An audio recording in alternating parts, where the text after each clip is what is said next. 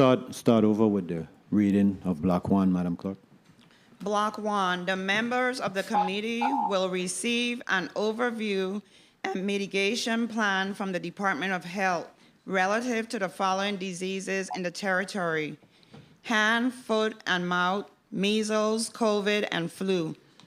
Invited testifier, the Honorable Justa Encarnacion, Commissioner, Department of Health.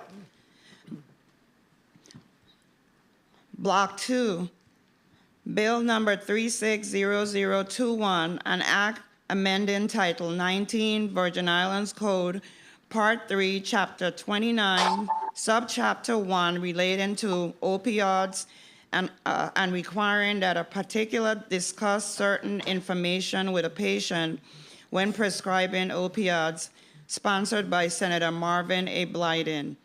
Invited testifier, the Honorable Justa Encarnacion, Commissioner, Department of Health. Testifier, Mr. Gordon C. Rhea, Esquire, Attorney General, Department of Justice. Mr. Frank Odlum, MD, Chairman, Virgin Islands Medical Examiners. Block 3, 360035, an act amending Title 15 Virgin Islands Code, Article 5, to allow the government of the Virgin Islands to implement the federal mandate of the Stephen J. Beck Jr. Achieving Better Life Experiences, which provides for the establishment of savings account for persons with disabilities, sponsored by Senator Norville E. Francis Jr., co-sponsored by Senator Maurice C. James.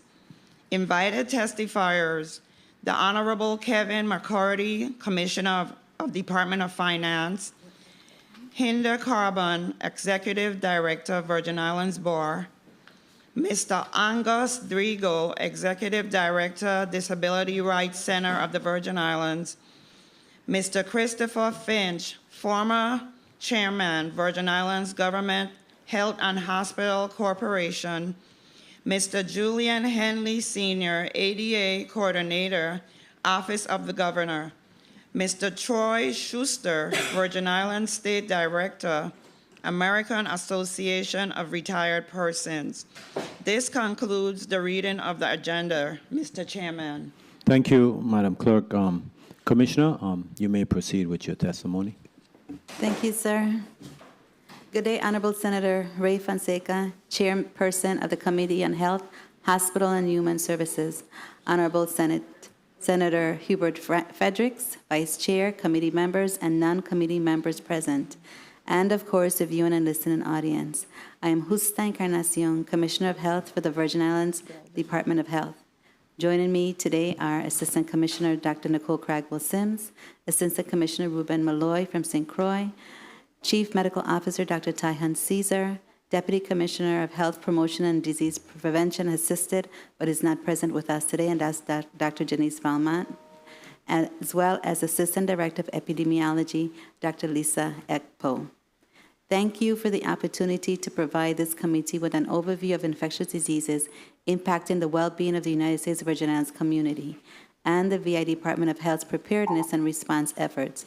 Specifically, we will address hand, foot, and mouth disease, measles, COVID-19, and influenza.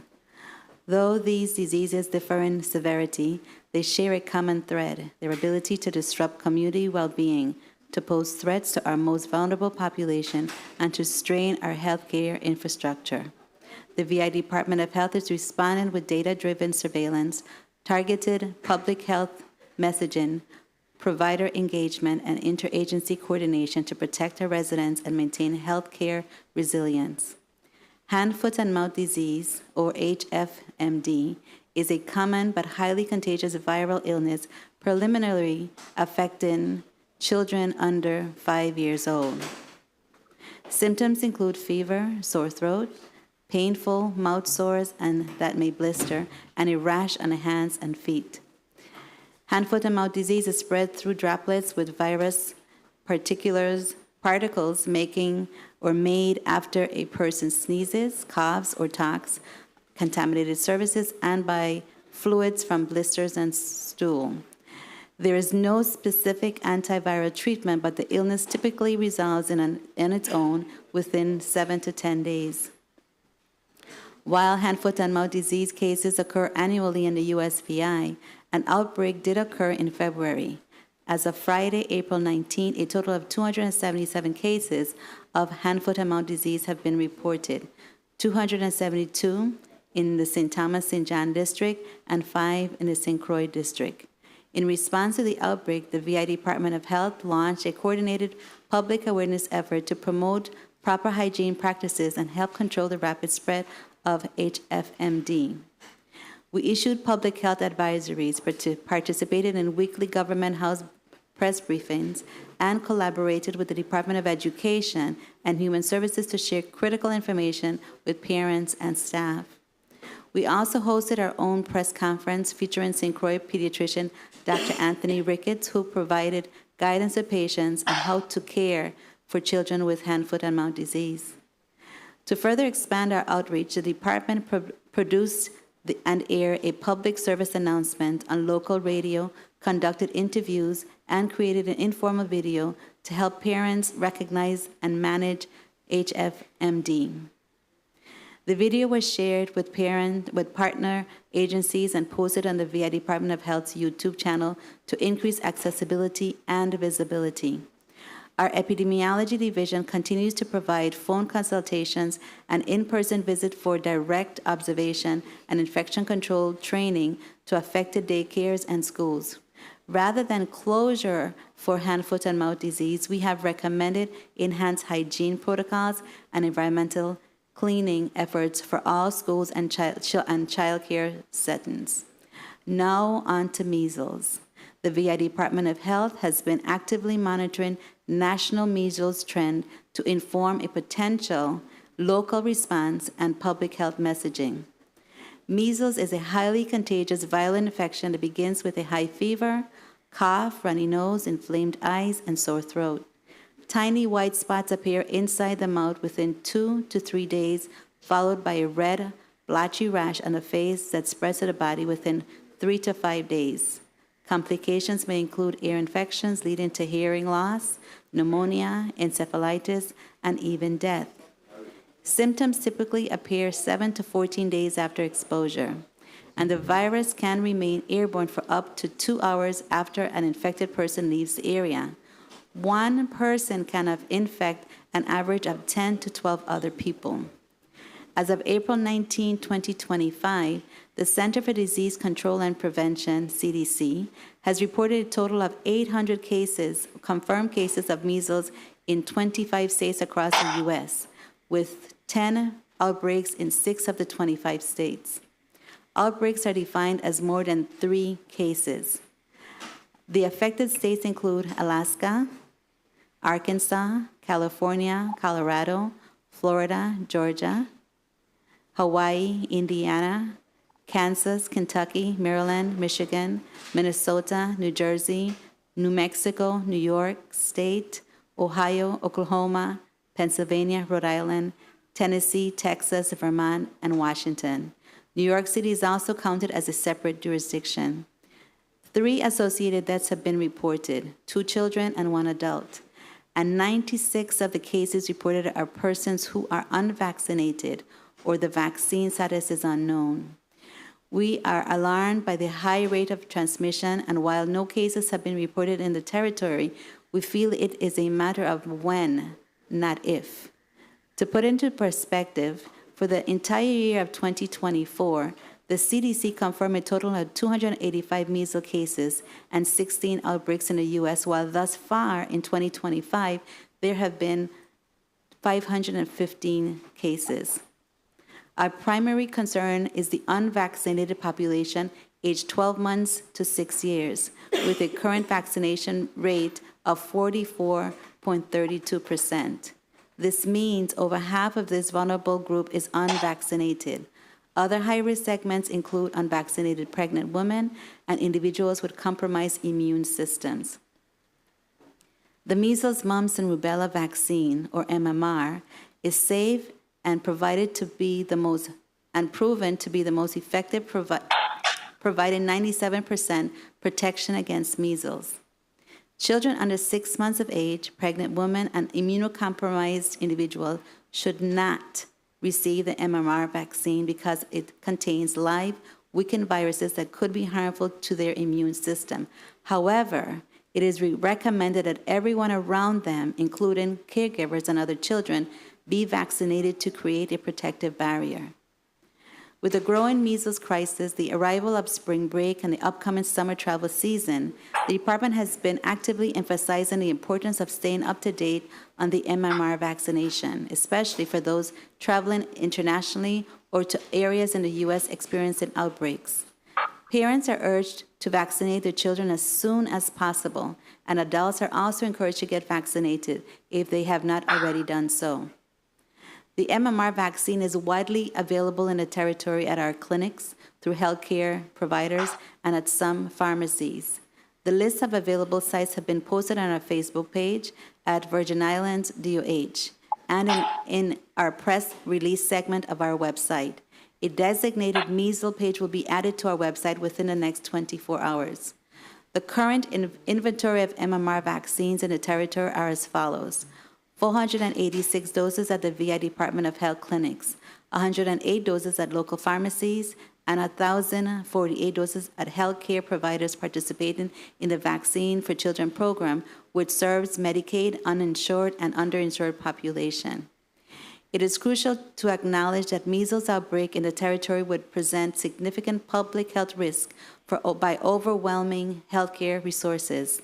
The U.S. Virgin Islands' limited hospital capacity will face challenges in managing measles cases, necessitating an emergency response effort that includes isolating infected patients, safeguarding healthcare workers, and addressing complications. The Department of Health is changing the narrative by shifting public perception from misinformation, complacency, and fear to one rooted in facts, personal responsibility, and vaccine prevention. We're replacing outdated beliefs such as measles is just a childhood disease or vaccines are risky or unnecessary with the truth. The MMR vaccine is safe, effective, and is essential to protecting our entire community, and outbreaks are preventable, but only if we remain vigilant and vaccinated. To support this effort, the department has launched an informal campaign similar to our approach to hand, foot, and mouth disease. We've shared key messages through Government House press briefing, our own press conference, and multiple radio interviews. We've also produced a public service announcement that will be broadcast at air and seaports, as well as on local radio. A broader social media campaign will soon launch across various platforms. Additionally, we are developing a short video to be distributed to the Department of Education and Human Services for use with parents and staff in schools across the territory. Additionally, the department's immunization program, working with our Maternal Child Health Division, is in the process of distributing letters signed by me, urging parents with an approved vaccination exemption to vaccinate their children now as measles outbreaks continue to rapidly spread across the U.S. It emphasizes the efficacy of MMR vaccine and reminds them that measles can have long-lasting serious implications for an unvaccinated child and may even lead to death. Finally, we are planning vaccination drives for upcoming USVI Health and Wellness Fair set for the first 2 weeks of June. Out of an abundance of caution, I have placed the Division of Public Health Preparedness on alert.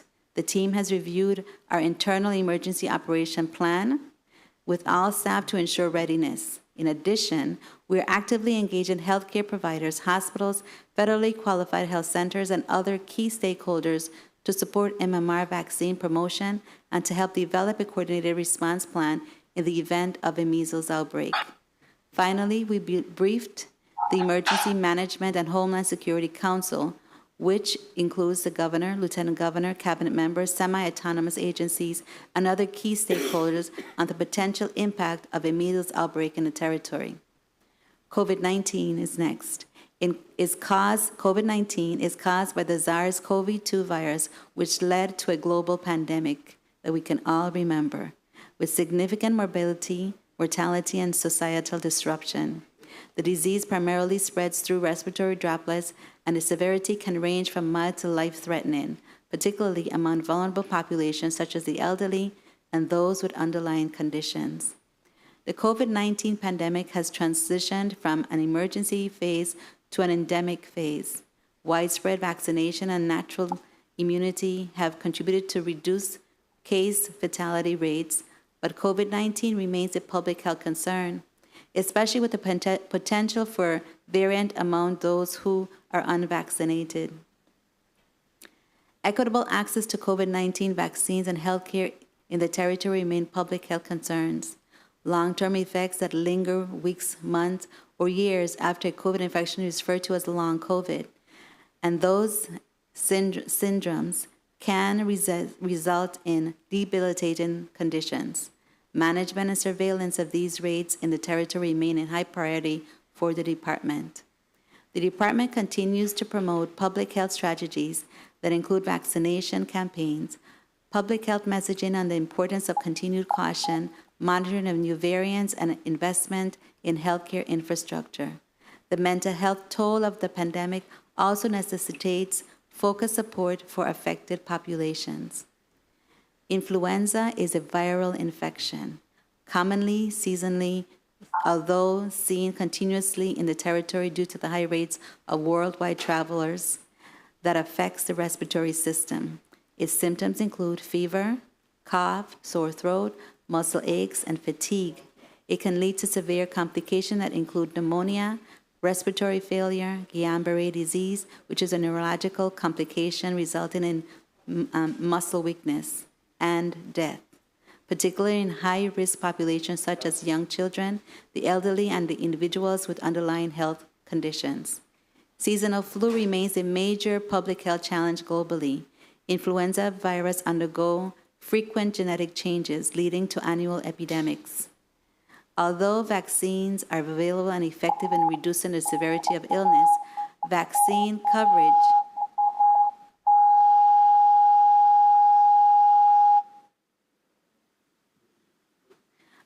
Proceed. Thank you.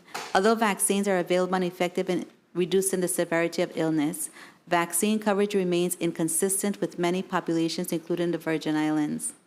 The flu virus's ability to mutate rapidly complicates vaccine development and efficacy. Public complacency due to the perceived mildness of the disease and the challenge in achieving high vaccination rates remains a significant challenge in the territory. The seasonal flu vaccine, which is updated annually, remains the most effective preventive measure. The Immunization Division engages with campaigns for public health messaging, ensuring vaccines access to and underinsured, and preparing healthcare systems for seasonal surges to mitigate the impact of influenza outbreaks. The diseases under consideration, hand, foot, and mouth disease, measles, COVID-19, and influenza, highlight the ongoing challenges in the public health and in the importance of comprehensive, proactive measures to protect our community. The Department of Health's action to prioritize vaccination, provide education, conduct surveillance is a testament to our preparedness and commitment to mitigate the impact of these diseases and protect the health of all community members. We encourage members of the body and the public to visit our website at doh.vi.gov and click on the USVI Epidemiology Data Dashboard for weekly updates on viral activity in the territory, including COVID-19 and influenza. In closing, Senator, the Department is committed to reducing health risk, increasing access to quality, equitable health care, and enforcing health standards. Thank you for the opportunity to present on the critical issues and for your continued support and collaboration. We stand ready to take any questions the committee may have. Thank you, sir. Thank you, Commissioner. That's some good information, and I'm glad to hear that even though there have been 515 cases of the measles in the United States, there's none confirmed in the Virgin Islands, right? True. That's right. There's no confirmed measles in the Virgin Islands. I just want the public to know that. No confirmed measles. And we also they're full of vaccine. It's over 1,500 vaccines, the clinic, every place. So we're protected, and would you say that you have adequate reserves? You don't need any ask to be able to provide vaccines? You're good? At this point in time, yes. The key thing is to really get the patients in the door so that we can actually vaccinate. Once we see what the need is, then we'd be able to see exactly how much more vaccines that we're needed. But right now, over 1,000 vaccines is actually good. I just wanted to make a slight correction. We actually, our CDC have actually validated over 800 cases of measles, 515 only in the 2025, which actually links on the fact that it is important for us to begin right now because the rate of infection is increasing. Wow, I wanted to ask a question from a layman's point, because since the COVID thing came about, the vaccination ain't like how it used to be, because when we were young, we had the measles vaccination, and you never had to get another one. A vaccination meant it lasts for life, but COVID meant it kind of lasts for 6 months, so that kind of changed the bar. So the measles vaccine, you're saying here on page 5, and I want you to give us some more details. You're saying the primary concern is the unvaccinated population. Is there a particular population that is more unvaccinated than the normal population? Give us some more details. I'm going to begin, and then I'm going to turn it over to Dr. Ty Hunt-Caesar, who is our infectious disease physician. We actually is 44.36% or over 44% that we know for sure are not that are vaccinated. So that means that we have over 50% that are not vaccinated, which puts that as risk. The age group that we're looking at is about 12 months to 6 years. But we're also focusing on high school as well as the elderly population are more vulnerable. But Dr. Hunt, can you continue, please? Yeah, Dr. Hunt. Ty Hunt-Caesar, Chief Medical Officer for the Department of Health. Media, can you recognize the mic of Dr. Hunt? Testify. Proceed. Ty Hunt-Caesar, Chief Medical Officer, Department of Health, Infectious Disease Physician.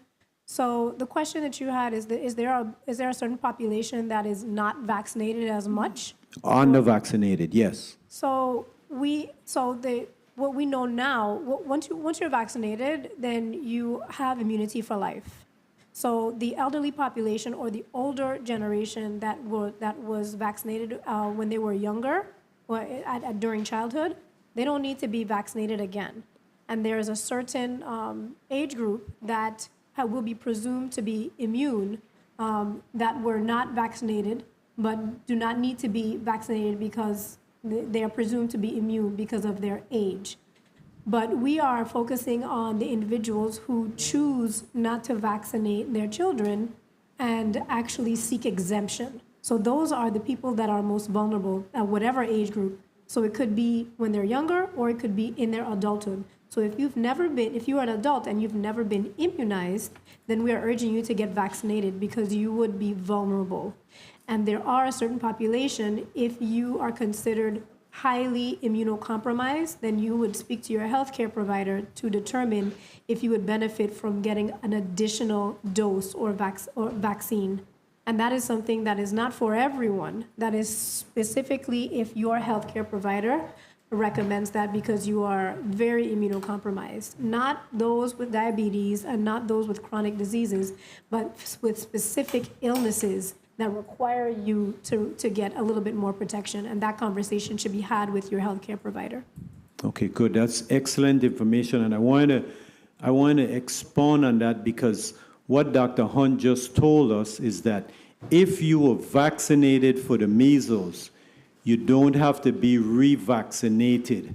But, however, if say when you were young, your parents them had a certain religious belief and so, now you're an adult and the parents had choose not to vaccinate you, now you're an adult, you can make your own decisions. So if you were not vaccinated, you are listed in that vulnerable population. So just for you to know, if your parents them had a religious belief or whatever and you got an exemption, maybe you need to consider getting a vaccination. Thank you, thank you. Okay, And so Senator, if I may stress, Dr. Hunt and Caesar also spoke about those that are immunocompromised, even as an adult. They may have gotten the vaccine, but they're now immunocompromised, and they may have to revisit with their physician whether or not the vaccine is needed again. okay, awesome. So, colleagues, we're going to go to a round of 5 minutes. We're going to start with Senator Kurt Valet, Senator Avery Lewis, Lorenzo Frederick, Marvin Blyden, Senate President Potter, and Senator Alma Francis Heiliger. Mr. Valet stepped out. Okay, so Senator Avery Lewis, you're recognized for your 4 minutes. Thank you. Good morning, colleagues. Good morning. Good morning, testifiers. Good morning, people of the Virgin Islands. Commissioner Encarnacion and the wonderful team of Department of Health. Before I begin my line of questioning, I first publicly have to say thank you to you and your team. I mean, I carried it all the way back from when I had COVID. That night when I fell down at home and I made it to the emergency room and I saw the signs in the emergency room, I was convinced I wasn't coming back out. But when I saw people like Dr. Ty Hunt and yourself, and I say, Lord, my colleague ain't gonna leave me dead and my schoolmate ain't gonna leave me dead. But thank you for the professionalism and the care that you all give. And I really want to express, I think a lot of the PSAs really helped in the territory. So now before I delve in, I want to make a request to Assistant Commissioner Sims. I don't have the Carnival Committee, Division of Festivals, reached out to you. But I think one thing that we should include is those hand washing stations. I would like to see them return back to the village, if possible, please. That's one ask I have. Commissioner, Yes, in your sir. testimony you brought up about long COVID. Are we tracking how many folks in the territory dealing with it? And, you know, what is your agency doing to help individuals with that problem? All right, that is another question I'm going to refer to Dr. Hunt, but let me just say that long COVID has so many different symptoms. It's very hard to say what is long COVID and what is not. And actually, Dr. Hunt and I, along with the nurse practitioner, is going to be leaving today to go to ASTO to sit down and speak about long COVID, and so we could get a little bit more answers. But right now, the symptoms is what you look at, and the definition of that comes with the relationship with you having COVID. Dr. Hunt, anything to add to that? And before you respond, Dr. Hunt, let me just break it down a little, bring it to my life. Mm-hmm. I know during the COVID, my issue was a lot of respiratory. And I think up to today, that still impacts me. Mm-hmm. So could you expound on it a little bit, please? Ty Hunt Caesar, Chief Medical Officer, Department of Health. So what the commissioner stated was exactly correct.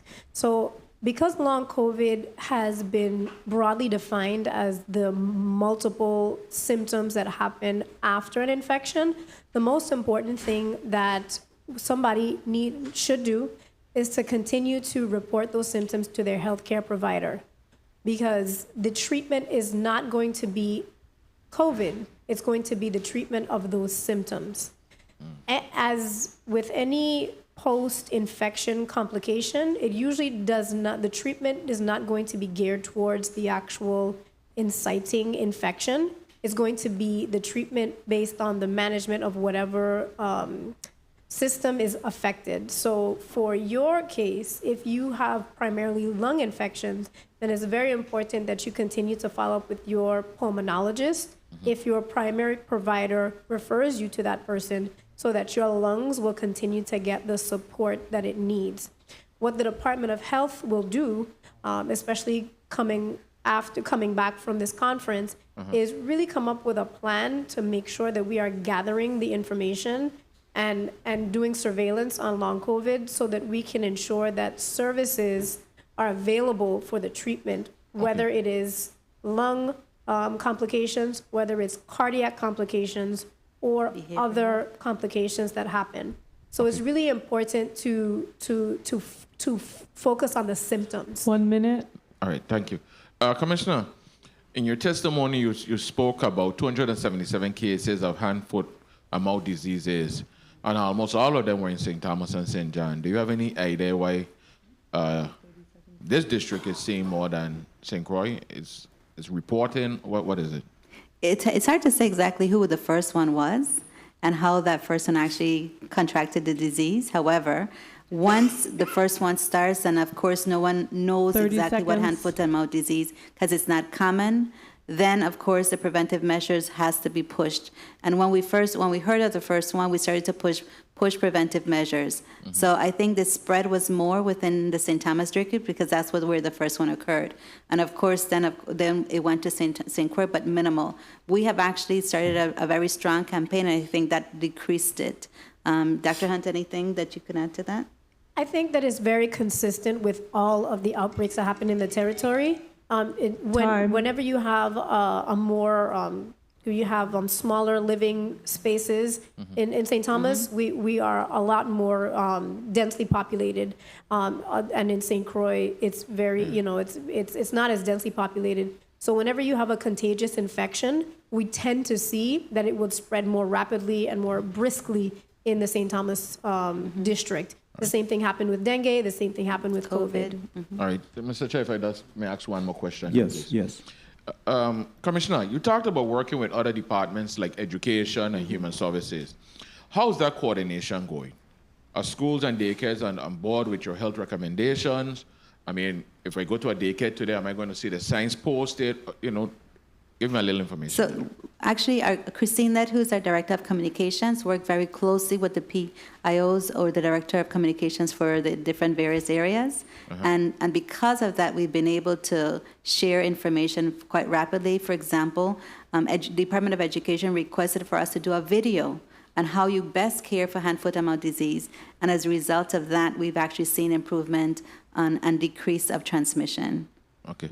Commissioner, one thing I have to say, and I'm going to say it on the record, is that one thing COVID has taught us is that when it's COVID, as the governor dropped the rule, the restriction, even the president, I think, everybody started getting sick again. Looked like we stopped washing our hands frequently.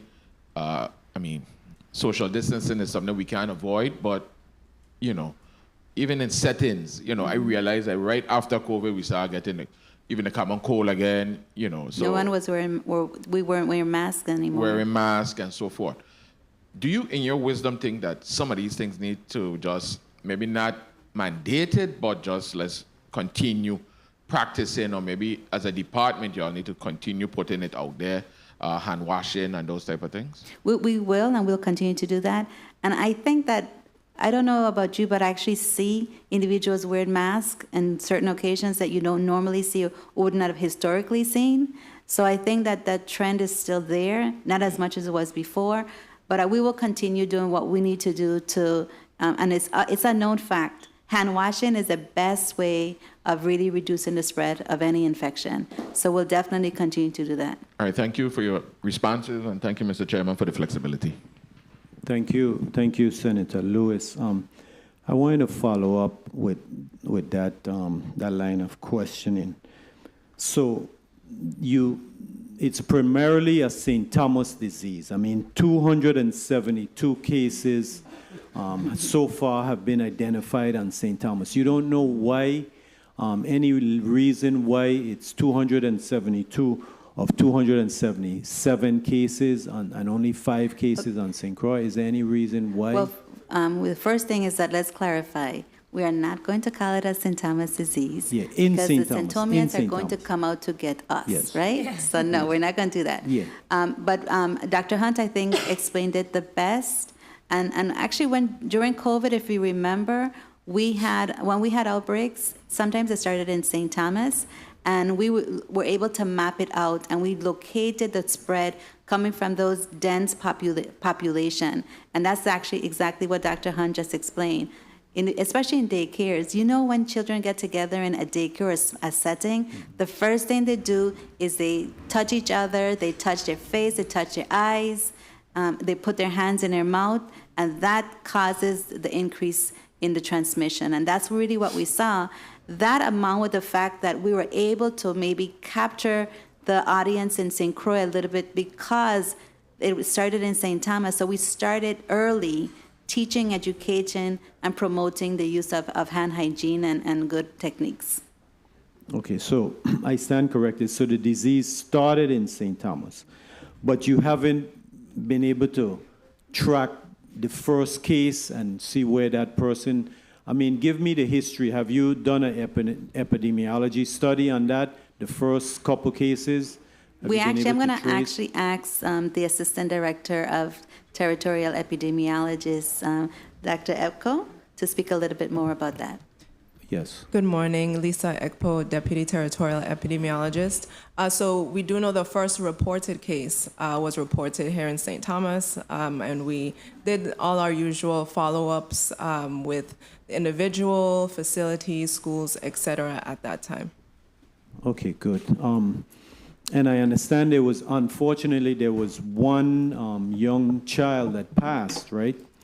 We are not able to say whether or not it was related to hand, foot, and mouth disease. And so that's why we're really not discussing that. And because we only had one, we tend not to discuss that very often. Okay, well, that's good to know that it wasn't confirmed, but one of my staff members went to that funeral. Okay, so we're going to go to Senator Lorenzo Fredericks. Mr. Vice Chair, Lorenzo Fredericks, you're recognized. Good morning. Thank you, Mr. Chair. Colleagues, the viewing and listening audience, testifiers, welcome to our house. Thank you for showing up. Commissioner, I am very partial to the Department of Health because of my experience working there along with the chair. And so I definitely love public health. I think it's important. And the work that your team is doing, I applaud you. Thank you. I want to talk about specifically when the disease that's more associated with St. Thomas popped up.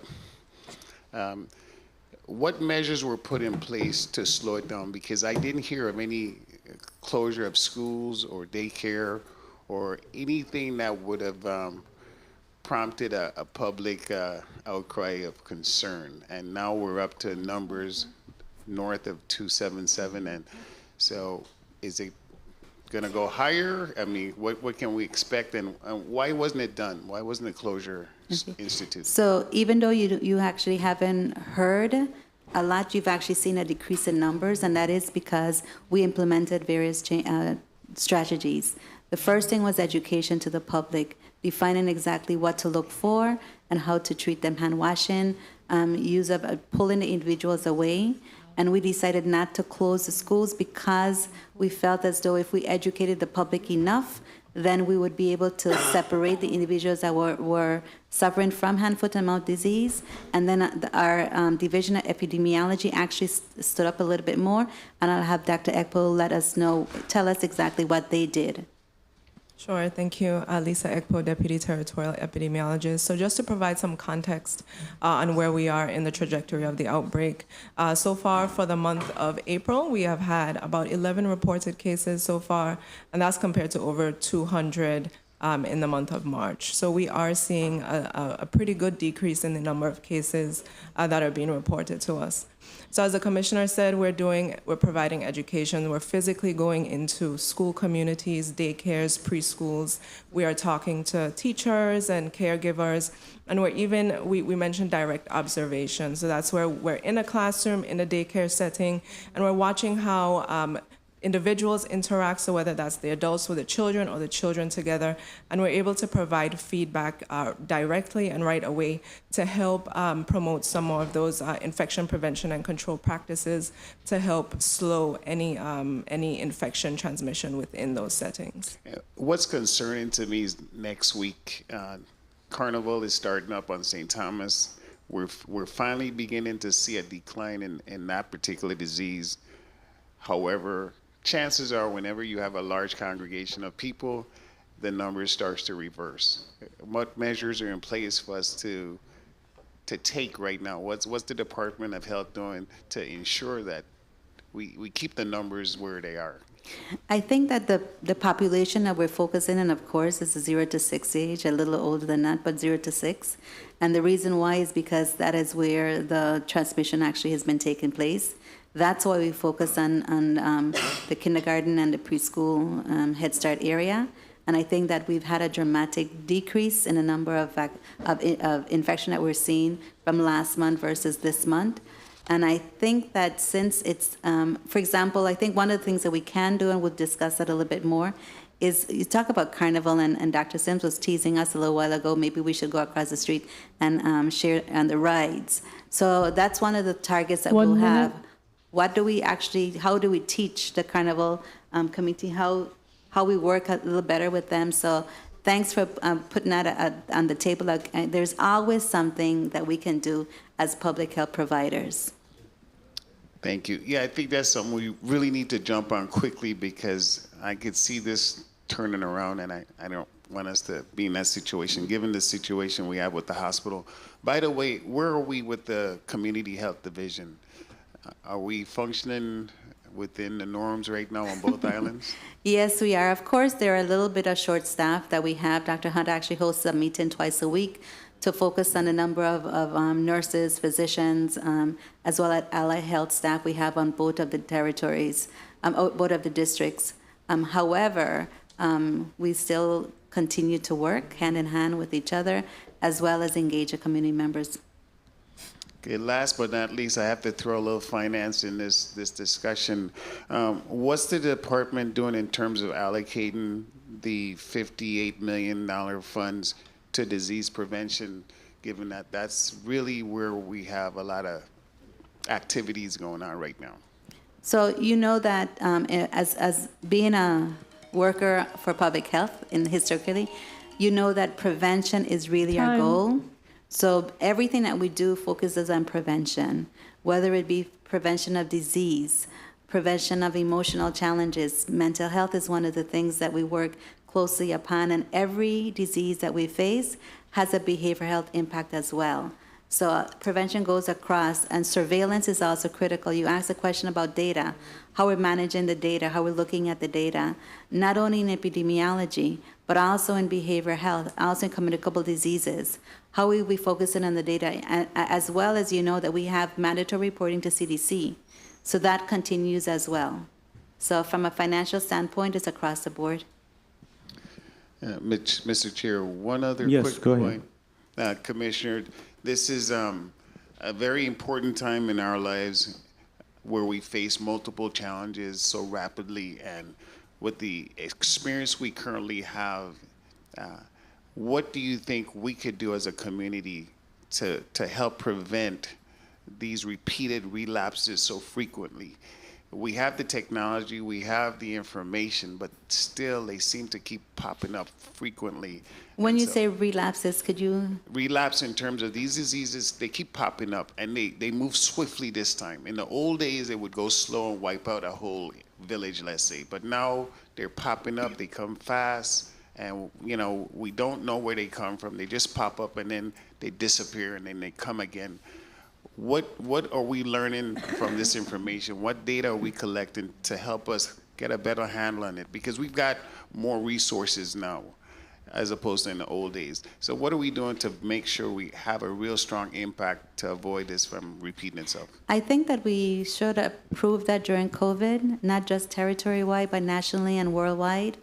I think that our focus, one of the things that we do in the Department of Health is we look at the ESC system, we'll work with VITEMA, ensuring that our logistical work is actually on point, that we're planning, that we're executing, those kind of things. So it's not just knowledge of what's happening nationwide, nationally, worldwide, internationally, but also what we need to do locally, because what we can do locally is sometimes a lot different. Because remember, we are isolated. So a lot of times, what can we do let me give you an example with COVID.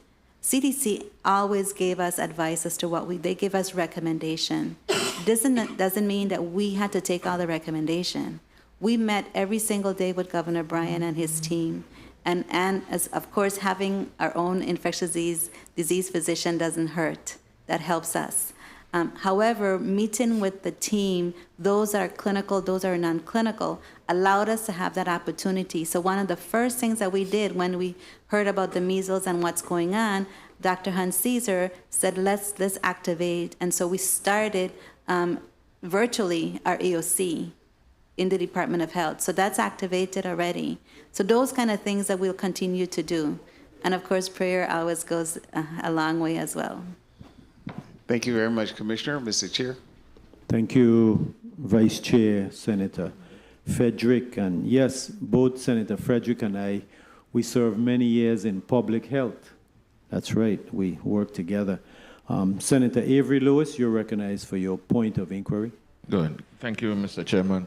Commissioner Encarnacion, you talked extensively this morning about, the hand, foot, mouth, and Hand, foot, mouth disease. hand, foot, mouth disease, and you talk about measles and everything else. I know your department is one of those heavily dependent on federal funding. Is any of these programs thus far impacted, or you see anything being impacted for you to continue the good work you're doing in the community, especially with the rise with, well, we don't have measles, but the hand, foot, mouth, and disease? Anything else? Well, not necessarily with hand, foot, mouth disease, but the immunization program was affected. So they pulled, I think it's like $3 million back from our immunization program that we had planned to, and we had planned to transfer some of our staff into that grant so that we can continue the work on health equity and decrease in health disparities. And I think we spoke about that. This is National Minority Health Month. So those kind of things that we were going to hopefully doing, and so we had to halt back a little bit. Chronic disease was a risk at one point in time, and we just heard that we do have a no-cost extension going to one of our grants, and so that of course helps us. We are preying on communicable diseases because HIV is one of the things that we, we've always been high per capita, but that is one of the threats right now nationally, so we're hoping that that's not touched. So this will impact you not only operational-wise, but staffing-wise as well? Correct. Thank you. Thank you, Senator Avery Lewis. Commissioner, I want to follow up along those lines because I know around this time, so last year, you and your staff were responsible for a big health event where I think you brought down one of the armed services and they did clinics on St. Croix, St. Thomas. Can you give the community an update? I know you have something planned for in June, and you're going to be giving the vaccinations, and is there a fee, or the vaccinations are going to be free? Give us an update. I'm going to begin. Of course, Dr. Hunt is the leader for that, so I'm going to ask her to also provide some information. So yes, last year we were able to get the Department of Defense to come and help us. This year, they can only help with specific areas. For example, veterinary medicine is one of the things that they're looking at helping us with. Cybersecurity is another entity another area that they're going to be assisting, as well as, we've been having some scares in terms of cybersecurity as well. Dr. Nicole Cragwell-Sims is working with them on small homes to see what we can do in terms of the homelessness and the behavioral health factor. Those kind of things that we're working on. In terms of the wellness fair that's coming up soon, we are actually asking everyone, every provider within the community to assist. But I'm not going to steal her thunder. I'm going to ask Dr. Hunt to continue. Ty Hunt Caesar, Chief Medical Officer. Yeah, we are going to be having the wellness fair this summer, and we will be providing preventative services for adults and children for the entire family, and we will be providing vaccines. And this is going to be vaccines for all ages, adults and children, and all the services that we are providing for immunization and preventative services will be at no cost to the community. We will ask, because we are procuring these the vaccines with funding, that you provide medical insurance coverage so that we can bill the insurances, but there will be no copays. It will be at no cost to the community. So it's going to be all preventative care, and including vaccinations for children and adults for age-appropriate vaccines. And as a result us having to put some money out for certain things like vaccine and other things, we're asking the community to assist us with not charging us for things that we're asking them to assist us with only because it's something that we're doing for the community, for the uninsured and the underinsured, and increasing access to care, and more importantly, increasing the linkages to care. So they have access to what we're giving them, but they leave with us being able to send them to another physician, to send them for an update, or sometimes even send them to emergency room. So the need for us to work together as an entity, as a collaborative entity, I think is critical. So thank you for asking that question, Senator. Thank you, Commissioner. So, do you have the specific date? I know you say sometime in June, but you don't have the date. Dr. Han? And the location. So tentatively, we're going to be providing the fair during the first week in June, which is, I think, the 2nd to the 6th, I believe, in St. Croix, in the St. Croix district. And then the 9th through the 13th in the St. Thomas St. John district, with the last day being in St. John. And we are still working on the actual locations, but tentatively, we hope to provide the services at the St. Croix Educational Complex in St. Croix, and either the UVI Wellness Center or the Vanity Duracan Gymnasium in the St. Thomas, St. John. And of course, in the St. John location, it will be at the Morris de Castro Clinic and the neighboring gazebo. Awesome. You know, I just mentioned the Deputy Commissioner and I'm sorry, the Vice Chair. He was Deputy Commissioner at the time, but when we were in the Health Department, they actually had a dental clinic, and I know that it was lost, taken away. Some decisions were made to take it out of the Health Department, but do you ever see the need to reinstate the dental clinic in the Department of Health? Dr. Horace Griffiths, who works closely, one of the dentists, local dentists, he works on both St. Croix and St. Thomas, has been working with us to see how we can actually reinstitute the dental clinic and at least have one chair in St. John as well. So that's an ongoing conversation, so yes. Okay, that's awesome, because, you know, at that same clinic that you had when you brought down the Department of Defense, Department of Army, you said, a lot of folks got dental work done. I mean, a lot of folks. I don't know how much the total value was, but it had a long line. They had like because I went there, you know, I taught it. They had about 7 dentists or so just providing dental service. So that's awesome. And I'd like to see the Department of Health restore the dental clinic. Good. So, Senator Kurt Vele, you're recognized for your 4 minutes. Thank you, Mr. Chair. Good morning for the Virgin Islands. Good morning, colleagues. Good morning to the testifiers. Good morning. So, Commissioner, you said that we lost the $3 million grant for immunization. We lost that grant? It's a grant. We didn't lose. It was $3 million that was actually still with us. That was a focus on staffing and the funding there. So we had to. It was pulled back. Yes, so we lost that. What was the expiration date for that particular grant? It was 2026. Okay, so you had to reduce positions? Well, we did not put anyone in those positions. We were going to transfer the individuals from the disparities program. So we were able to transfer. We have 3 individuals that we have not identified positions for. So right now, those individuals, their last day was the 18th. And so we have located positions for most of them. Okay. We don't have any case of measles in the Virgin Islands, right? Correct. Okay. Now, I mean, in having this conversation and looking at what has taken place in the last 5 years in reference to vaccine and the number of vaccine skeptics as a result of COVID, and now having HHS secretary who has literally spoken about vaccines and tried to link it, and that is RFK, and his ability to try to link it to autism. Correct. How is the department dealing with all of this? Just a cloud of uncertainty, and a cloud of uncertainty to a certain degree that is being encouraged by who is now the HHS secretary.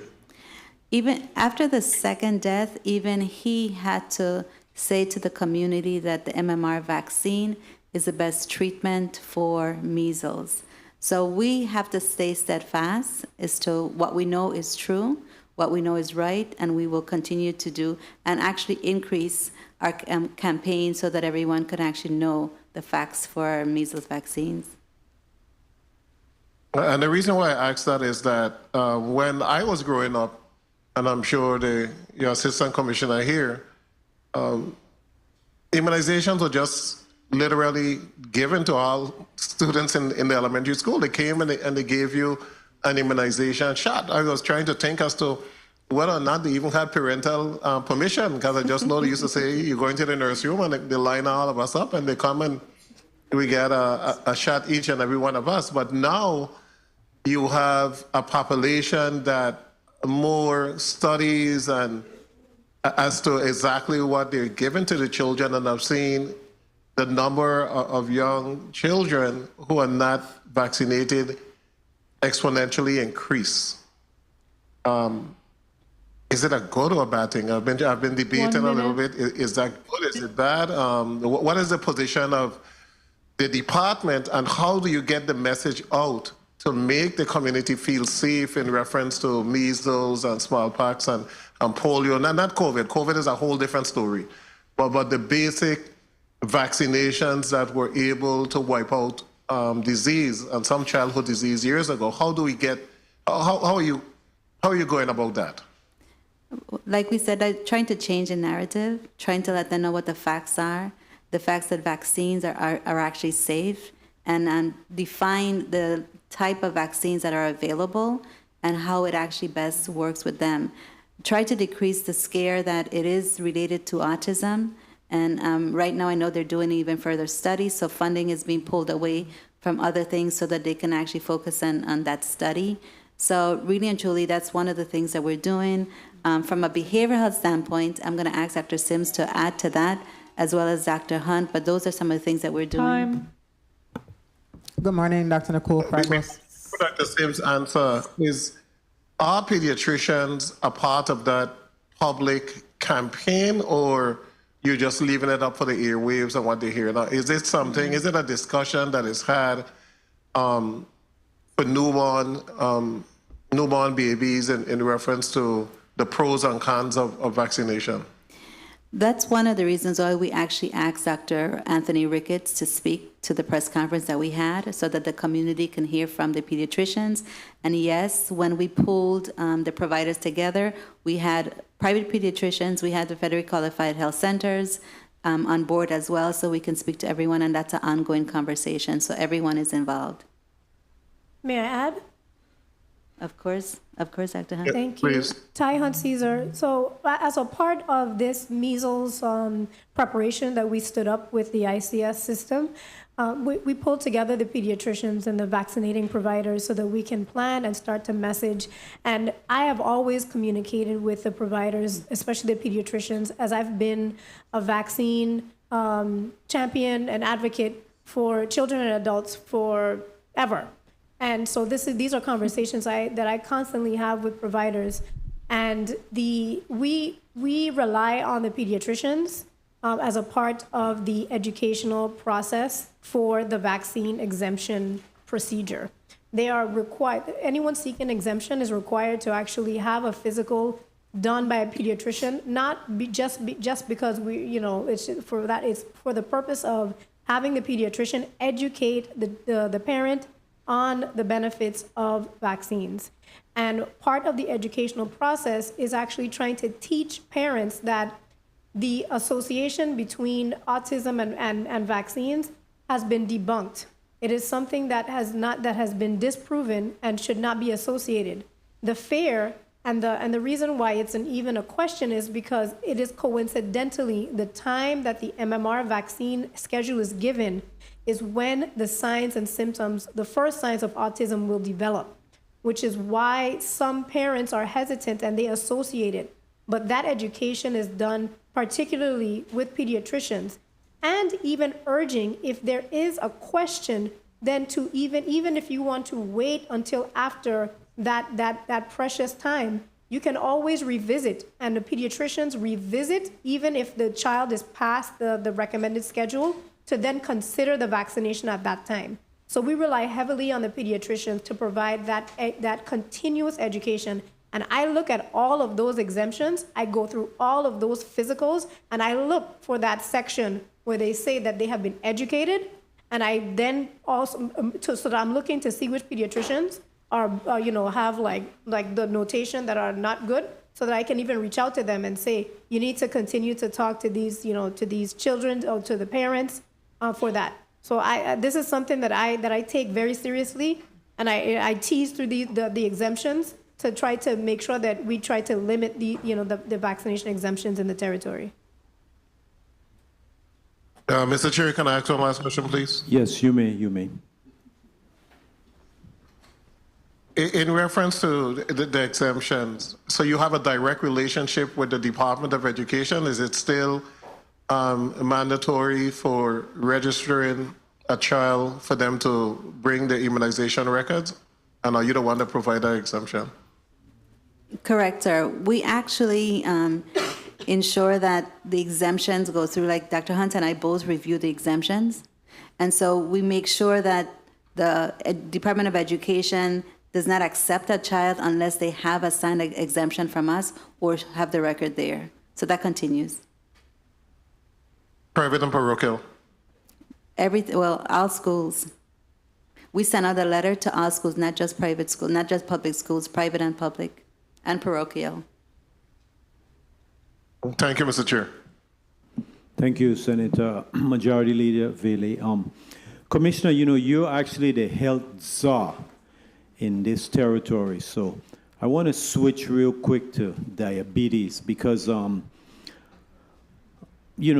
Saturday night at the amateur steel pan competition, I was with a close friend, right? And they have pre-diabetes.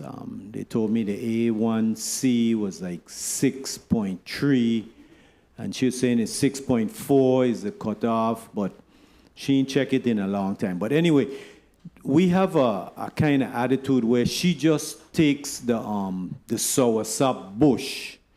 She says that she don't need any medication. She boils the soursop bush. So how do you deal with this? Because, I have a staff member in my office. He told me to mention his name, but I ain't going to call his name, where he had a pre-diabetes condition, and he let it get out of control. And then, of course, he lost his sight. He's right here with us today.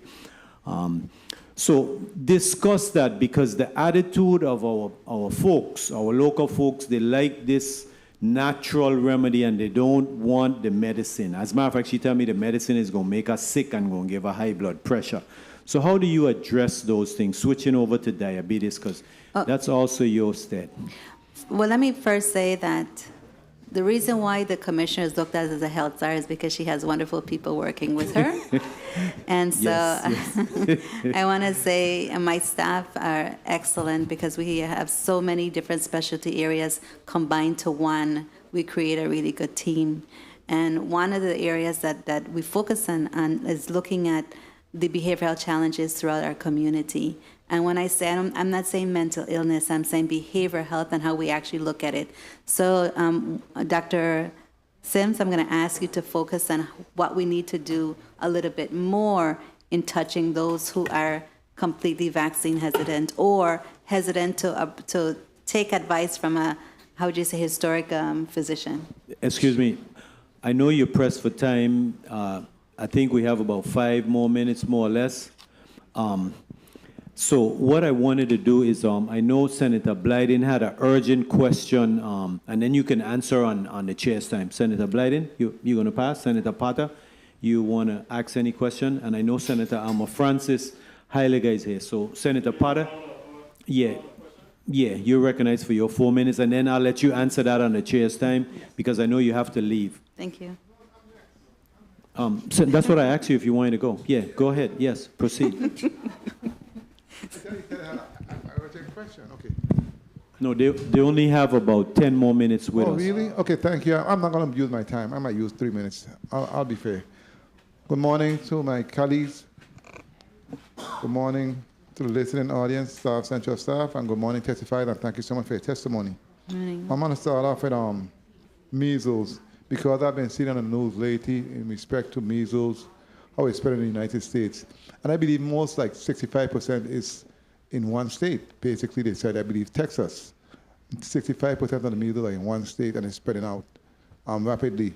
Let me ask you, though, in respect to your testimony, you said that, you stated that when it comes to the measles, it is crucial to acknowledge that a measles outbreak in a territory will present significant public health risks by overwhelming the healthcare resources. And you spoke about isolated infected patients. Have we have a plan already to see where we're going to isolate those individuals? Have you come up with a plan in that respect? I have to say that, especially for the Schneider Regional Medical Center, they've actually developed a plan, an infection control plan, and Dr. Hunt is more aware in the depthness of this plan, but it starts with the emergency room and how the precautions can actually be made in the emergency room, and then goes from there. And you also spoke to the informational campaign in respect to getting the word out with different radio interviews, etc. I know you guys did an excellent job with the COVID vaccine. With this type of information, the radio, media outlets, etc. What local stations do you use? So because we know, as I go out and visit individuals, I usually have one radio station over and over again. How do you go about doing that? Well, we actually this time around, let me just say, what we did for COVID, it's something that we've actually written down as to what we did. So we have a routine, so that it makes best sense to continue that same routine. So the ICS system is the method in which we're using. Okay. So all the information is stored methodically. Okay. One of the other things that we're doing is spreading the wealth in terms of ensuring that radio stations, we're focusing, of course, the one that we know are looking at more of a younger population, because the younger population, of course, have that age group, 0 to 6 years old. So that's one of the things that we're doing. So we've already done the ads. We've been on the radio stations. We'll continue to do so. And of course, we've actually already done the ad for the ports, the airport and seaports. So hopefully that'll be aired shortly. We also have ads on the radio, and I've heard them already myself, so I know that they're out there. I know you spoke to long-lasting implication in terms of the seriousness of it when it comes to those that are unvaccinated. What are those implications? So could you repeat your question? The long-lasting implications for those that are unvaccinated when it comes to measles. What are those implications? Well, one of them is, of course, loss of hearing, and the other one, I would say, it's death. But there are others as well. Dr. Hunt? Brain damage from when you have brain swelling, so chronic brain damage. And lastly, I just wanted to state for the record, unlike my colleague, my COVID experience was not the same, really. Nonetheless, I appreciate the work that you guys did in respect to getting the word out and assuring that you kept the community safe. But at the end of the day, I want to thank the chair for the time, and I want to give my colleagues time to talk. Thank you so much, and thank you for your responses. Thank you.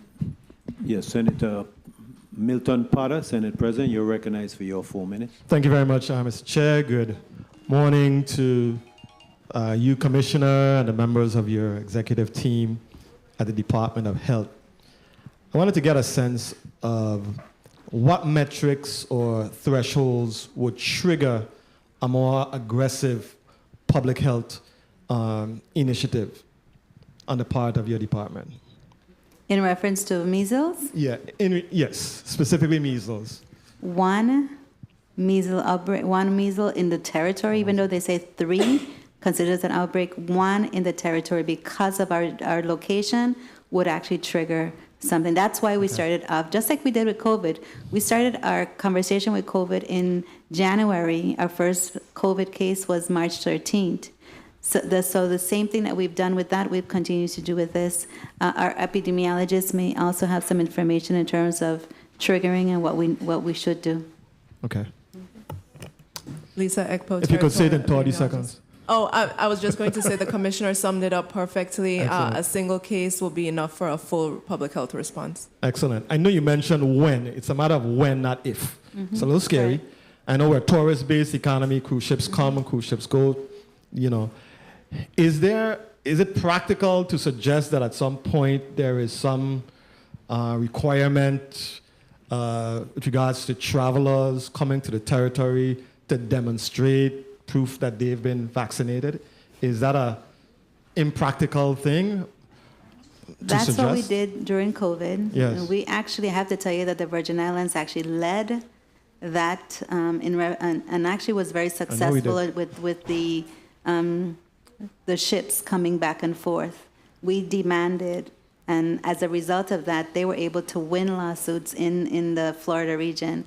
So we'll continue to be as feisty and as strong as possible to protect our community.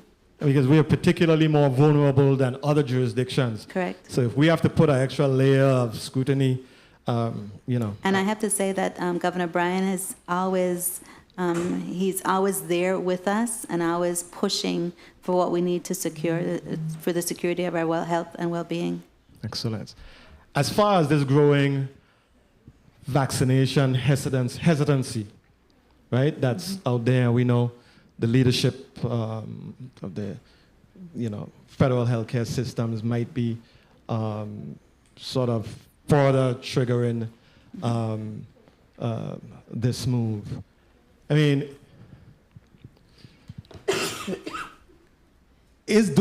are we able to isolate as specifically what folks who are experiencing this hesitancy, are we able to isolate as to what their primary concerns are? Do we have any data other than anecdotal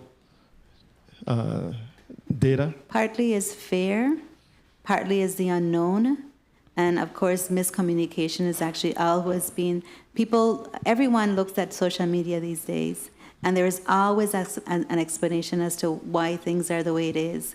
But the facts actually are not listened to, and I think that's one of the things. And then, of course, historically, we as Virgin Islands, we as Caribbean people, we always go to the bush. And that's one of the things. And so how do we let them know, teach them, and educate them? But I know that Dr.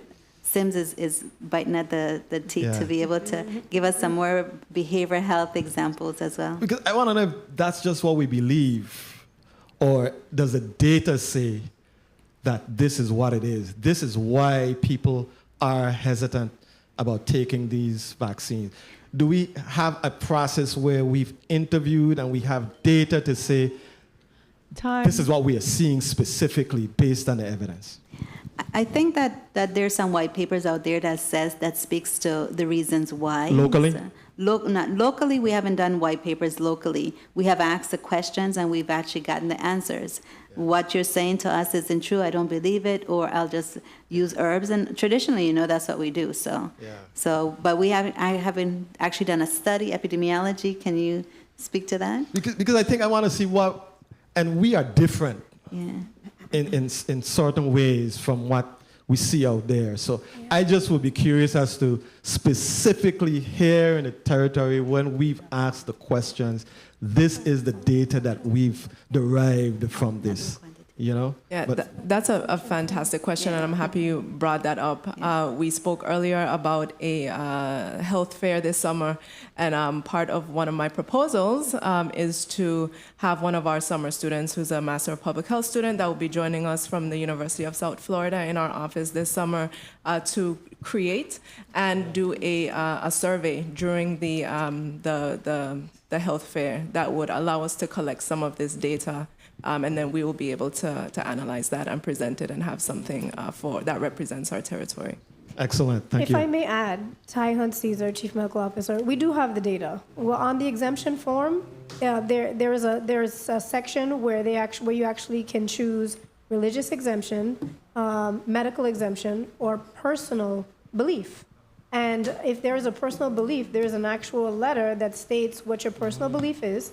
And the religious exemption also has papers that are attached. So we do have data, that talks to from those three sections of exemptions. And then, of course, anecdotally, we can all tell you the stories that they tell us when we interview them. I can personally tell you. But we haven't quantified it. Yeah. Okay. And so that's what we need to do next is the quantification of the data. Excellent. Thank you very much, ladies, for the important work that you do on behalf of this community. Thank you, Mr. Chair, for the time. Thank you, Mr. President. The tenor man, the winning tenor, Calypso pan, steel pan. Commissioner, I got a question to ask you, but I know you have to leave, and I want to make sure that my colleague, the Honorable Senator Alma Francis Heiliger, has an opportunity to also question you. So, Senator Heiliger, Francis Heiliger, you're recognized for your 4 minutes. I appreciate it. Good day to my colleagues, to the people of the territory, to the testifiers. My first set of questions has to do with COVID, hand and mouth. I had a constituent call, and when I tell you this woman was on the phone crying, just lost it. And she said her 2-year-old family member died. And she said that it was from this hand, foot, and mouth disease. That is what she said to me. And the family was concerned about public education and how, you know, because this happened to their relative.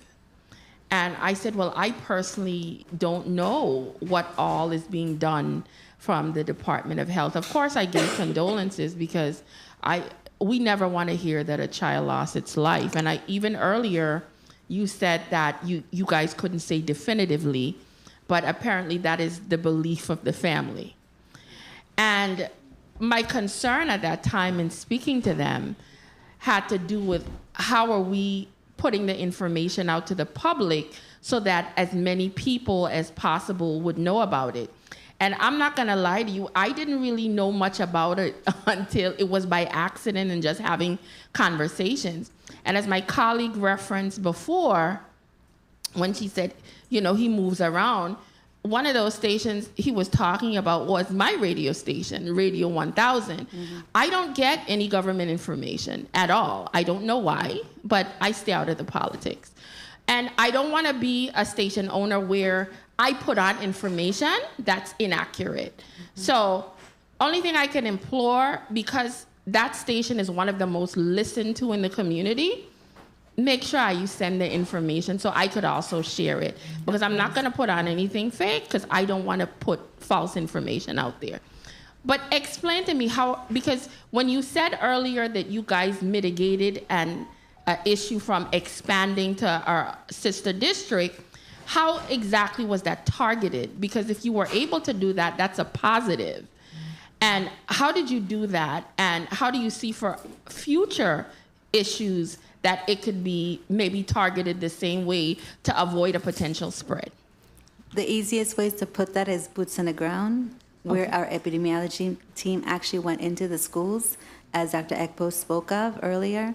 They went into the schools and they observed what is it that they're doing that they should be doing differently, teach them good hand hygiene, letting them know not to close the schools, but how do we separate the ones that are positive, and as well teach parents, not just the teachers, but the parents at home, how to decrease the spread. Okay, excellent. And especially when it comes to children, do you think that approach really benefits them as well? Because when you target the parents, do you think it trickles down? The good thing, and you know I'm a pediatric nurse, right? So that was a good conversation for me. The good thing with children is that you teach them something, they don't forget. Okay. So you teach them how to, and they can remind their parents or aunts or guardian, you're not washing your hand, you're supposed to wash your hand. Dr. Ekpo came in my school today and taught me how to wash my hand. Those kind of things. So it has a big impact when you really start with the child as well. Excellent. And just to let you know, I am leaving, Dr. Hunt is leaving, as we said, to go to the long COVID conference. However, Dr. Sims, as well as Dr. Ekpo is here, who are also very knowledgeable, and so the conversation can continue. It's just that we have to leave, and of course, AC Malloy is also in St. Croix. Okay. Well, my last set of questions had to do with, I got sick in January. I don't know what in heaven's name this thing was that was moving around the community in January, but I got it. And if I tell you I had not had the flu since 2016, this was my first time. I'm not gonna lie to you, I was on death's door. But my colleagues, one of my employees had gotten it in their child, and they had told me they went to the hospital and the whole place was packed with everybody with the same sickness. And when she told me they came there around 8 and didn't leave till 5 in the morning. That's how many people had it. And I'm gonna tell you the facts if it was not for my husband, because when I got to the point where I felt I was breathing through a straw, he went into hyperdrive, because he was like, my wife is not dying. But the question I wanna ask, what exactly was happening during that specific time period in the community? Because I initially caught a cold, I was getting over it, and then bam, 2 weeks later, I was hit with this major flu that felt like it was gonna take me out. What was really happening? Because a lot of people were scared, people didn't understand what was going on. Explain to us what was happening at that time. Dr. Hunt spoke a little bit ago about the different type of variants that we see on an ongoing basis for the influenza. RSV, which is respiratory syncytial virus, was also going around at that point in time. That's normally the time, October to January, February is when we normally see RSV. So there were other flu symptoms that were going around as well. I have to tell you, I got it as well. So and I know exactly how it felt. So those are some of the things, but I'm sure that Dr. Hunt could tell you, or Dr. Ekpo could tell you exactly some of the other viruses that were going around. But they were around. That's basically it, and that's something that's true. It happens every year. Okay. And many thousands of individuals die on an annual basis just from the flu. Okay. Different variants, but yes. Anything else? Nothing else to add. There was the flu virus has been going around more heavily this season, and other viruses can cause the same symptoms, which is why we always talk about just respiratory hygiene, because there's various viruses that can cause illness. But influenza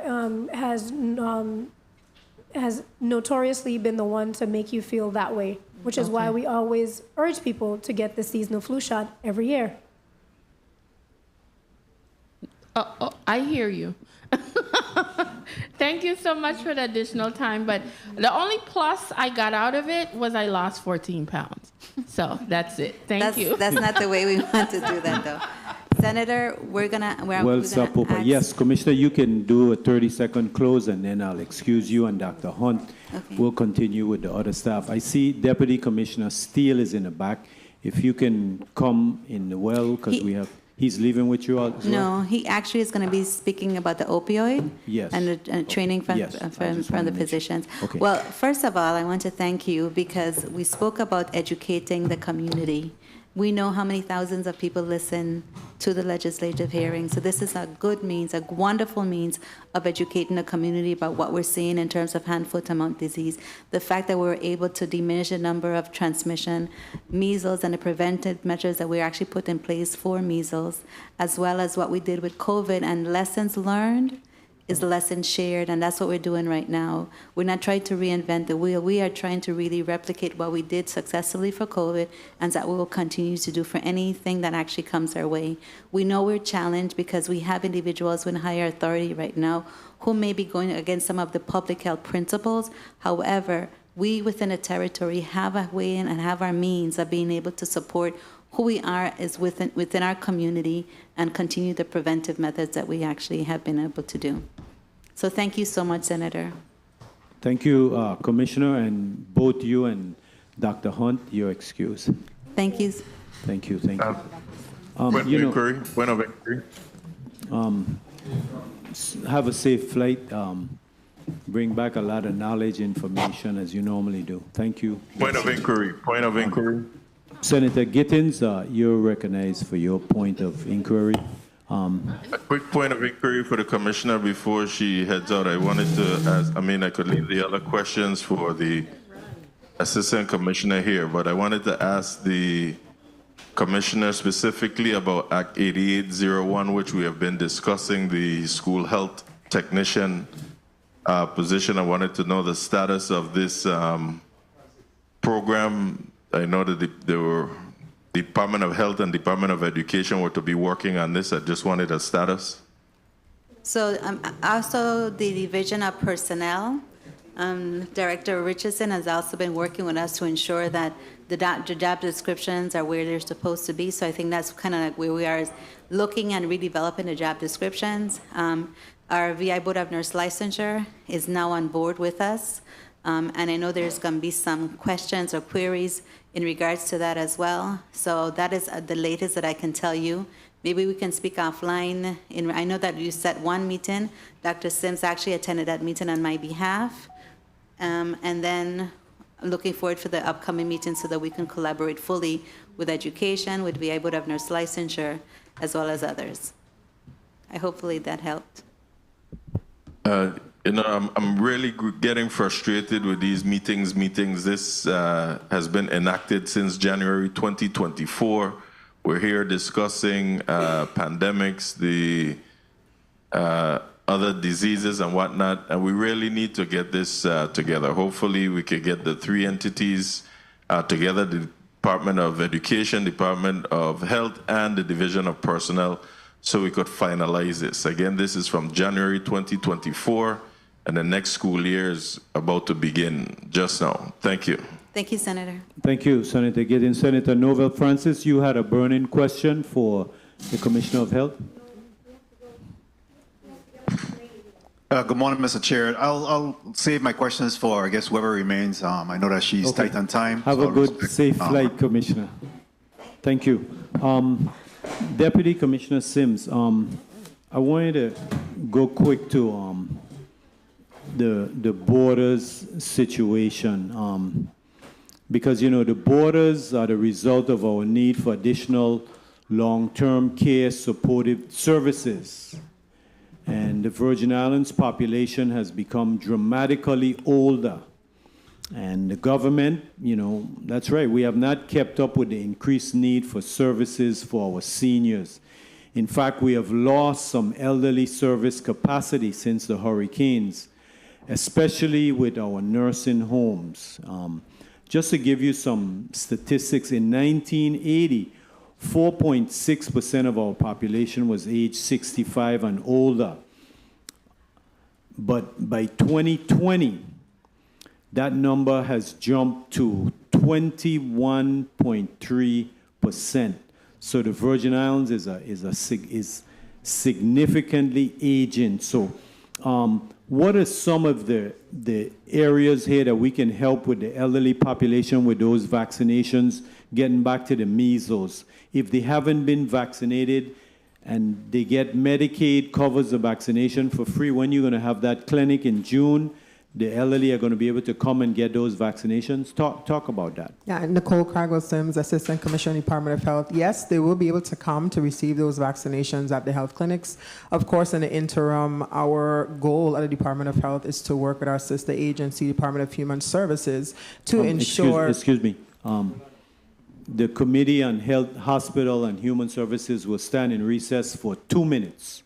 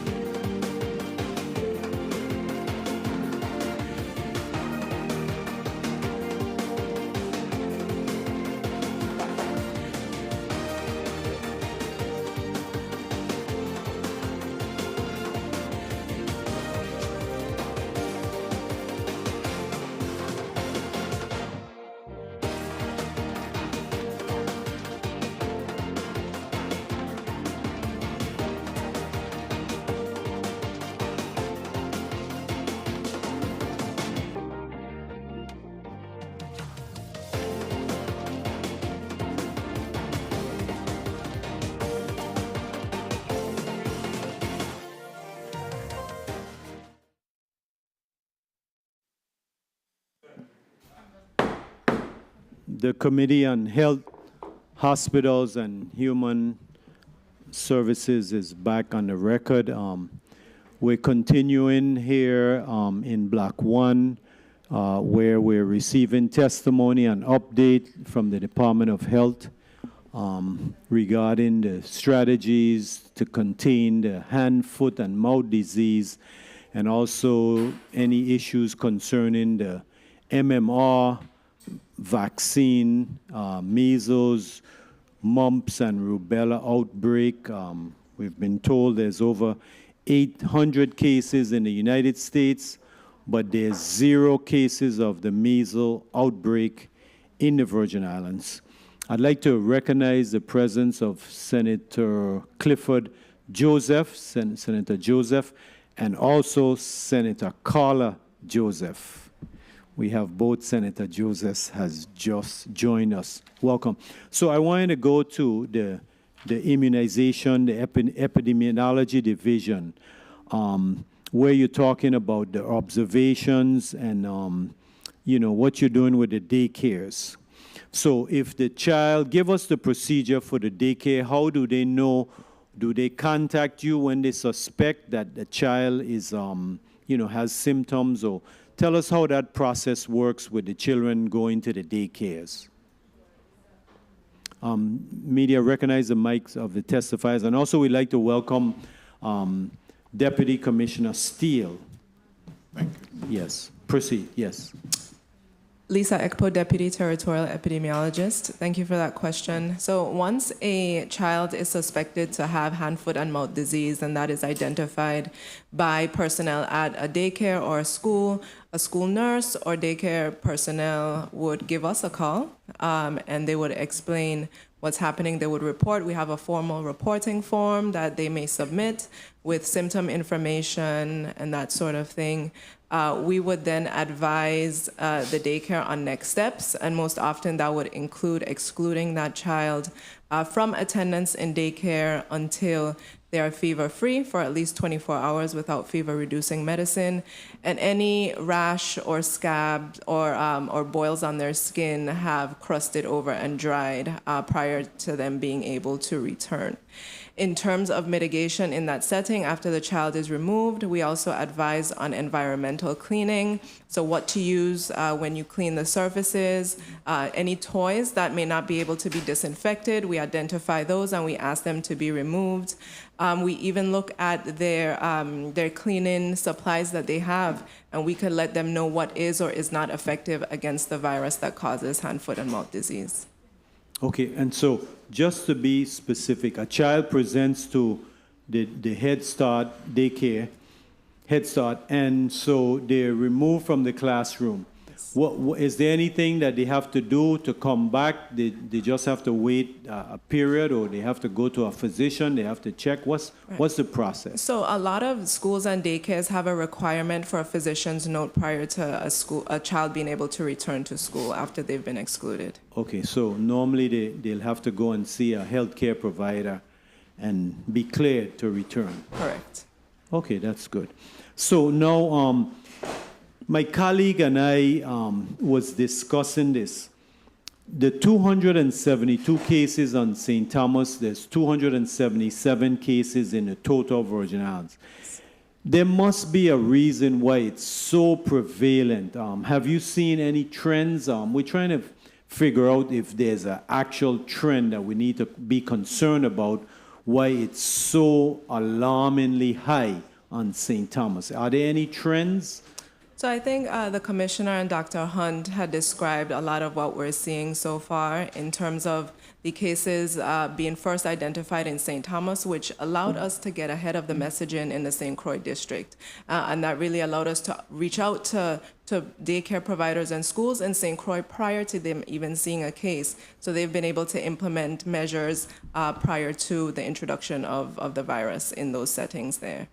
So that's one thing that we're observing. Okay.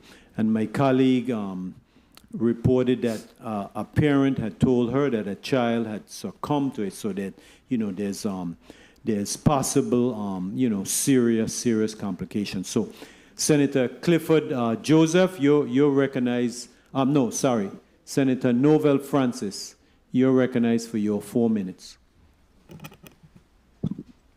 Thank you very much, Mr. Chair. Good morning to the orders. Good afternoon to you, my colleagues, and good afternoon to the testifiers. Good afternoon to the people of the Virgin Islands.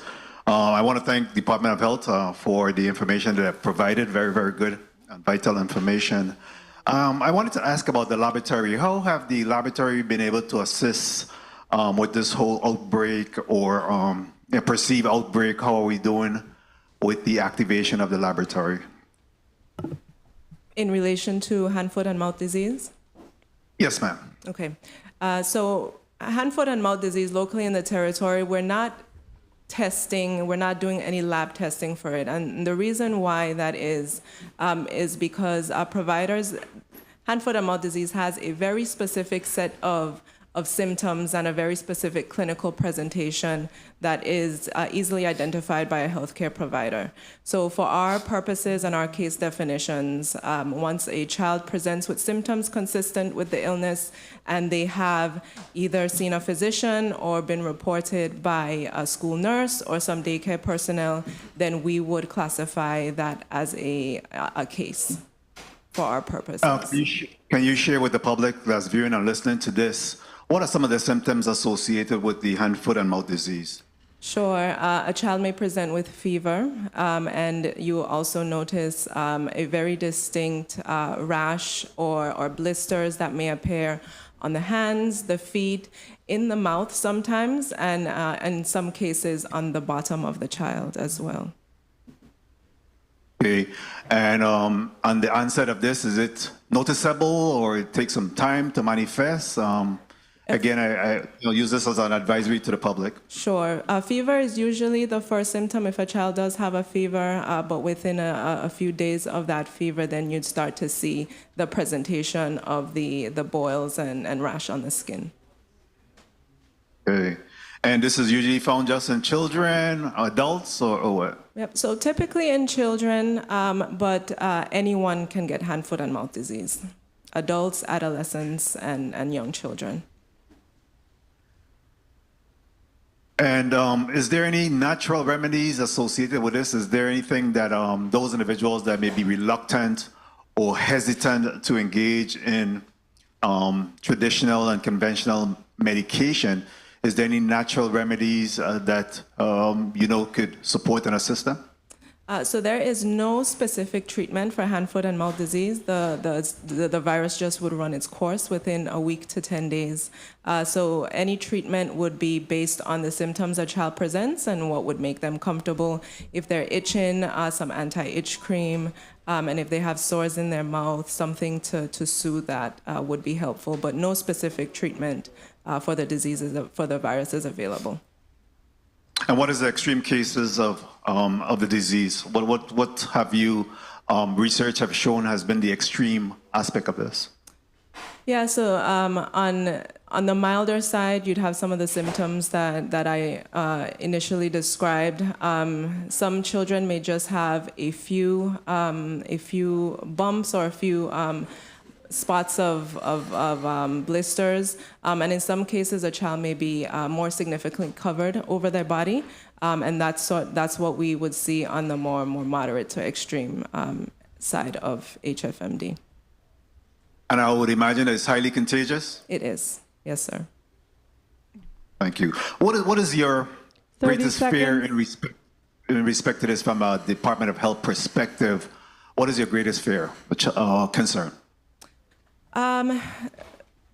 I don't know that we have a significant concern when it comes to hand, foot, and mouth disease. I think for this outbreak, what we're seeing is just a combination of us returning to our normal patterns, absent of any pandemic precautions that we were taking, in conjunction with just a population that has not been exposed before in that age category, 5 and under. Time.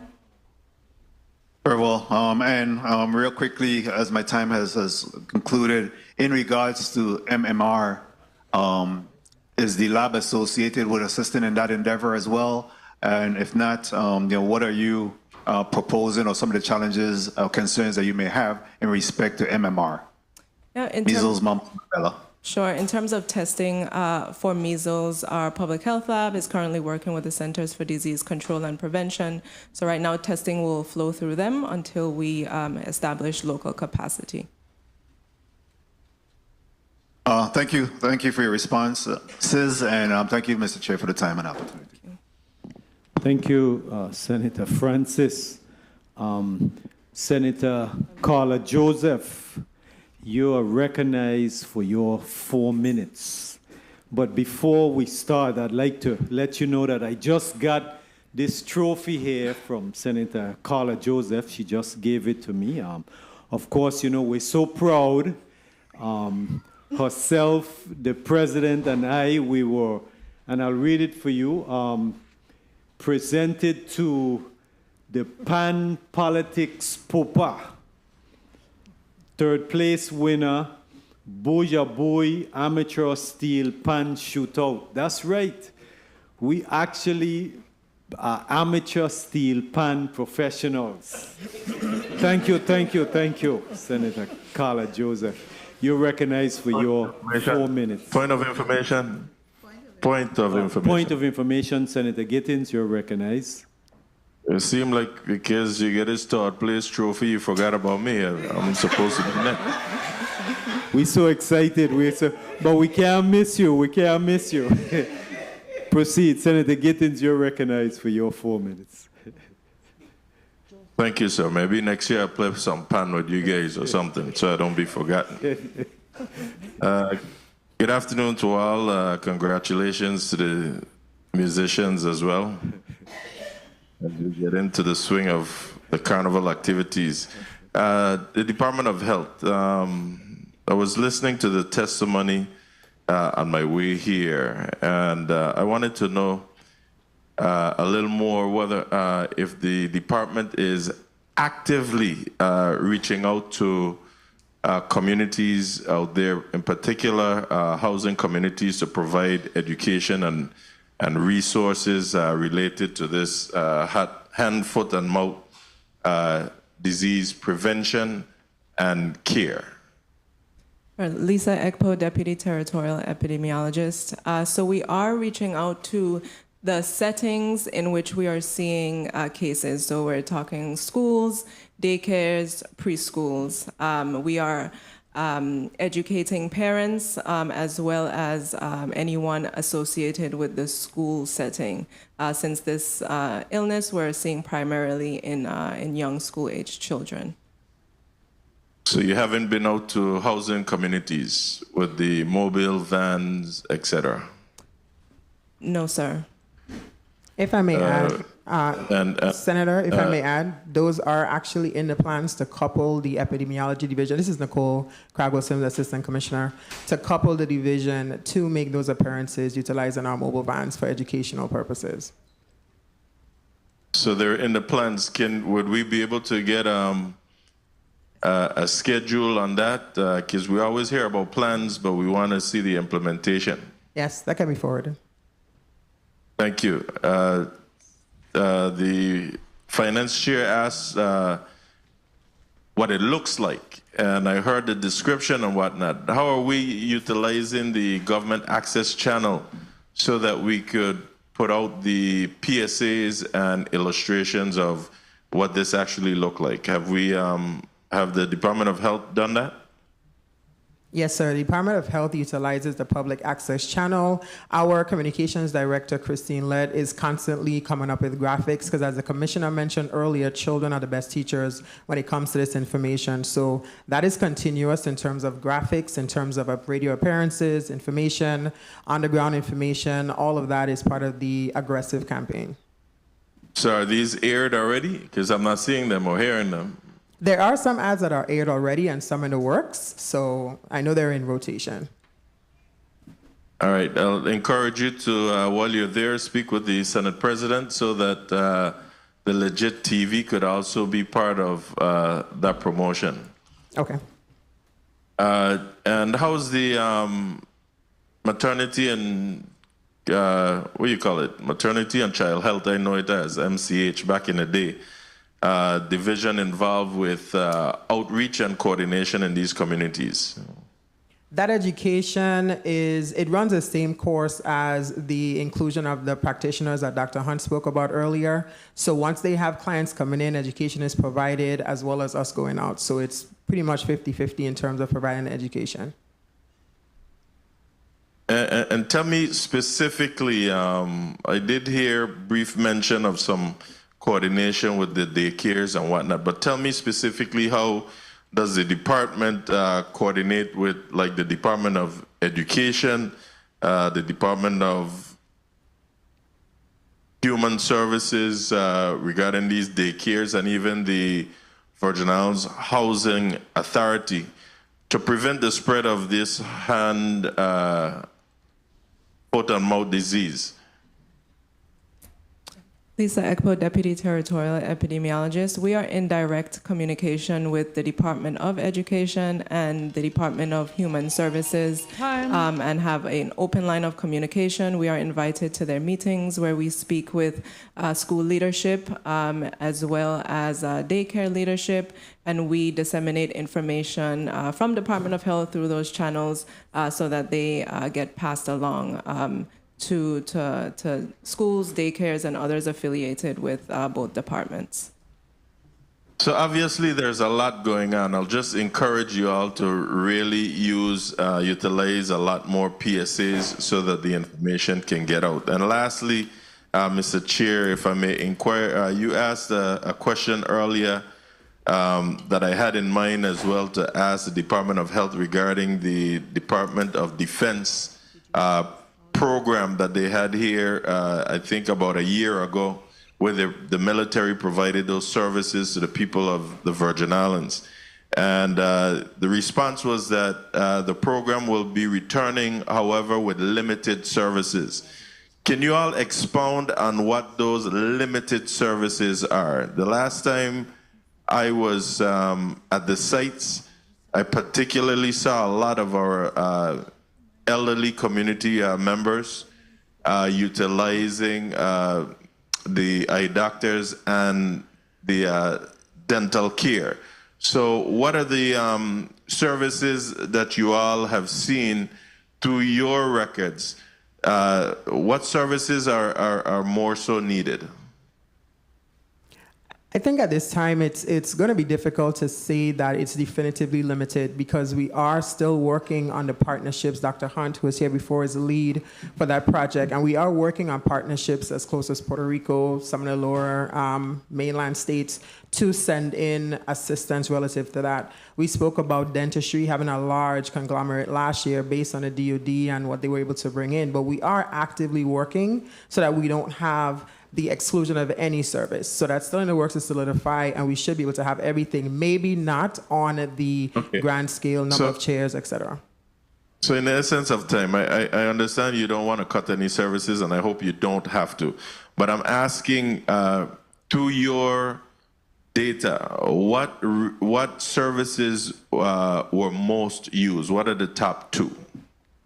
I would say dentistry was definitely the top one, and I don't know if Dr. Epko, in any of the data, any other close second came in. I know for sure dentistry was the top one utilized at the health fair. Yes, so Dr. Craig Wilson said dentistry, so that's something that that is highly needed in our community from what the data shows.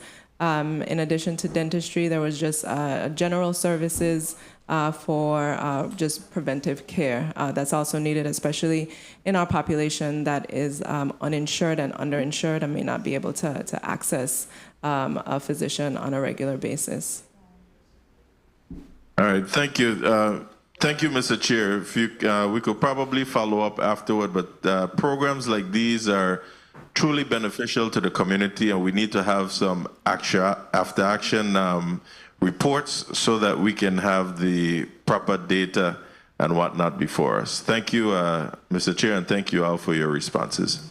Yes, thank you, Senator Gittins, Vice President, and yes, we will welcome you as an addition to the pan politics, Popa. I think we'll have a fourth pan, and with your dance moves, I think we'll win the show. Okay, so I wanted to ask Deputy Commissioner Steele, continuing in the line with the elderly. Your population are normally wards of the state. You have Schulterbrand and several, residents that live in the states. So let's go to Schulterbrand. So how do you make sure, do you have their vaccination records? Are they vaccinated with the MMR? Do you have all that information, and how do you provide protection to those that are patients that are wards of the state? Okay, thank you for that, Senator. Renan Steele, Deputy Commissioner of Public Health with the VI Department of Health. So as for the residents who are off island facilities first, we do make sure we get the vaccination records. They do send consent for our patients to be vaccinated. The commissioner as guardian gets to sign off on that, and then they do send back the records, so we keep track of those away. The ones in Elder Schulterbrand, if their state belong to the state and we have custody, full custody, we also go through the same process. We make sure we bring in our team of nurses from within the Department of Health. They provide the immunizations that they require or need, or vaccinations, and then we document that as well. Those who have family members who are still legal guards, we reach out to them and get permission that way as well. Okay, so your testimony is that all of those in your state are vaccinated, fully vaccinated? Yes, they're not vulnerable populations. Okay, thanks. That's so good to know. Senator Carla Joseph, you're recognized for your 4 minutes. Thank you so kindly, Mr. Chairman. A pleasant good day to you and, of course, the listening and viewing audience, as well as my colleagues here and our guest testifiers today from the Department of Health. I know some of my colleagues have already asked some questions that I had on my mental list to ask, but I always have a whole bunch of questions, so I will proceed. Now, I listened to your testimony and I also read your testimony. Kindly indicate for us whether or not a child who has been diagnosed with the hand, foot, and mouth disease can be reinfected. Lisa Ekpo, Deputy Territorial Epidemiologist. So there are several different viruses within the enterovirus family that can cause hand, foot, and mouth disease. So if a child has not been immune or hasn't been exposed to one of the viruses, then they could potentially become infected if their exposure was to a different strain or a different virus than their initial infection. Okay, so we have to, that would be all part of your marketing, so that parents who have had a child who was infected, they don't put down their guard and not practice the hygiene rituals, that they continue to do it no matter what, because the child can become reinfected. I know with certain viruses, your body builds up an immune, and I'm glad that you placed it on the record, an immunity to it. But this, as you have indicated, have several strains, different strains. So you can get infected by one, and then a next one come along, and you may get infected. So that's a key item that we want to put out there for our listening public to understand. Now, the same thing I want to ask about the measles, because we know when we had the pandemic and persons were vaccinated for the COVID, some people got infected. Can you still get infected after you have been vaccinated for the measles? It is possible, but it is very unlikely. Because you have a 97% based on your, and that's an A, because you're a teacher, you know, we are teachers, some of us, right? You know, and all of us are students, so you know a 97 is an A. So there is a very low chance of you becoming infected with it after you've been vaccinated. Yes. Okay, good. And I noted on page, let me see if I find it here. 1 minute. On page 7, that you are planning some vaccination drives that are upcoming. Could you give us a little bit of what those upcoming vaccination drives are going to look like in the month of June. Which islands are you going to go into, the communities themselves, or are you going to just have one location? Sure, I'll defer to Dr. Craigwell-Sims. Dr. Nicole Cragwell-Sims, Assistant Commissioner. So those drives are part of overarching education for vaccination and healthcare. I know that there is the focus on the hand, foot, and mouth disease as well as the measles, but our goal and job, especially because we are depleted in hundreds of thousands of healthcare employees, is to ensure that it is a general overarching education. So that will include actual community planting ourselves with our mobile units. It would also include the fair. And part of leading up to the fair, as Dr. Hunt mentioned, is to collaborate with providers so that they know where they can go and receive those vaccines. Okay, and where exactly are your fairs going? Mr. Chairman, I believe my time was called. You may proceed. Thank you so kindly. Where are your fairs planned? Do you have a location for your fairs? So the locations right now are tentative. Mentioned earlier in St. Croix would have been the educational high school, St. Croix, as well as possibly UVI or Eudora Ken on St. Thomas and the Castro Clinic on St. John, and that would be the first 2 weeks of June. Okay, I do have one final burning question. We recently passed legislation for a diabetes registry here in the Virgin Islands. And I do know that we were charged many years ago to establish a cancer registry. Is there any movement on that? Because, and I'm saying this because last week we had a very robust discussion here in a legislative committee, budget appropriations and finance, relative to a lease for a tower. The tower is already existing. But where are we with, and this is off topic, where are we with the cancer registry? Because we need to start to plot where these cancer cases, especially on our big sister island of St. Croix, where they're located, and in consideration that there is discussion to restart the oil refinery terminals. Has any work been done? Is any work being done on that? And how can we assist with getting that registry up and running, and so that our people can see it and be more informed? So we actually have the Virgin Islands Central Cancer Registry, established in 2016, Virgin Islands Department of Health. And we do have internally the collaboration, I want to say tightening of shared data. And that's where it is. So it does exist. There are metrics and measures included in that are reported monthly. And so that division is working to ensure that the information and the demographics that go in are across board and relative so that care is holistic. So are you, in part of collecting that data, are you plotting the location of incidents where cancer has been evidence and diagnosed on all 3, maybe 4 islands?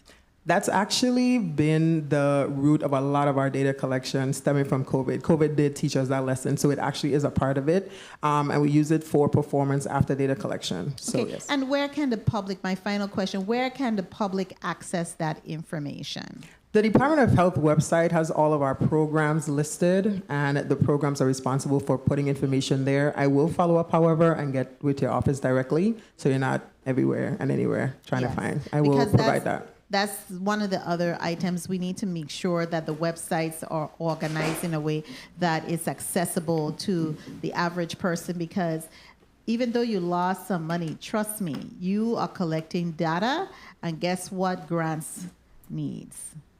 Data. Yes. Okay, thank you so kindly, Mr. Chairman, for the leeway. Yes, thank you, Senator Joseph. And I want to follow up on that same line of questioning, because our funding is definitely tied to data. That's what the federals, look at with the data.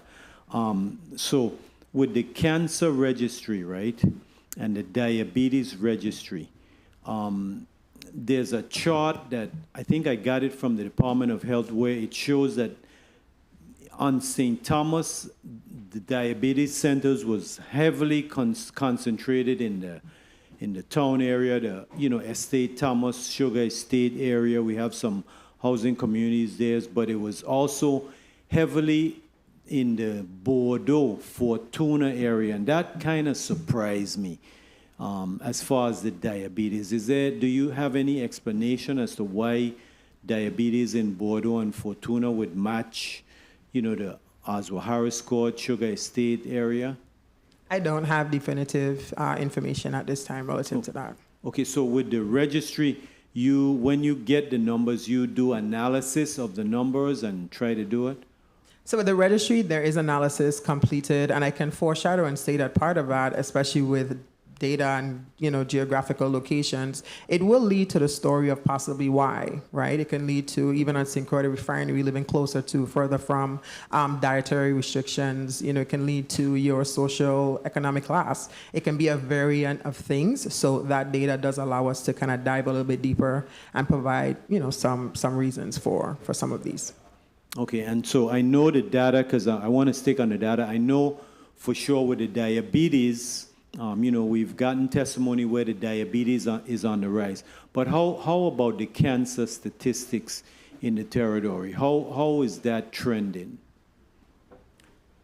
I wouldn't necessarily say it is, well, I would say it's on the rise, maybe not in leaps and bounds. And because it is so many different types, and that's kind of where we see it. And it really does boil down to the differences between both. For instance, diabetes, there's a lot of education, a lot of lifestyle and behavioral, ways attached to that, versus some cancers are, unavoidable, there's heredity, et cetera. So a lot of it really does have to do with how we separate all of those pieces of data once we receive them and can begin to figure out possible causes or non-causes of them.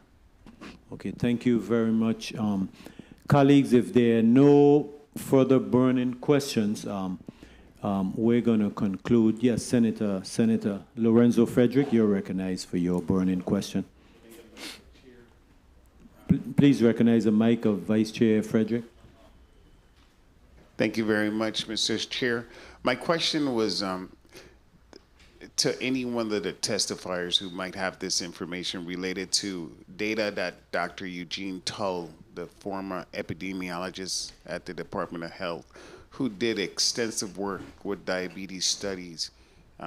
He worked there. I hired him when he was there, and I left and he was still there, so he did a lot of work. Did we ever capture that data and make sure we could use comparison data back then versus now? Because we need a historical track on this data.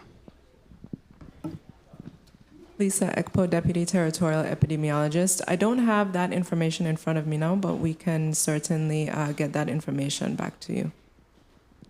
So you're not familiar with any of the work he did? I am, and I'm familiar with his published works as well. We've read the papers that have been published in the peer-reviewed literature. But we've not done any cross-analysis? We have done multi-year analysis of diabetes in terms of the methodology, and if it was compared to his previous works is what I'm referring to in terms of, I don't have that information here, but we could get that back to you. Mr. Chair, can you please have that information sent to us? Thank you very much. Appreciate it. Yes, sure, Chair. Senator Clifford Joseph, welcome, and you're recognized for your 4 minutes. Good afternoon, Mr. Chair. Good afternoon to my colleagues. Good afternoon to the testifiers. And thank to the Department of Health for the job that you're doing. Out of the 270 individuals that you said might have had the disease, my question would be, what's the oldest person that had the disease? Put them out. Yeah, Lisa Ekpo, Deputy Territorial Epidemiologist. So in most of the cases we are seeing among school-aged children. In terms of the specific age, I do not have that information in front of me now, but that is something that I could get to you before the end of the session. Okay, through the chair, you can. The reason why I asked the question is because when you look at large assembly areas, you mentioned earlier about cleaning products you might have. I want to know if you're encouraging the business community who have a large amount of young people traveling through their establishment, if you're offering the same, like if you public announcement about certain cleaning, maybe ways of cleaning and particular products to clean with. to help stop spread the disease? Yeah, so your question is if we have engaged others outside of the school and daycare community? Yes. Yes, we have. Okay, so what about the churches as far as assembly areas, as people coming in big numbers? Because we're talking about a spread, so we want to make sure we slow down the spread to a point. So I want to make sure that some communication is being made. Yes, we are. My opinion is that we are doing a great job in terms of communication. Earlier in the session, I did mention how our cases have decreased from this month compared to last month. And by those measures, it seems that our messaging is getting to where it needs to be in terms of where children are spending time and helping to mitigate further spread. Okay, I understand you. But the reason why a lot of time, especially in a small community, it's very important for us to meet our folks where they at. So although you're sending out information, I think going out and actually meeting, especially in large assemblies, to, I'm from the Department of Health, and we're looking to see how the behavior is between who's touching who and our bathroom use within in the facilities that we're speaking about. Yes, sir. So we have been doing that in facilities. We have been boots on the ground in facilities, speaking with caregivers, speaking with parents, anyone who interacts with children for any significant period of time. Okay, well, thank you for your answers. 1 minute. Thank you for the time. Thank you, Senator Joseph. Okay, so Carnival is here, right? And we got the rides here. There are going to be a lot of children. So is there any particular advisory we need to give to the public with kids? Because you said if the kids had their hand, foot, and mouth, they take them home. That means that they don't go to the ride. Give us some advice what you'd like for the parents, etc., to know with those kids that are infected with the disease. I can start and I'll turn it over to Dr. Epko. I think this is where the education and understanding the information that's coming out of the Department of Health will be critical. Very basic sanitary things, as well as what's mentioned earlier in terms of looking at your child and being able to identify differences in their physical appearance that may be related to any possible spread of anything infectious. Dr. Epko? Yes, absolutely. Messaging here, especially going into carnival season, is for parents to recognize symptoms, keep children home if they're feeling sick, if they have a fever, if they have any rash. They'll miss out on fun, unfortunately, but it is best for them and for other children in our community for us to isolate when we are feeling ill. And not just during carnival time, but that's applicable throughout the year as well. Yes, unfortunately. So, point of information, Senator Carla Joseph, you're recognized. Thank you so much, Mr. Chairman. I wanted to also follow up on your question because I think it's very salient. It's a very salient, a very important question. What other matters can parents do to prevent their children when they're on the rides, etc., going out to the village so that they won't contract the hand, foot, and mouth disease? Yeah, that's an interesting question. Thank you for that, Lisa Ekpo, Deputy Territorial Epidemiologist. In terms of preventing your child from getting sick, I think every time we leave our homes, there is an inherent risk that we will be exposed, and there is really no surefire way to guarantee that you are not exposed to anything, especially in crowded areas such as Carnival. So I think that's just a risk that we take in interacting with the public and being in crowded spaces. In terms of what we can do is make sure we have our hand sanitizer, make sure we're sanitizing when we're touching high-touch services, doors, rides. We just sanitize in between, and that is one of the easiest and best ways to at least do our part to help prevent any transmission and from getting sick. Thank you. Thank you, Senator Joseph. So then what you're saying, basically, are the parents them advised to travel with hand sanitizers if they go into the rides with the kids? Because there's going to be a lot of kids. As a matter of fact, they already on the rise. I've seen them since Sunday. They're spinning around. They're full of kids. But I want to follow up on that because parents, if your kids have the disease or you believe they have the disease, that means you might have to miss a juve or you might have to miss a parade. But please, if you're going to come, you got to make sure you have hand sanitizers because, there are going to be thousands of people here in the next few days, and we want to make sure we control this disease. We already have 272 cases right here on St. Thomas. So, hearing no further burning questions, we thank you very much. We've already got your closing testimony from the commissioner, and we thank you very much. I know some of you are going to be here in Block 2. So the Committee on Health, Hospitals, and Human Services stands in recess for 30 minutes.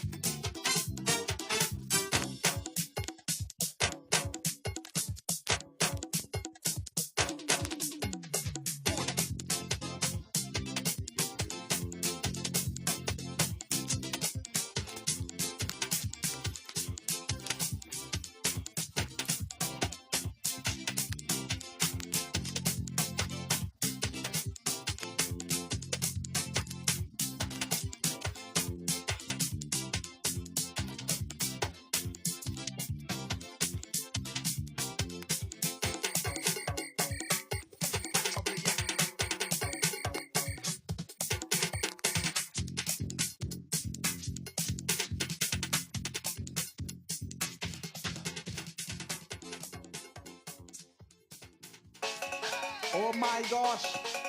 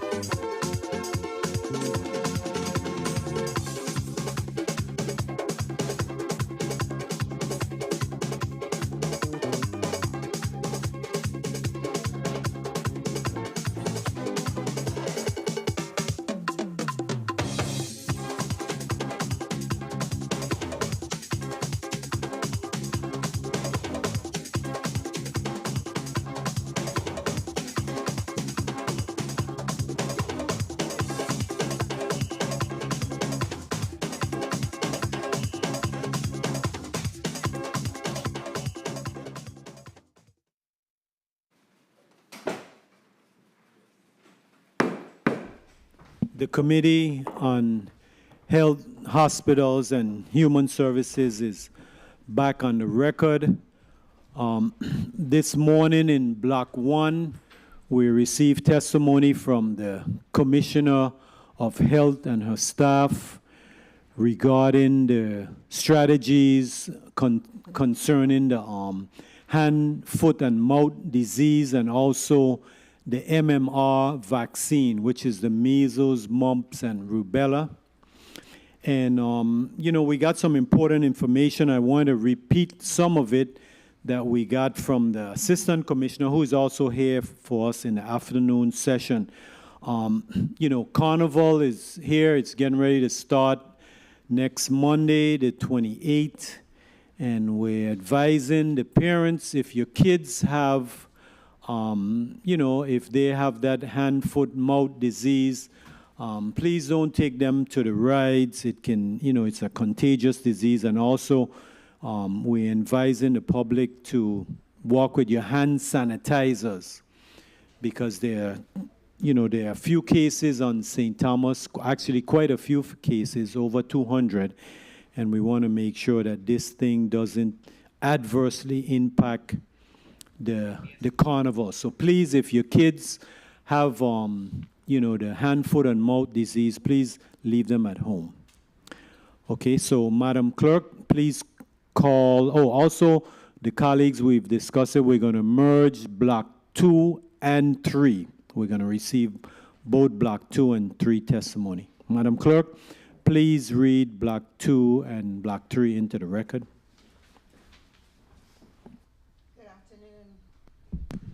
Good afternoon. Block 2, Bill number 360021, an amending Title 19 Virgin Islands Code, Part 3, Chapter 29, Subchapter 1, related to opioids and requiring a practitioner discuss certain information with a patient when prescribing opioids, sponsored by Senator Marvin A. Blyden. The Honorable Justa Encarnacion, Commissioner, Department of Health. Mr. Gordon C. Rhea, Esquire, Attorney General, Department of Justice. Mr. Frank Odlum, MD, Chairman, Virgin Islands Medical Examiners. Block 3, 360035, an act amending Title 15 Virgin Islands Code, Article V, Article number 5 to allow the government of the Virgin Islands to implement the federal mandate of the Stephen J. Beck, Jr., Achieving Better Life Experiences, which provides for the establishment of savings accounts for persons with disabilities, sponsored by Senator Norville E. Francis, Jr., co-sponsored by Senator Maurice C. James.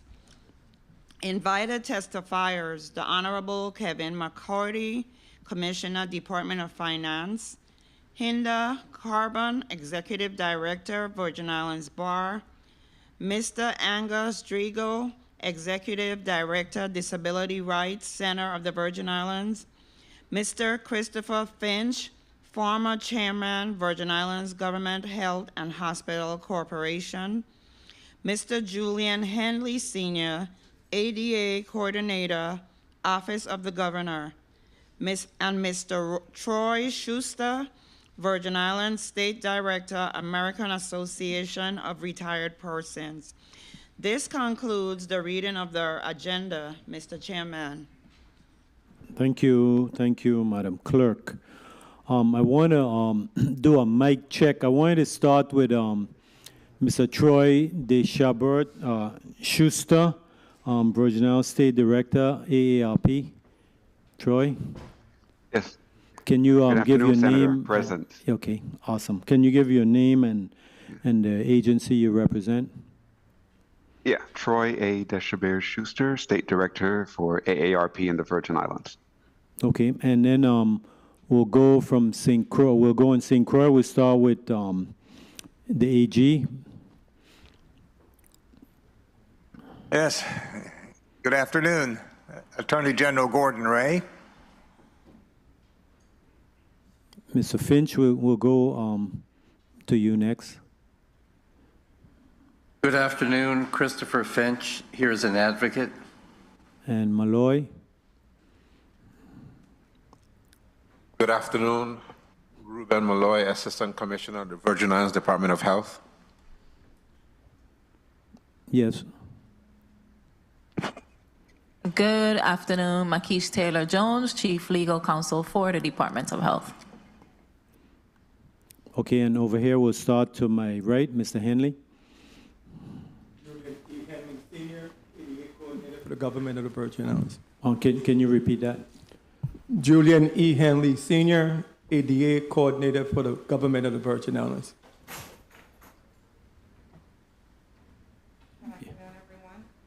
Brenda Carty, Director of Treasury, Department of Finance. Good afternoon, Nicole Cragwell-Sims, Assistant Commissioner, Department of Health.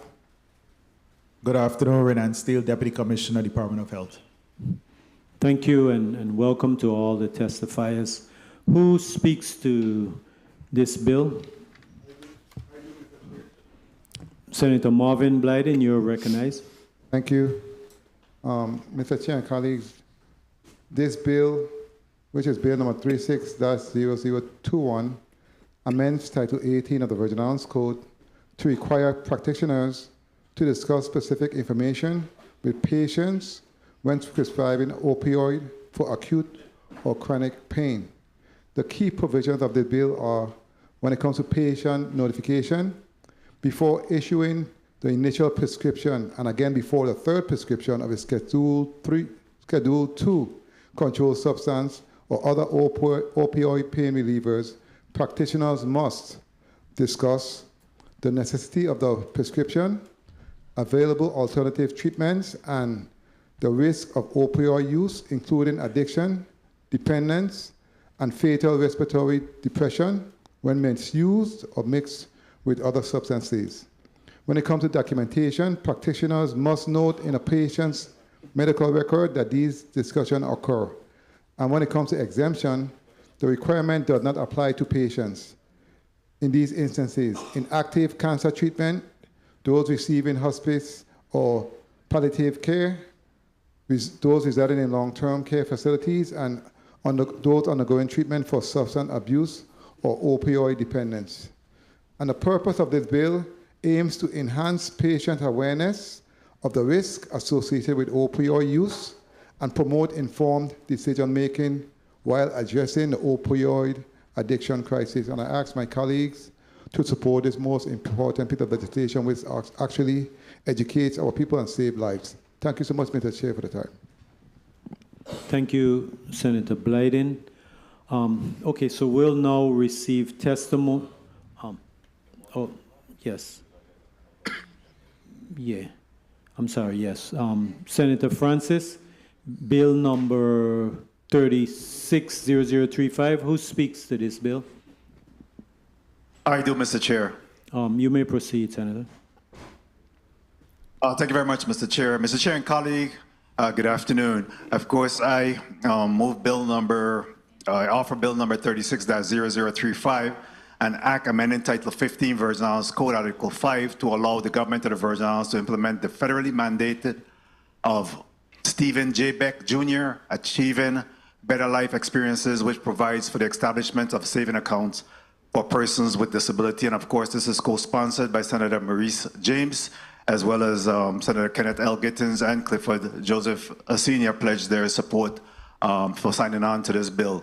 In 2014, President Barack Obama signed the Stephen J. Beck Jr. Achieving Better Life Experiences, better known as ABLE Act, into law.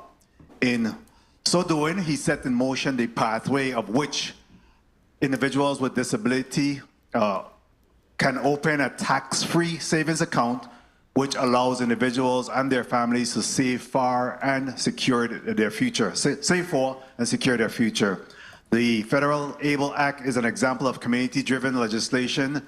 Stephen J. Beck Jr. was the parent of a child with Down syndrome who was worried at his and other families' ability to provide for their loved ones because federal law only allowed for $2,000 to be set aside without losing their government benefits. Some may ask, why do we need an ABLE Act here in the Virgin Islands? First, because the Virgin Islands needs to catch up, because 46 states, the District of Columbia, Puerto Rico, and Guam have ABLE programs or structures to allow their participation in other state programs. Second, because it is unfair to continue to penalize the disabled community and their caregivers. We want people with disabilities to be able to live full lives, have jobs, and be able to participate in our community, yet we penalize them if they have too much money. It's a no-win situation for them. Bill number 36-0035 allows for the territory to better support people with disabilities by establishing a state-sponsored ABLE program administered through the Department of Finance. This means that Virgin Islanders would have an opportunity to save money over the threshold without being afraid of losing their benefits, which include Medicaid, SNAP, federal student aid, and even public housing. Bill 36-0035 is about more about savings account. Is about more than savings account. It is about equality and access to things that most of us take for granted. This bill gives people with disabilities and their caregivers greater agency in their ability to save and provide for their present and future needs and care. It is expected to ease financial strain and support greater independence. Today's testifiers can speak to the importance of this legislation, and I welcome their input on this critical legislation. Pope Francis once said, "Inclusion should be the first rock on which to build our house." This bill is a step to ensure that our disabled are not further disenfranchised, but given the opportunity to thrive. I'm not a member of this committee, but I ask for my colleagues' support in moving this very important measure forward, and I look forward to the robust discussion here this afternoon. Thank you very much, Mr. Chair. Thank you much, Senator Francis. Colleagues, we have two important bills before us here today. And bill number 36-0021, my notes show that Dr. Sims will provide a testimony, and also Troy Schuster, and also AG Dr. Gordon Rhea. So Troy Schuster, we'll start with you. You may proceed with your testimony for bill number 36-0021. Thank you, Senator. Honorable Senator Ray Fonseca, Chair of the Committee on Health, Hospitals, and Human Services, and Senators of the 36th Legislature, thank you for the opportunity to provide comments on this discussion about protecting a patient's rights to know about the risks associated with opioid use. As the State Director of AARP in the Virgin Islands, and also as a former pharmacy owner, I've seen the devastating impact of opioid misuse. AARP, which advocates for more than 100 million Americans, including the 22,000 in the Virgin Islands, is committed to supporting this body's ongoing efforts to safeguard public health in our territory. We urge the members to vote yes for the Opioid Notification Bill number 36-0021. This bill complements prior legislative efforts that AARP has supported, including the establishment of the Prescription Drug Monitoring Program and the creation of the Opioid Abatement Fund. Together, these efforts advance the work of combating opioid misuse and protecting public health in our territory. The opioid epidemic has had a devastating impact on individuals and families across the United States and here in the Virgin Islands. A recent report from the Virgin Islands Department of Health mentioned that opioid-related ER visits have increased by more than 35% from 2022 to 2023, highlighting the urgent need for legislative action. Older adults are particularly vulnerable to the risks associated with opioids due to higher rates of chronic pain and medication use. This legislation provides transparency and safeguards public health by requiring prescribers to inform patients about the risks of opioid use. Simply put, this is sound policy that reinforces AARP's national priorities that federal and state governments should facilitate health promotion, educate individuals about risk factors for prevalent conditions, and encourage self-management strategies to achieve better health outcomes. While we agree with the content of the bill as written, AARP in the Virgin Islands strongly recommends one amendment to strengthen the legislation. Include caregivers in the required opioid risk notification process. Caregivers, especially family caregivers, play a crucial role in the daily care and medication management of vulnerable patients. They are often the first to notice adverse side effects, administer medication, and respond to emergencies. Including caregivers in the opioid risk notification process ensures better outcomes, safety, and continuity of care. Caregivers are part of the care team and must be recognized as such in law and in practice. This bill further aligns with AARP's fundamental priority, health security. Our public policy framework supports initiatives that educate individuals on risk factors for prevalent health conditions, provide resources to manage their own health, and encourage private and public investments in consumer health education. This legislation fulfills all three priorities and supports our shared goal of keeping Virgin Islanders safe and informed. The opioid crisis continues to cripple communities across the nation and in the U.S. Virgin Islands. Bill number 36-0021, the Opioid Notification Act, provides a proactive solution to protect our older Virgin Islanders and their families by closing critical communication gaps in healthcare. AARP of the Virgin Islands urges the full passage of this bill and stands ready to support its implementation alongside community stakeholders, health providers, and policy leaders. Thank you, Senator Blyden, for introducing this important legislation. Your leadership and commitment to protecting the well-being of our aging population is commendable. I stand ready to answer any questions. Thank you. Thank you, Mr. Schuster. Dr. Sims, you may proceed with your testimony. Good afternoon, Honorable Senator Ray Fonseca, Chairperson of the Committee on Health, Hospitals, and Human Services, Honorable Senator Hubert Fredericks, Vice Chair, committee members, all non-committee members, and the viewing and listening audience. I'm Dr. Nicole Cragwell Sims, Assistant Commissioner, Virgin Islands Department of Health, here on behalf of Health Commissioner Justa Encarnacion, who's traveling to the long COVID conference in D.C. Joining me today are Ruben Malloy, Assistant Commissioner, Attorney Marquise Taylor-Jones, and Renan Steele, Deputy Commissioner of Behavioral Health.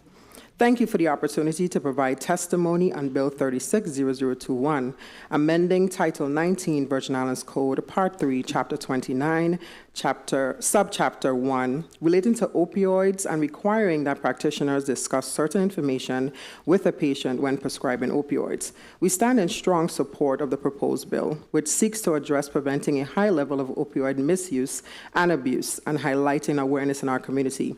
The opioid epidemic is a public health crisis that continues to affect communities across the United States, including the Virgin Islands per capita.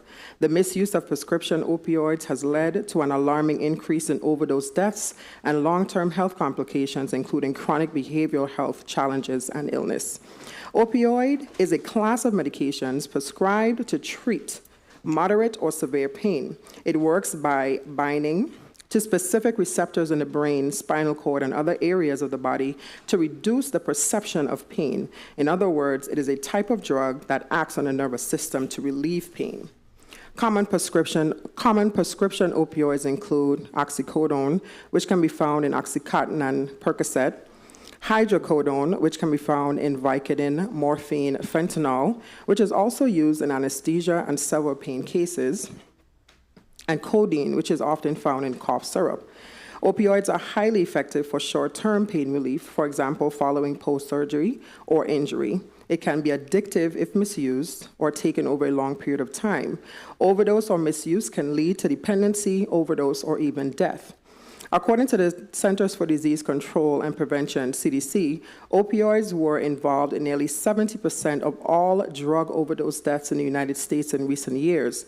Locally, data from the VI Office of Emergency Medical Services, or EMS Regulatory, indicates that between 2019 and 2025, first responders were dispatched to more than 100 overdose incidents involving over-the-counter medications and prescribed medications, often paired with alcohol, marijuana, and marijuana edibles. During that time, we lost 8 individuals to opioid overdoses. The tragic loss of life highlights the urgent need for action to combat opioid misuse and misinformation and to safeguard the health and well-being of our residents. The impact of opioid abuse does not only affect the person, it also strains the healthcare system and exacerbates law enforcement challenges by, more importantly, families are disrupted as individuals struggle with recovery. It is imperative that we adopt effective, evidence-based policies to address this crisis. In response to the growing opioid epidemic, our Behavioral Health Division and Office of EMS Regulatory, working together alongside HIDA, VIPD, and VIFEMS, have increased efforts at awareness and prevention throughout the territory, schools, and community. Additionally, this team has implemented life-saving initiatives such as CPR training and the distribution of Narcan, a brand of naloxone, the life-saving medication that rapidly reverses opioid overdoses. These efforts empower community members with the tools to respond effectively during a crisis. Further, in February of this year, the U.S. Virgin Islands High-Intensity Drug Trafficking Area, or HIDA, Prevention Program launched the USVI Drug Drop Box Initiative, say that 3 times fast, a territory-wide effort aimed at reducing drug misuse and preventing overdose. Secure drug drop boxes have been strategically placed at several U.S. Postal Service locations, including the Kings Hill and Gallows Bay post offices on St. Croix, the Frenchtown and Sugar Estate post offices on St. Thomas, and the Cruz Bay post office on St. John. These industrial-grade mailbox-style containers are clearly marked and feature a tamper-resistant hatch to ensure safe and secure disposal. The drop boxes are accessible during regular post office hours and offer a convenient way for residents to safely dispose of unwanted, unused, or expired medications. According to HIDA Drug Intelligence Officer Rodney F. Carrad, the initiative is proving effective, with boxes reported to be at least half full during recent inspections. This bill seeks to address the opioid crisis by ensuring that healthcare providers, specifically practitioners prescribing opioids, are more vigilant in informing patients about the risks associated with opioid use. This proposed legislation would empower patients to make informed decisions about their treatment options by requiring practitioners to engage in meaningful conversations with their patients about the dangers of opioids. Under the proposed law, practitioners would be required to discuss several important pieces of information before prescribing opioids, to include the risk of addiction and overdose associated with opioid use, the potential for opioid misuse and abuse, non-opioid alternatives for pain management when appropriate, and the proper use, storage, and disposal of prescription opioids. This requirement would foster open dialogue between practitioners and patients, leading to better informed decisions regarding opioid prescriptions and ultimately a reduction in misuse and potential addiction. This dialogue is important for the following reasons. Prevention of misuse and abuse. Many individuals begin using opioids for legitimate medical reasons, but become dependent over time.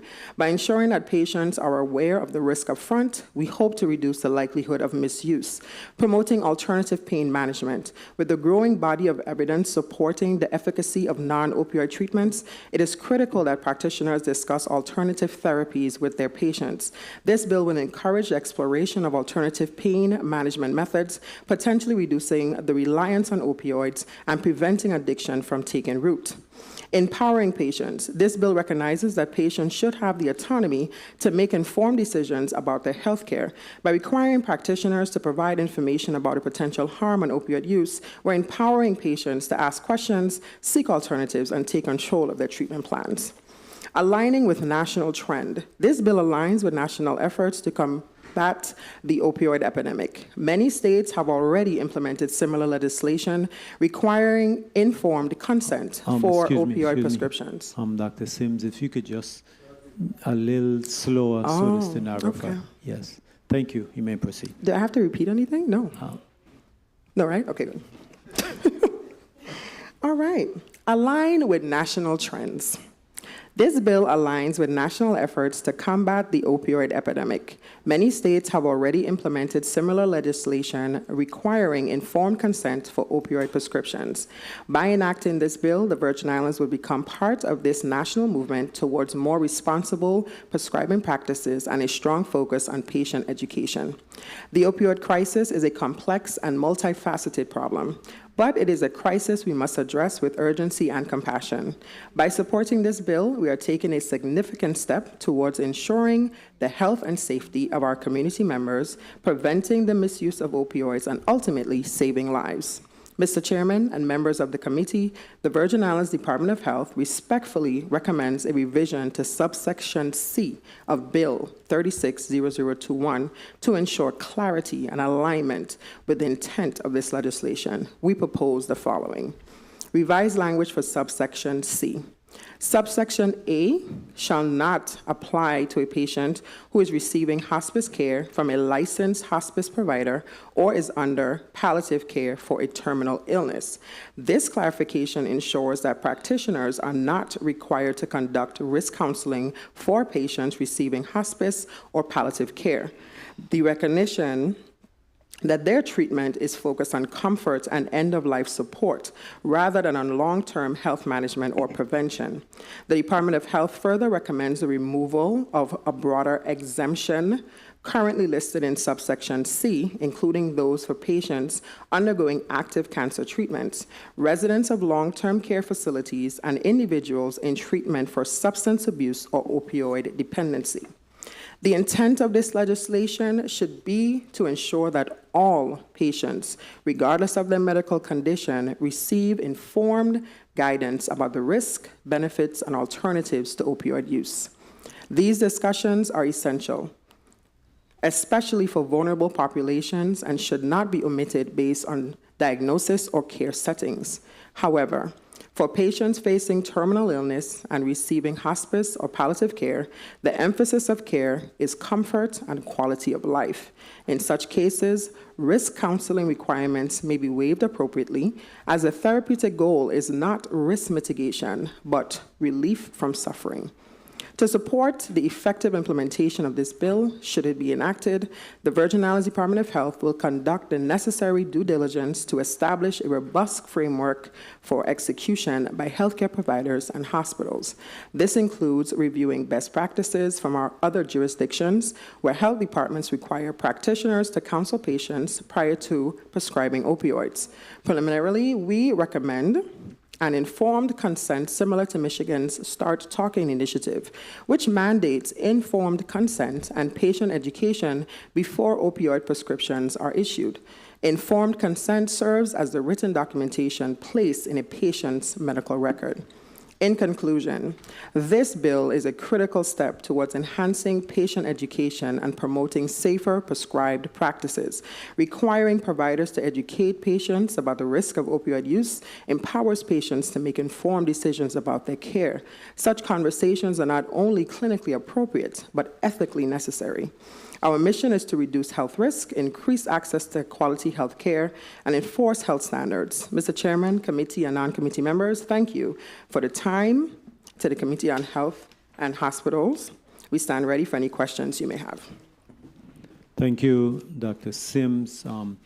Before we go to Attorney General Gordon Rhea, I just wanted to do a mic check. I understand, Mr. Angus Drago, you're online, you're connected. Can you just give us your name and identify yourself?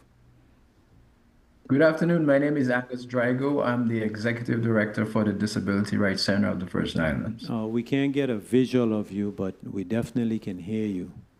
Okay, so... Yeah, I could hear you well, but I can't see myself. So there's something with might be the bandwidth. Okay, yeah, maybe the camera is off. I don't know, but work it out with media. We'll go to Attorney General Gordon Rhea. You may proceed. Thank you, and good morning, Chairman. I'm sorry, good afternoon it is. Afternoon. Chairman Ray Fonseca, Committee on Health, Hospitals, and Human Services members, other senators, legislative staff, and the listening and viewing audience. I'm Attorney General Gordon Ray. It's an honor and privilege to appear before you this afternoon. The Department of Justice appreciates the opportunity to comment on Bill number 360021. The bill seeks to amend Title 19 of the Virgin Islands Code, Part 3, Chapter 29, Subchapter 1, by adding a new Section 603A with the heading of, quote, patient opioid notification. This would require that medical practitioners discuss certain information with patients when prescribing opioids.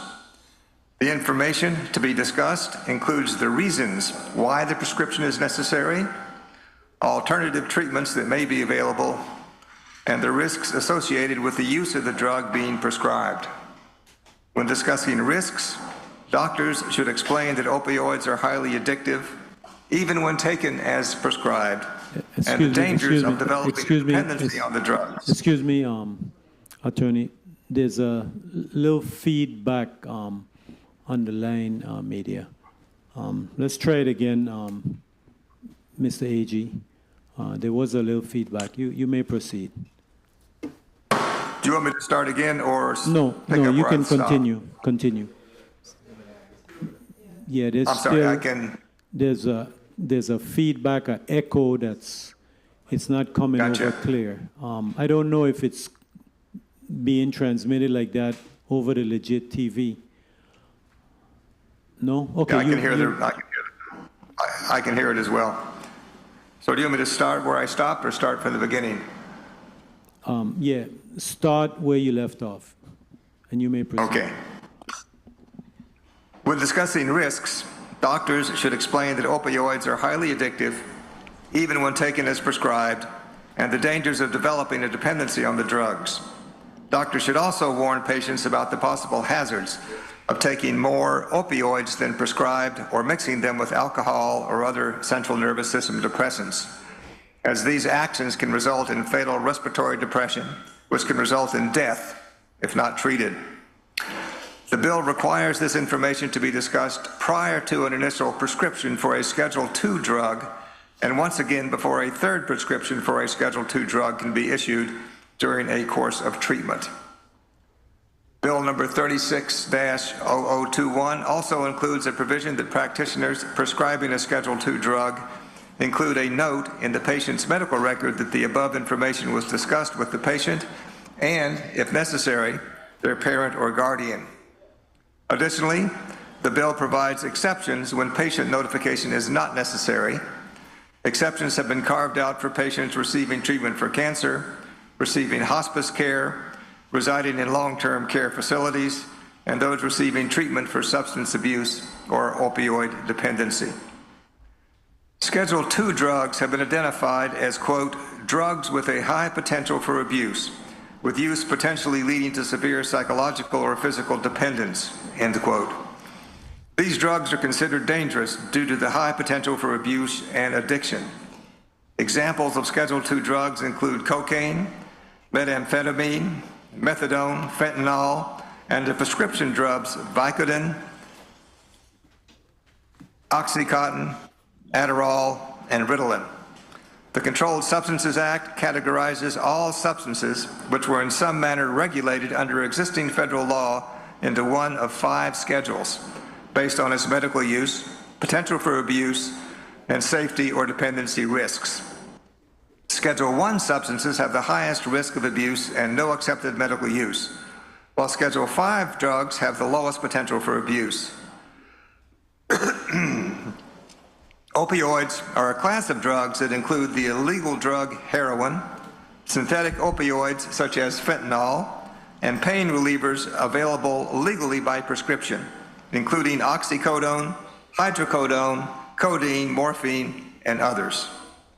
Although the federal government has the exclusive authority to determine which medications are designated as federally controlled substances, states and territories have the ability and freedom to regulate medical practices within their jurisdictions. Under Virgin Islands law, no Schedule II drugs, as determined by the Federal Food, Drug, and Cosmetic Act, may be dispensed without the written prescription of a practitioner, except under certain emergency circumstances. Requiring medical professionals to go a step further by discussing certain information with patients when prescribing Schedule II drugs is a more patient-centric approach to care because it encourages active collaboration between doctors and patients and allows patients and their families to actively participate in decision-making related to their care. Several states have similar requirements as those proposed by Bill 36-0021. For example, in Delaware, before a patient can be given a second prescription for an opiate or opiate-like drug, their doctor must conduct an examination, including a documented discussion, to gather any relevant history, explain the risks and benefits of opioids and possible opioid alternatives. The prescriber must also obtain a signed informed consent form that includes information regarding the drug's potential for addiction, abuse, and misuse, among other warnings. State law in Florida requires medical providers to discuss the risks and benefits of the use of controlled substances, including the risks of abuse and addiction, as well as physical dependence and its consequences with patients. Additionally, the provider must complete a written controlled substance agreement with the patient that outlines the patient's responsibilities while using the medication. In Connecticut, when issuing a prescription for an opioid drug, a doctor must discuss any risks associated with the use of the medication, including the risks of addiction and overdose, the dangers of taking opioid drugs with alcohol and other drugs, and the reason the prescription is necessary. Connecticut law also requires the prescriber to encourage the patient to obtain an opioid antagonist, meaning a medication that blocks the effect of opioids and can be used to treat opioid overdose. The amendments suggested by Bill number 36-0021 are in line with what other states require for medical professionals who prescribe controlled substances. Additionally, the requirements being contemplated are complementary to the existing controlled substance laws in the territory and are not intended to be cumbersome or to restrict the treatment options for either providers or patients. Instead, Bill number 36-0021 aims to provide patients with more information about their care, including the risks associated with Schedule II drugs and alternative treatments that may be available to them, allowing patients to make well-informed and voluntary decisions about their health care. I thank the committee for allowing the Department of Justice to testify on Bill number 36-0021. This concludes my formal remarks. I respectfully welcome any questions this body may have. Thank you. Thank you, Mr. Attorney General. And that concludes the written test. No, there's one written testimony where the person is not here. Okay. Oh, Drago, yes, that's right. Mr. Drago, you may proceed. That's for the next one. Oh, no, that's for block 2. Okay, Troy Schuster, Virgin Islands American Association for Retired Persons. You may proceed with your testimony for Bill number 36-0035. Okay, thank you. Just bringing that up here. That was a quick changeover. Again, Honorable Senator Ray Fonseca, Chair of the Committee on Health, Hospitals, and Human Services, and Senators of the 36th Legislature. Thank you for the opportunity to provide testimony on behalf of AARP Virgin Islands. I'm pleased to be here to express support of the establishment of the Achieving a Better Life Experience, otherwise known as ABLE Act. AARP stands with individuals with disabilities, their families, and caregivers in support of policies that promote independence, financial security, and quality of life. Excuse me as I clear my throat. I'm feeling a bit under the weather today, so I beg your pardon. As an organization dedicated to empowering, one second. I'm so sorry, I hit something and I totally lost my place.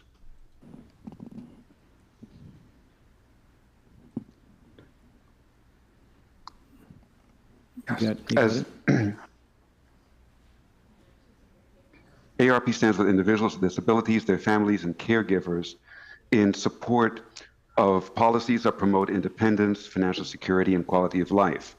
As an organization dedicated to empowering individuals as they age, AARP represents the interests of over 100 million Americans aged 50 and over, including the more than 22,000 members living here in the Virgin Islands. We urge this committee to act in favor for advancing the financial security for disabled Virgin Islanders and their families by ultimately passing this legislation. We note that while we are supportive of the bill overall, there are a few aspects of the bill that should be addressed to ensure its clarity and adherence to applicable federal law. At the core of AARP's policy is support for family caregivers and giving them the tools to provide for their loved ones while securing their own financial futures. The ABLE Act aligns with such policy and recognizes the role they play in safeguarding the well-being of those they care for. Across the United States, including right here in the Virgin Islands, 48 million Americans are caregivers who dedicate themselves to caring for loved ones in need, enabling them to remain in their homes and communities. However, caregiving often comes at a personal cost, with 61% of family caregivers working either full or part-time. Many have had to cut back on work or leave their jobs, sacrificing income, retirement savings, and financial security. The ABLE Act works to create a program for financial security for individuals with disabilities without penalizing families for saving for the future. In the Virgin Islands, family caregiving is both a cultural and an economic necessity. The ABLE Act gives families ease of mind and financial flexibility. It will allow for caregivers to help plan for the long-term needs of individuals with disabilities without risking the loss of their Medicaid or other income-based benefits. This is an essential resource for caregivers seeking to build security for their loved ones. AARP is especially pleased to see that the ABLE Act includes provisions for accountability to ensure that a person remains eligible for needed benefits. These provisions are aligned with AARP's long-standing efforts to protect older and disabled adults from fraud, abuse, and exploitation.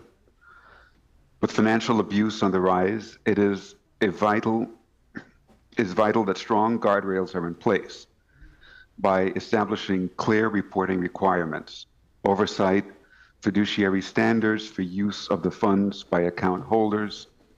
The ABLE Act ensures that the funds in these accounts are managed responsibly and in the best interest of those they are intended to benefit.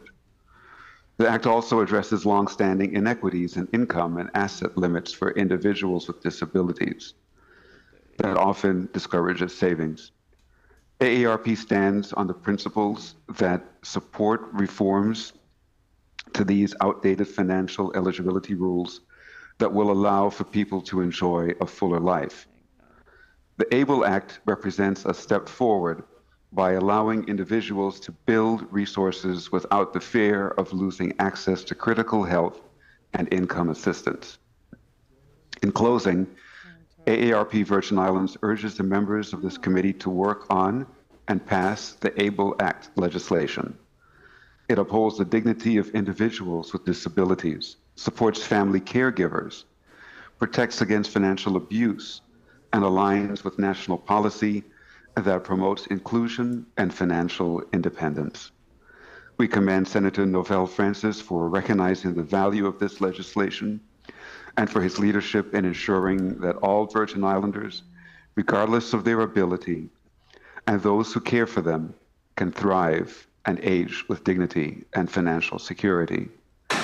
Thank you for this opportunity to provide testimony, and AARP stands ready to work with the members of this body to advance policy solutions that would create a more inclusive and livable Virgin Islands. Thank you. Yes, thank you, Mr. Troy Justa, AARP State Director. Next, we'll go to Angus Drago, Disability Rights Center. You may proceed with your testimony. Thank you, Senator, and good afternoon. Senator Rhea Fonseca, Chairman of Wait, the Committee on hold, Health. one second. Your camera is still not working. We're gonna need to have a visual of you. So work that out. Let's go to Christopher Finch, Mr. Finch, former chairman of the Virgin Islands Government Health and Hospitals Corporation. You may proceed. Thank you. Good afternoon, Honorable Chairman Rhea Fonseca, members of the Committee on Health, Hospitals, and Human Services, other members of the 36th Legislature, Senate staff, fellow testifiers, and the listening and viewing audience. I am Christopher Finch. I am testifying in support of Bill 36-0035 to implement the federal mandate of the Stephen J. Beck Jr.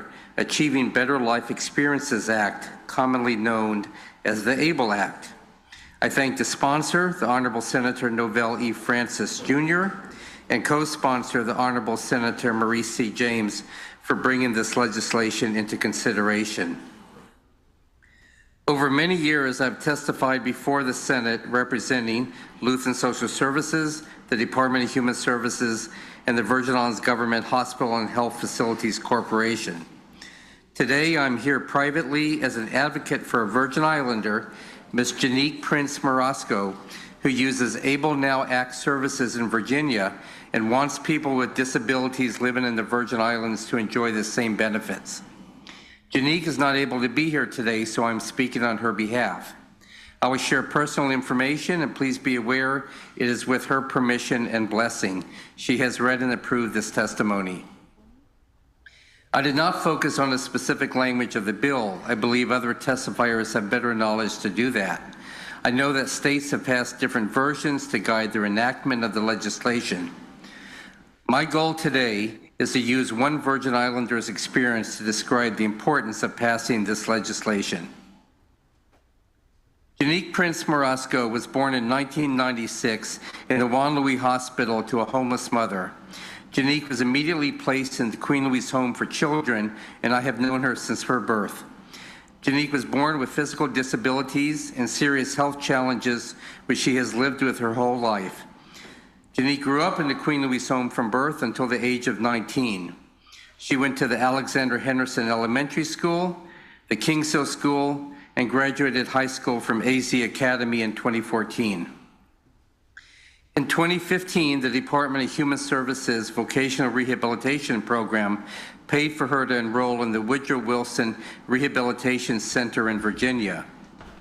It was there she first received an electric scooter, which greatly increased her mobility. She graduated from Woodrow Wilson after 2 years in 2017 and moved in with a family living in Virginia who had deep Queen Louise Home connections. She enrolled in Virginia Medicaid and SSI, Supplemental Security Income, a federal benefit program not extended to the VI. While visiting her there, I helped her apply online for the Virginia ABLE program. She's been enrolled in Virginia's ABLE Now program since 2017. The family she was then living with helped her set up a bank account and investment account so she could use the ABLE Act benefits without her other benefits eligibility being threatened. In 2019, Janique moved into her own apartment in Alexandria, Virginia. Now a 27-year-old woman, she continues to live independently in a rent-subsidized apartment as part of a nonprofit's housing complex. She pays rent monthly with the amount set by her income. Her electric scooter gives her enough range to access a grocery store, pharmacy, and other shops.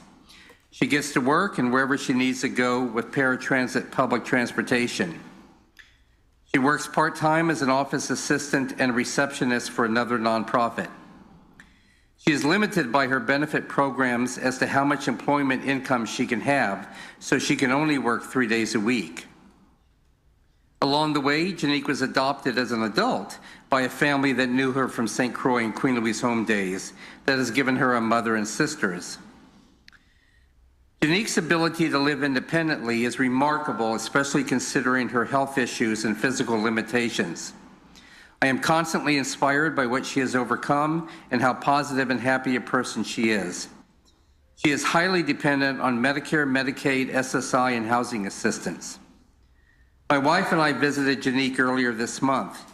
She showed me her Medicare statements from the most recent months.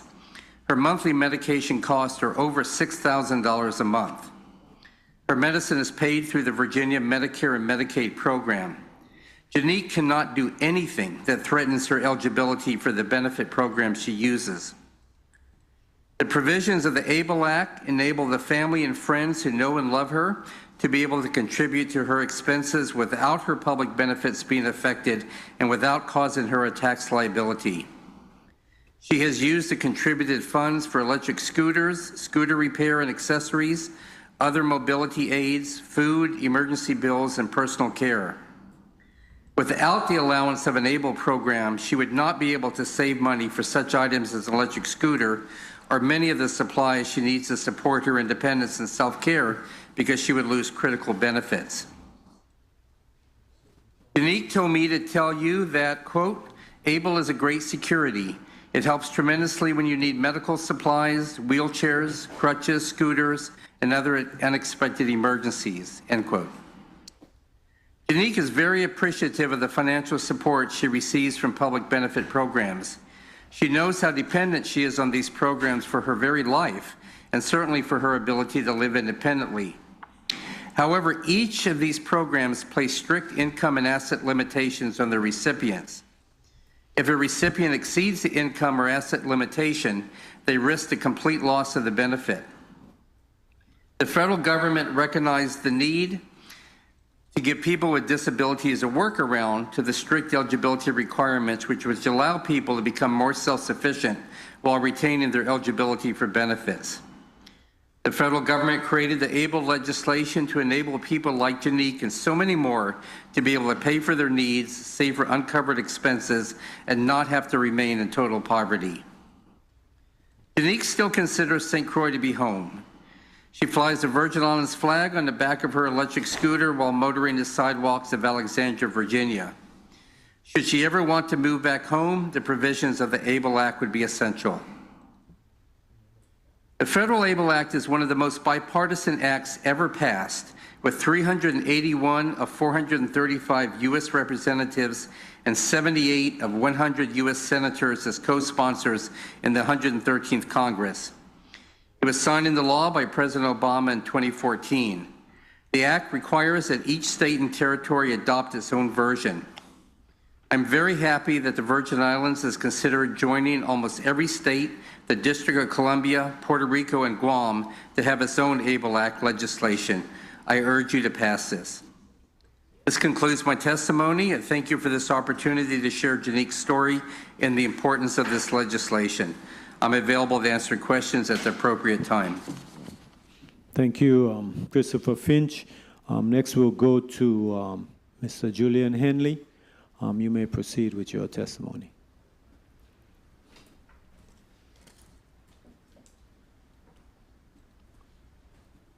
Good afternoon, Honorable Chairman Ray Fonseca, members of the Committee on Health, Hospital, and Human Services, other esteemed senators present, my fellow testifiers, and to the listening and viewing public. I am Julian E. Henley, Senior Territorial ADA Coordinator for the Government of the Virgin Islands. And I thank you for the invitation to provide testimonies today regarding Bill number 36-0035. This seeks to implement the Stephen J. Beck Jr. federal law, which is Achieving a Better Life Experience, ABLE. This act here in the U.S. Virgin Islands. This proposed legislation is not only timely, it is transformational. The ABLE Act allows eligible individuals to open tax advantage savings or checking accounts for qualified disability expenses. This addresses a long-standing financial bias faced by individuals with disabilities. the inability to save for their future without jeopardizing access to critical federal benefits. It empowers individuals with disabilities to begin planning and securing their financial future with greater independence and confidence. It is important to note that not all qualified disability expenses are directly disability specific. Rather, they can go beyond an account owner's medical needs and offers flexibility for families involving a wide range of services that, that improves quality of life, independence, and overall well-being of a qualified persons with a disability. QDEs should be broadly understood as basic living expenses, including financial management, housing, transportation, training and support, assistive technology, education, legal services, funeral expenses, and more. Eligibility may be established in one of two ways, either through the current receipt of Social Security disability insurance qualified documents, or by obtaining a certificate from a licensed physician confirming the diagnosis and attesting that the individual has a severe functional limitation with an onset before age 26. Able account candidates may have a disability that began before the age of 26. However, beginning January 1st, 2026, that eligibility threshold will be raised to age 46. Expanding access to more individuals, this adjustment increases the importance of our timely passage and implementations of this bill.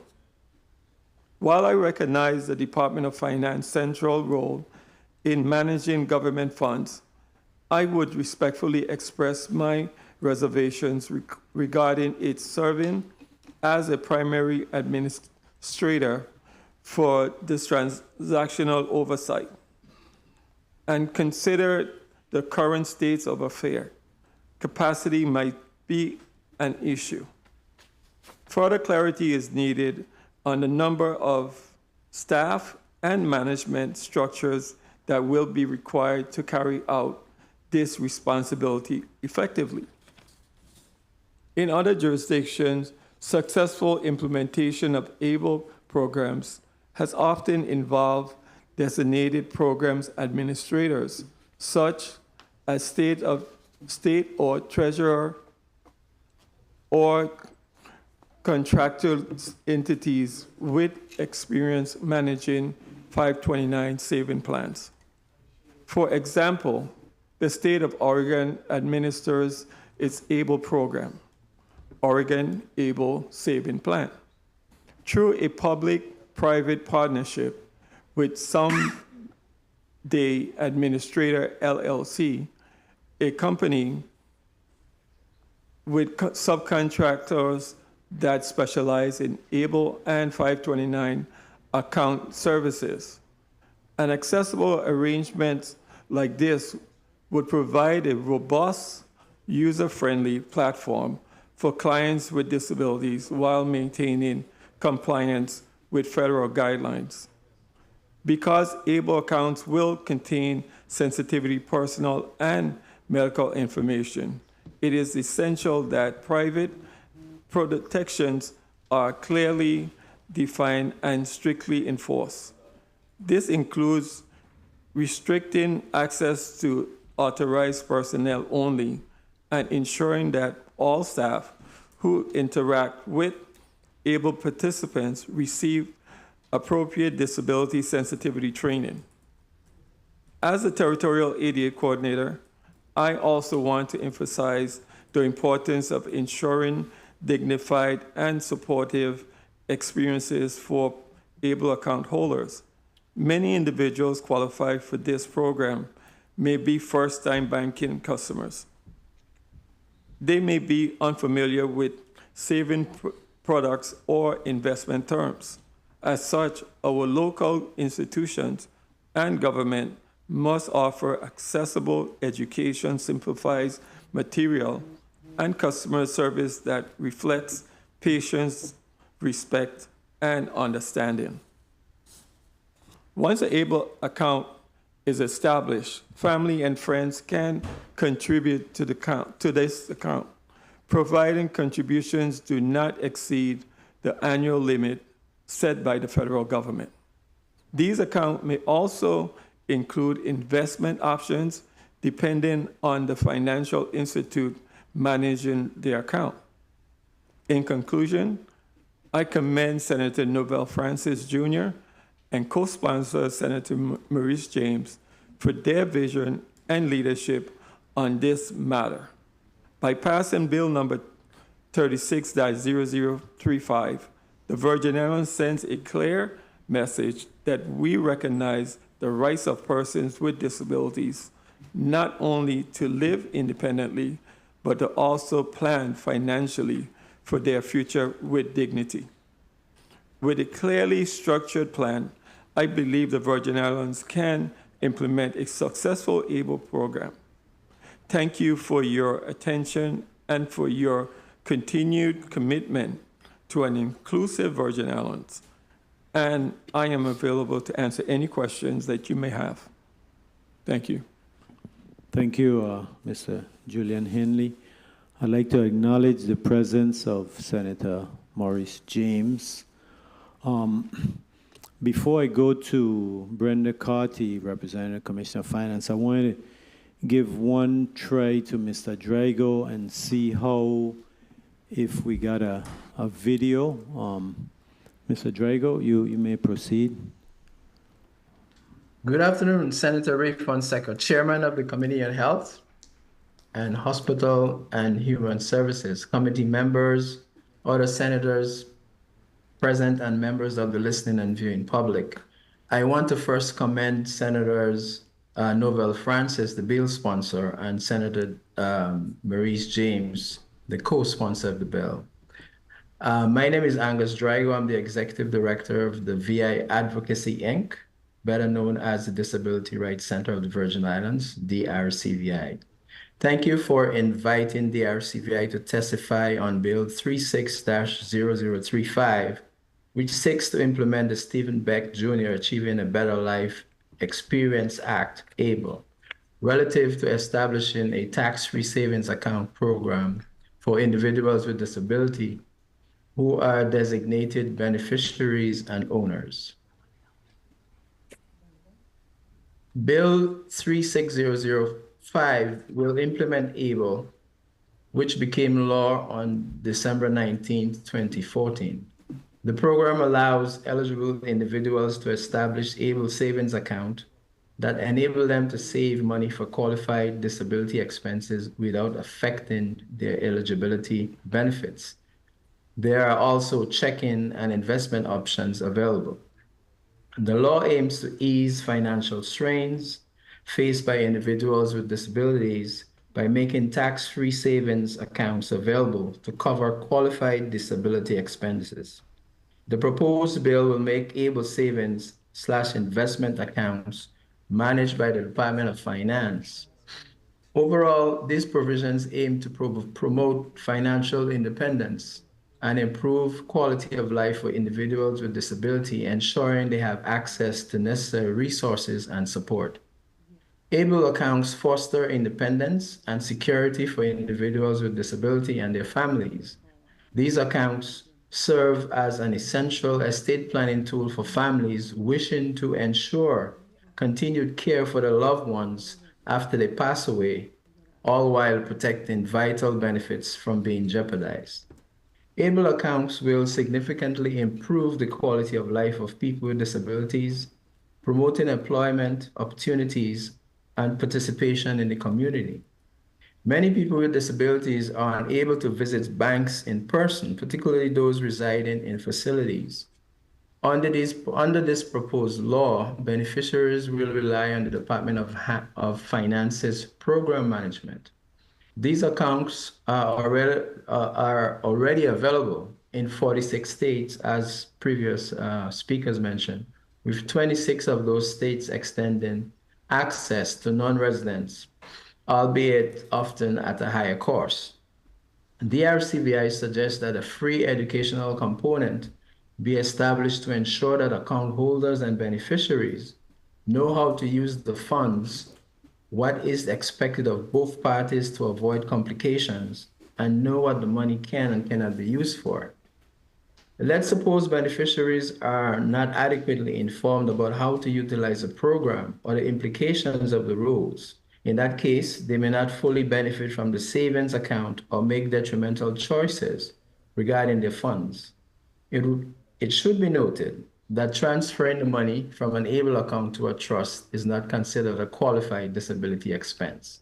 And almost all ABLE accounts also serve as checking accounts with a debit card. So education on what is and what is not a qualified disability expense is also very important. Proper education can empower families to save money for necessary expenses without jeopardizing their eligibility for essential benefits from Supplemental Nutritional Assistance Program, better known as SNAP, Medicaid Assistance Program, or MAP, the free application for federal student aid, FAFSA, Vocational Rehabilitation and Services, Federal Housing Administration, or FHA, and the Department of Housing and Urban Renewal, HUD. This is important because yearly costs for families with adult persons with a disability average 29% higher than those for families without people with disability. The bill also aims to promote financial independence for individuals with disabilities by facilitating tax advantage savings. ABLE account holders or their employers can add additional income towards retirement tax-free. The bill separates the fund's assets from the General Fund of Virgin Islands regarding the regulation that govern the program to ensure compliance with the Federal ABLE Act, allowing for managing deposits, contributions, and earnings within the fund. It also establishes the authority of the Department of Finance to manage investments within the fund. The Commissioner of Finance is the trustee, potentially delegating responsibilities to contractors for investment management. DRCVI suggests an independent third-party fiduciary manages these accounts, and proposed legislation changes from may to shall in that regard. National investment companies are better equipped to handle these types of investments and necessary reporting. They also have systems that allow online account management, which would benefit our residents who rely on assistance from families located overseas or stateside. Additionally, there should be some component in the law to mirror federal changes as the law updates. One of these changes is set to change in January of 2026, is that the age of disability onset will be changed from age 26 to age 46 as part of the ABLE Age Adjustment Act. Education about nuances, the nuances of the types of savings accounts available for people with disabilities is essential before establishing the account. For instance, the state Medicaid programs providing medical assistance or waiver services for ABLE account beneficiaries may choose to assert a payback claim for reimbursements limited to Medicaid expenses after the ABLE account's creation upon the beneficiary's death using remaining funds in the account. Overall, the provisions of the ABLE bill aim to promote financial independence and improve the quality of life for individuals with disabilities, ensuring they have access to necessary resources and support. We remain committed to advocating with groups such as the National Alliance for Individuals with Mental Illness, NAMI, Virgin Islands Developmental Disabilities Council, the DD Council, Virgin Islands University Center for Excellence in Developmental Disabilities, VIU said, and Virgin Islands Deaf and Hard of Hearing advocates to bring awareness and promote self-advocacy for individuals with disabilities. I'm an available for any questions that you may have. Thank you. Thank you, Mr. Drago. Next, we'll proceed with testimony from Department of Finance. Ms. Brenda Carty, you may proceed. Good afternoon, Honorable Rhea. Media, mic for the testifiers, please. Proceed. Good afternoon, Honorable Rhea Fonseca, Chairperson of the Committee on Health, Hospitals, and Human Services, members of the committee, other members of the 36th legislature present, and the viewing and listening audience. I am Brenda Carty, Director of Treasury for the Department of Finance. Thank you for the opportunity to appear before you today to testify in support of Bill number 36-0035, an act amending Title 15, Virgin Islands Code, Article 5, to allow the government of the Virgin Islands to implement the federal mandated of Stephen J. Beck Jr., Achieving Better Life Experiences, which provides for the establishment of savings accounts for persons with disabilities. The ABLE Act, signed into federal law in 2014, represents a transformative milestone in empowering individuals with disabilities and their families. It allows eligible individuals to establish tax-advantaged savings accounts without jeopardizing their eligibility for federal means-tested benefits, such as Medicaid and supplemental security income. This legislation addresses a critical, long-standing challenge of how to ensure financial security and independence for individuals with disabilities without penalizing them for saving. Implementing the ABLE Act will align the territory with many U.S. states that have already recognized this immense value this program provides to individuals with disabilities, their families, and our communities. Although the Department of Finance supports this important legislation, we respectfully note that we do not currently possess the internal capacity or technical expertise to administer such a specialized initiative. For this reason, we defer to the Office of the Lieutenant Governor and the Banking and Insurance Division, which is better suited to lead this implementation in coordination with the appropriate stakeholders, such as our local financial institutions, which may serve as program managers or trustees in accordance with the federal ABLE Act guidelines. Additionally, we recommend conducting research and implementing best practices drawn from successful ABLE programs across the nation. This concludes my testimony, and I remain available to answer any questions or offer further assistance in support of this worthy endeavor. Thank you, Ms. Carty. That's some interesting testimony there. I think you expressed similar concerns of Mr. Henley. And I wanted to ask you, Mr. Henley, on page 2 of 3 on line 28, you made a comment here where you recognize the Department of Finance central role in managing government funds, but would respectfully express reservations regarding it serving as a primary administrator for the program. So you have any suggestions? I'm actually doing research. I don't have answers today as far as suggestions, but looking at the many states like Oregon and others, they actually subcontract to contractors that deals with 529 accounts. That's the banking system, just like the ABLE Act for Department of Education. So those programs and that status is already established. We just need to find out what would be the best practice. And I don't think that anyone is totally against one way, but if a department is going to handle that ABLE account, it has to be a department that's ready to take on persons coming in, the volume of individuals, and managing, making sure that people don't overspend or underspend or people don't overinvest, because you could only deposit up to $19,000 annually on accounts like that. So it really takes more than just looking at it. There's a lot of professions that look and deals with ABLE Acts. And I think we need to follow that without reinventing the wheel. Well, Sapopa, only deposit up to 19,000. That sounds like a pretty big deposit annually.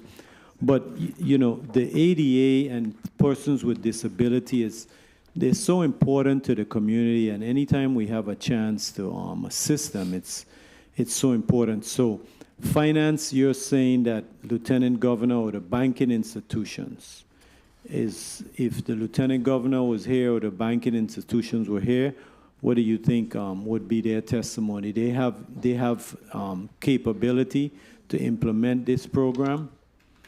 I'm not sure if they have the staffing capability to do so, but given their purview, I think they would be better suited to run the program, working alongside the banking institutions of the Virgin Islands, of course.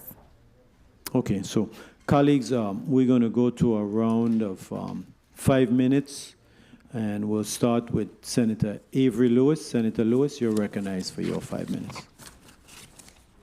Good. Good afternoon, Mr. Chairman. Good afternoon, colleagues. Good afternoon, testifiers. Been a long day, but a productive day.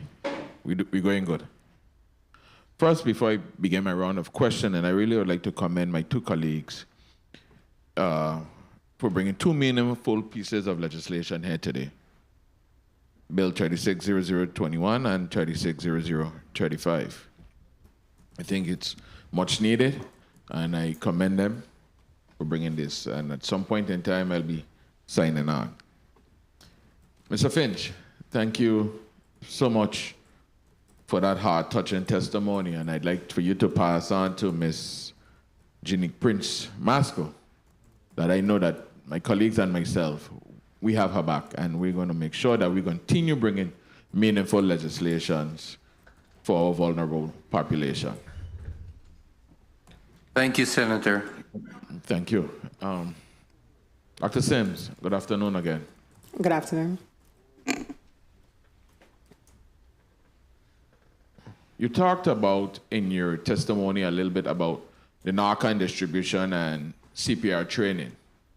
Are those available to the general public here, and how can someone get access to them? So the CPR training, Nicole Cragwell-Sims, Assistant Commissioner, Department of Health. The CPR training is done in conjunction, which I must first say, by EMS Regulatory. She works directly with the Division of Behavioral Health. And the Narcan is distributed without a prescription locally. Both are combined. I'm going to let DC Steele get deeper into it. They are both combined, and they're both trained on as a life-saving measure. And I'll have DC Steele kind of go into the specifics of that. All right, you know, if any chance, do our first responders work with Narcan? Are they certified to give it, administer it, anything? Is a special requirement for it? They are. They're trained on it, and they have it on their buses with them. Yes, sir. All right. You mentioned possibly using the Michigan Start Tarkin, correct? Yes. Model for informed consent. What would this look like here in the Virgin Islands, and how would patients actually know what they're signing? So there's actually a model for it, and again, I'll have DC Steele step into it. It's a model. Our intention, let me just say, is not to reinvent the wheel. So a program like that, there are models for it which captures especially the prescription history for patients. It would really boil down to the information being requested and that being received that is documented. So DC Steele? Yes, Renan Steele, Deputy Commissioner of Public Health. As Dr. Sims mentioned, it just really gives a personal, close-to-close conversation between the physician and the individual receiving a prescription. So as she mentioned, you talk specifically about what those side effects can be, the symptoms can be, what it can result in if misused, and they take a closer look at it, make sure it's not contraindicated with any other current medications they're on. And then the patient is able to make an informed decision to say, okay, I'm willing to try this. Good. So, like I have your ear now, what kind of outreach or education is planned for the public? Do we have anything set up for the public, especially for families, so people got to understand what the law means, what to expect from the doctor? Yes, definitely. Currently, our outreach team in the territory, we go into the schools quite a lot. So we actually cover not only mental health, we already cover substance use within the schools. We've also done presentations with HINET, as we talked about earlier, where they also bring in their team and talk about the actual data, what they've been seeing, concerns, whether it's through edibles, opioids, etc. So we already have been pushing that in the school ages, but we are planning to expand it out to the adult population as we continue to build out well, we actually have a plan for a naloxone saturation plan, which is a federal guideline, to make sure that's readily available to exactly as you're mentioning. Every individual should be able to come and ask for or get access to Narcan, and that is the goal. Good. So, Dr. Sim, when this bill passes and is enacted, hopefully God's willing, will there be an added cost for training providers, implementing informed consent procedures, just like you talked about in Michigan, start talking, will be an additional cost, or you think it will be relatively, I don't want to put words in your mouth. I think for the most part, our goal would be to infuse it into existing programs. When it comes to the training, that's an extensive discussion because we would have to, of course, couple it with whatever is happening. However, infusing those types of forms and programs and trainings into existing programs is really kind of the best way and strategy for us. And we don't see necessarily billing for that. We just see collaboration and partnership relative to that. All right. Is Mr. Schuster still on board? Mr. Chairman, if I may, proceed. Yeah. So Schuster, Troy? Yes. Good afternoon. How are you doing? You afternoon, talked a little bit in your testimony about your AARP prescription drug monitoring program. Am I correct? Yes. I did mention that. Yes. All right. So could you elaborate how would this program and the opioid abatement fund complement the goals of opioid notification bill, this particular bill, in addressing the opioid crisis in the Virgin Islands? How would I? Well, this bill hopefully will avoid us having to use the other ones, right? Yeah. So if hopefully if patients are well informed, well educated, hopefully if their caregivers are well informed, hopefully then there won't be abuse. Now, of course, sometimes even though people are well informed, there is still abuse.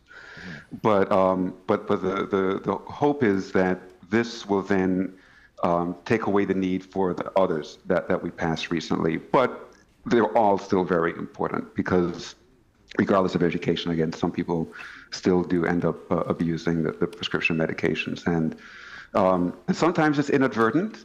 Sometimes people are prescribed this medication and they become addicted and they end up abusing it. Sometimes it is intentional abuse. Sometimes people have nefarious reasons for abusing the prescription medication. So it all works hand in hand. But again, the hope is that this measure will then decrease the need for the other measures. Okay, thank you, Mr. Schuster. And real quick, Dr. Sims, you talked about the drop boxes in the area, not in the area, but the idea of drop boxes. How many do we have? So they are already in the post office. There's one each in each post office. I want to say at this point in time 5, because they're in both post offices on St. Croix, St. Thomas, and one on St. John. Do you know how often they're emptied? I'm not sure of the cadence. As far as we heard from Mr. Karad, they do periodic checks of it, and as of right now, it's like halfway. So the response to that in particular has actually been good. And thank you, Mr. Chairman. While I don't have a vote in this committee, I do stand in support of both bills, 360021 and 360035. Thank you. Thank you, Senator Lewis. Just one housekeeping. I believe we did, but Madam Chair, Madam Clerk, can you mark Senator Gittins as present? And so if you give me an updated roll call. Total senators present. 7 present. Thank you. Senator Kurt Ville, you're recognized for your 5 minutes.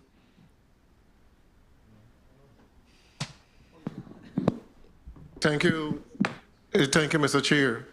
I think it's 2 good measures before us, and I am definitely going to be supportive of both. I'm just a little bit taken back by no one wanting to take the responsibility of fully implementing the ABLE Act if it's passed. I heard the testimony from Mr. Henley. I also heard the testimony from Department of Finance, and I just heard support for the measure, but not support for being a custodian and passing the duties of being a custodian on to everybody else. And it's the Senate legislate, so it's going to come right back to the Department of Finance. Do you, have there been any discussion perhaps about a third-party fiduciary? Brenda Cardy, Director of Treasury, Department of Finance. No, not that I am aware of. However, I can get that information and get back to you. Okay. Okay, no problem. So a full discussion will need to be had from the government side as to who is going to be the custodian, because I know it was recommended that it's internal revenue, not internal revenue, banking and insurance. And in preliminary information from banking and insurance, they're saying that they should not be the custodian also. They're more regulatory. So we're going to have to put the onus back on the Department of Finance to come up with a plan as to how this really good bill would be able to be implemented. When Mr. Finch gave his testimony in reference to Jalika, just kind of get sad for what we encounter in the Virgin Islands. Because you said when she went to the mainland, she was enrolled in SSI benefits. And we can't get SSI benefits. So you have to leave here, you go to the mainland, and the day that you set foot in any of the 50 states, you qualify for SSI benefits. And the day that you step foot and you come back to the Virgin Islands, despite the fact that you're still disabled, you lose those benefits.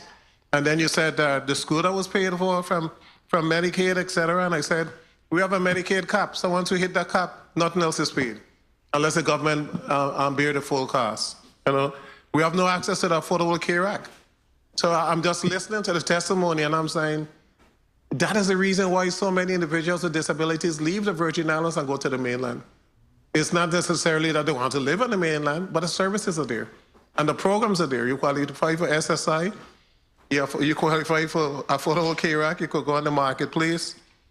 The Medicaid cap doesn't exist in a lot of different areas. I mean, there's just so many areas when it comes to health care that we need to seriously address in the Virgin Islands. And a lot of these are not local issues, they're federal issues. And as I keep on putting out there, we have a lot of individuals that have moved to the Virgin Islands. We have a lot of snowbirds that have influence, that no state senators, no congressmen. I mean, 87,000 individuals in the Virgin Islands. Can't you advocate for us to get SSI benefits? And all of these other areas we are missing. Because if we don't get it, the end result is you have to move. United States citizens got to move from a territory in order to get access. Something is wrong with that. In reference to the opioid bill, there was a discussion to remove some areas, cancer care, and then you said terminal illness. It doesn't hospice infer terminal illness? 1 minute. Department of Health?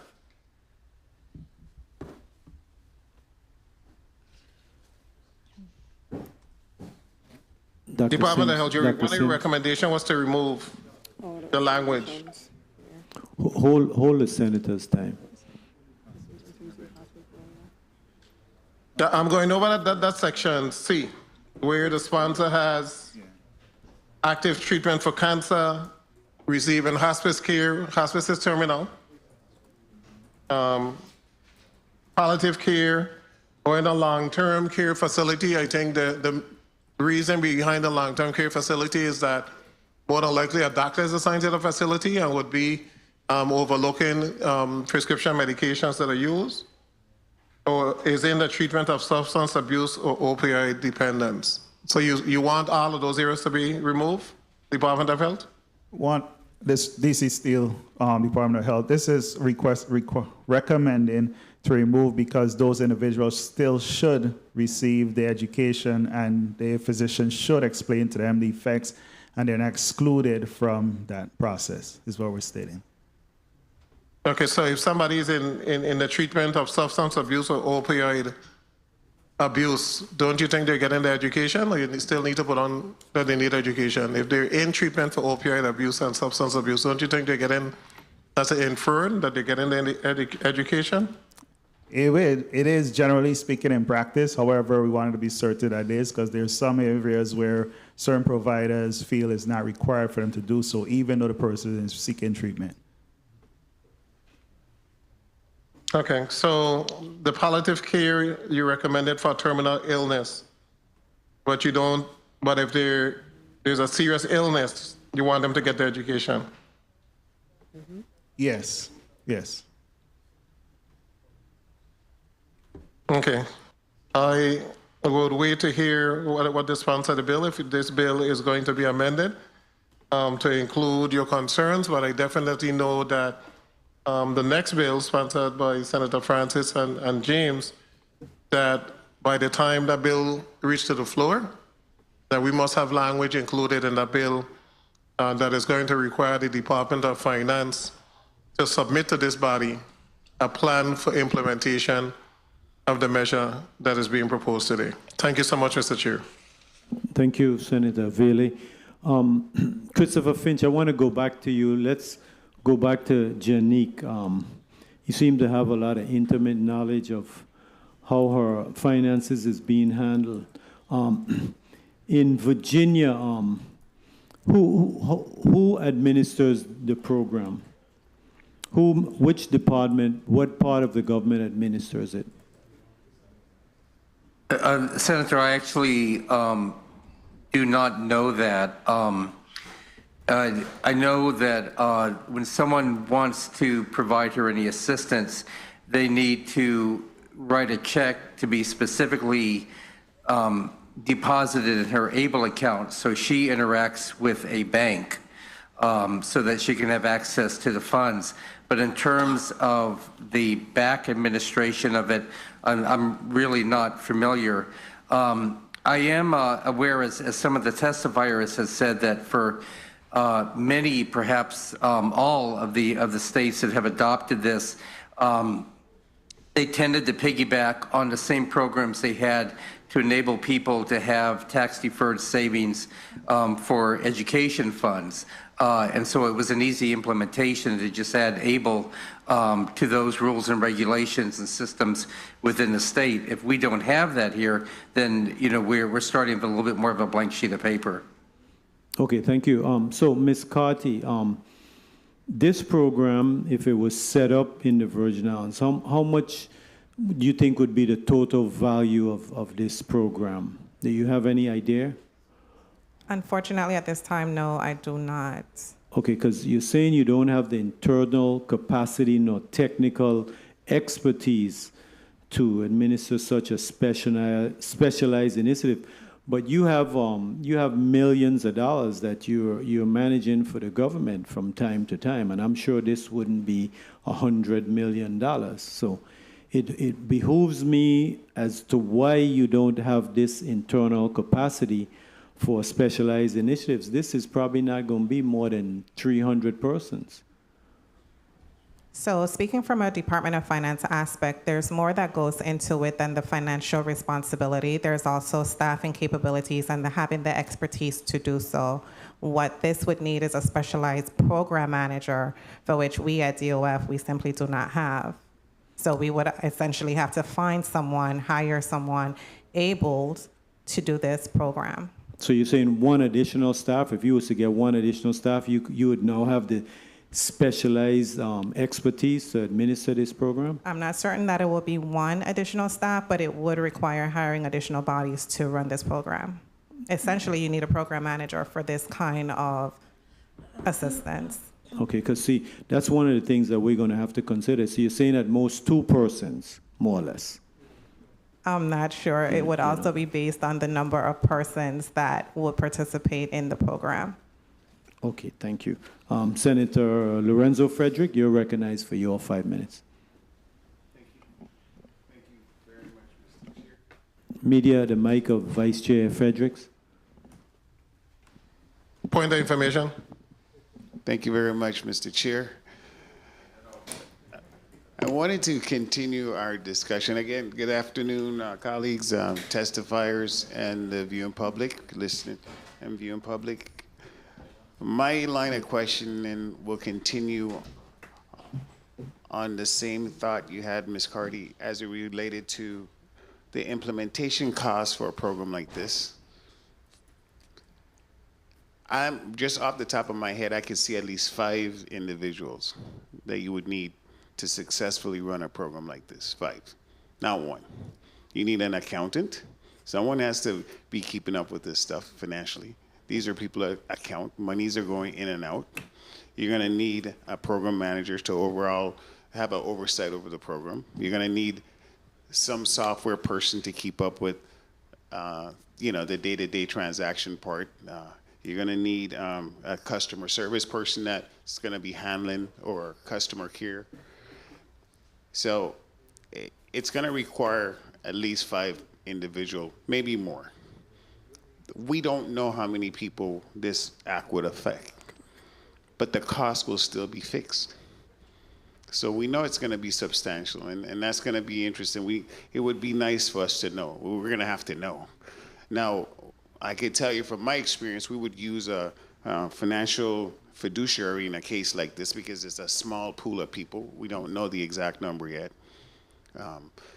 And a financial fiduciary, like let's say the St. Croix Foundation that we have in St. Croix, someone like that organization might be more suited to do something like this, but they're not really set up as a lending or like a banking institution where they could, take in deposit and, there'll be checks that you could write or credit cards. So I really don't know how this is gonna work.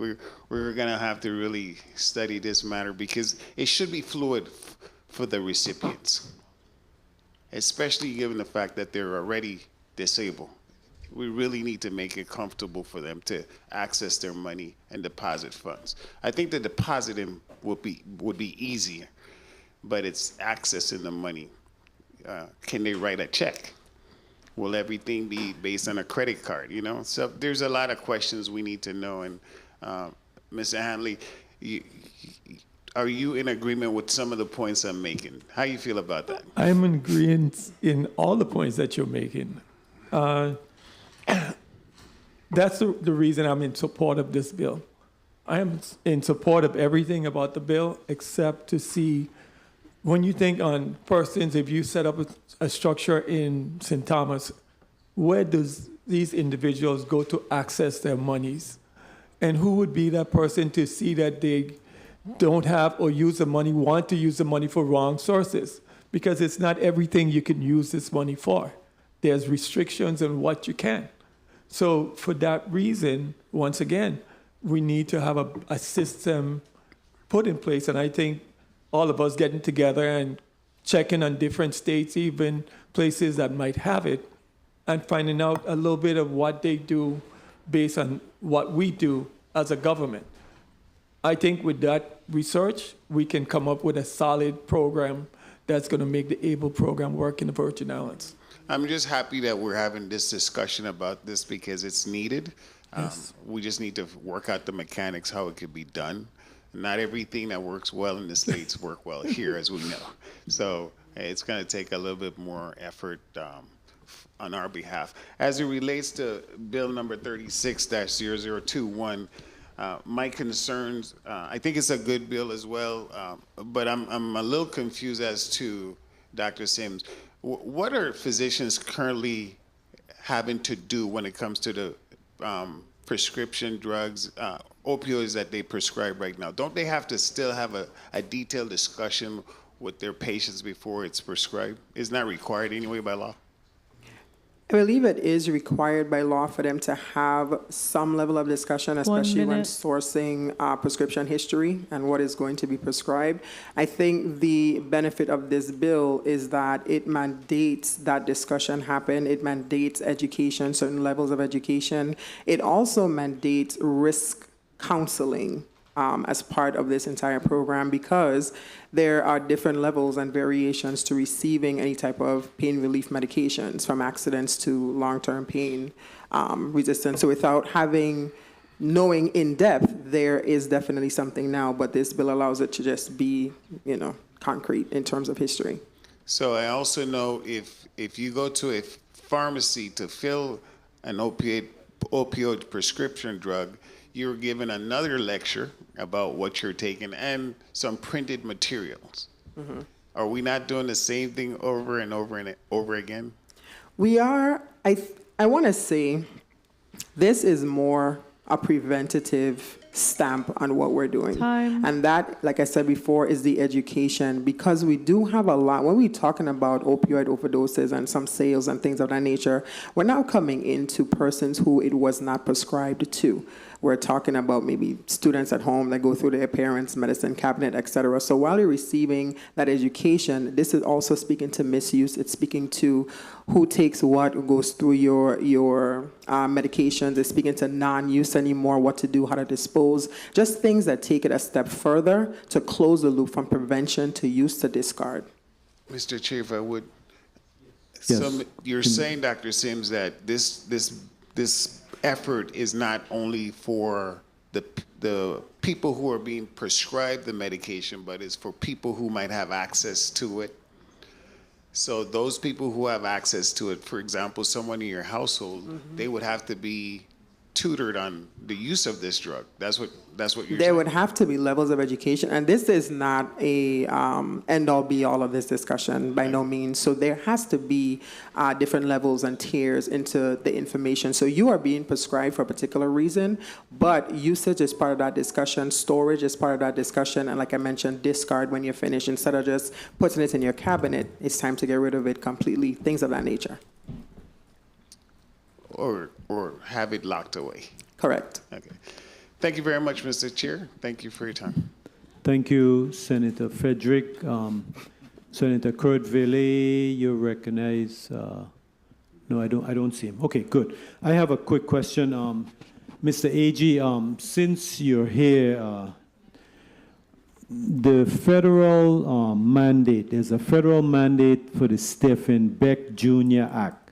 I know you didn't come prepared to answer this, so I'm going to get back to you, but get your people and see what is normally the area in government that administers this program, and then I'll come back to you, because it's a federal mandate, and some government agencies, probably the prevalent one that implements it. I'm figuring finance would be appropriate here in the VI, but they punt in the ball. So I want to ask you, Assistant Commissioner Sims. So then, do you still administer the buprenorphine in the mental health clinic? Yes, we do. So that would be exempt from this. No, it would not.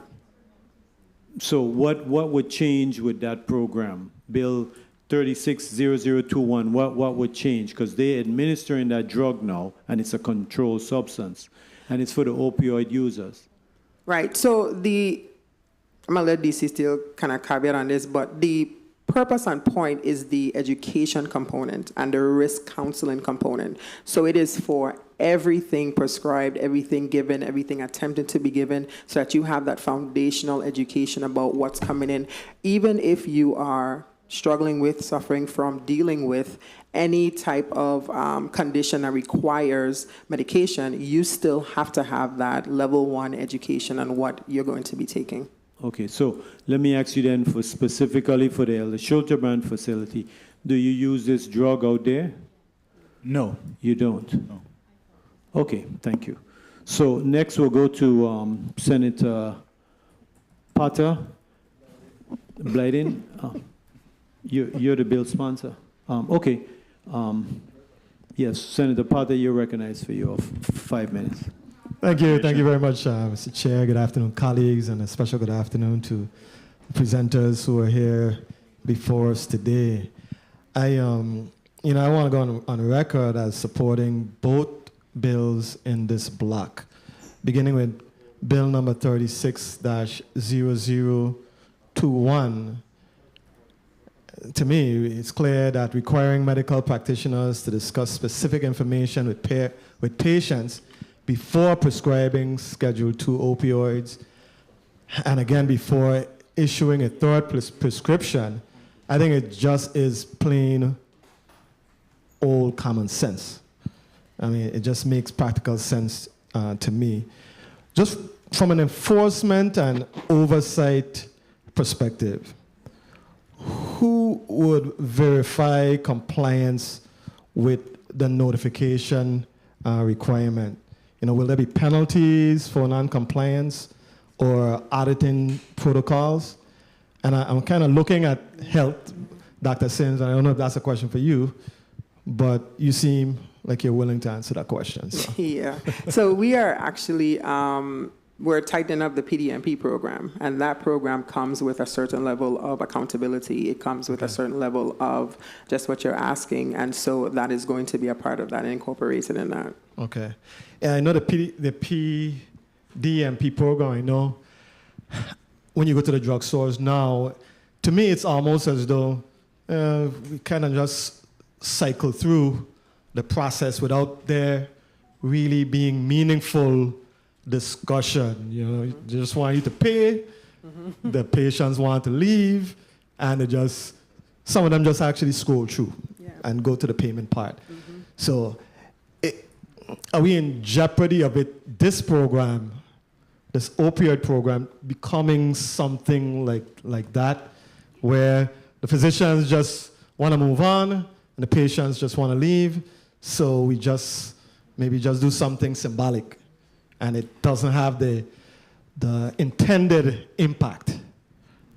What are your thoughts? Well, that's almost like a pageant question, right? Like, I don't know. But I think what has to happen really and truly is the emphasis on each stage of that program. So in order for us to avoid just having a cycle that is repeated just because it's there, there is going to be a level of accountability. The discussion portion and what this bill hopes to drive home is the critical time that you take to give informed information coupled with the history that will be documented.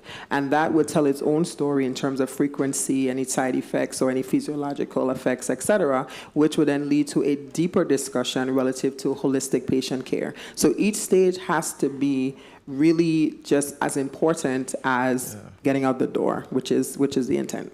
Exactly. Thank you for that. I mean, just being in this body for the short time that I've been here, I know that you do research on particular legislation, it's passed, and then sometimes it just sort of fizzles out into space somewhere because that second phase of ensuring implementation and execution just sort of isn't there. And I'm saying that really based on Act 36-0035 and with the whole idea of who is equipped right now to actually, if the bill is passed, to actually execute and implement and manage.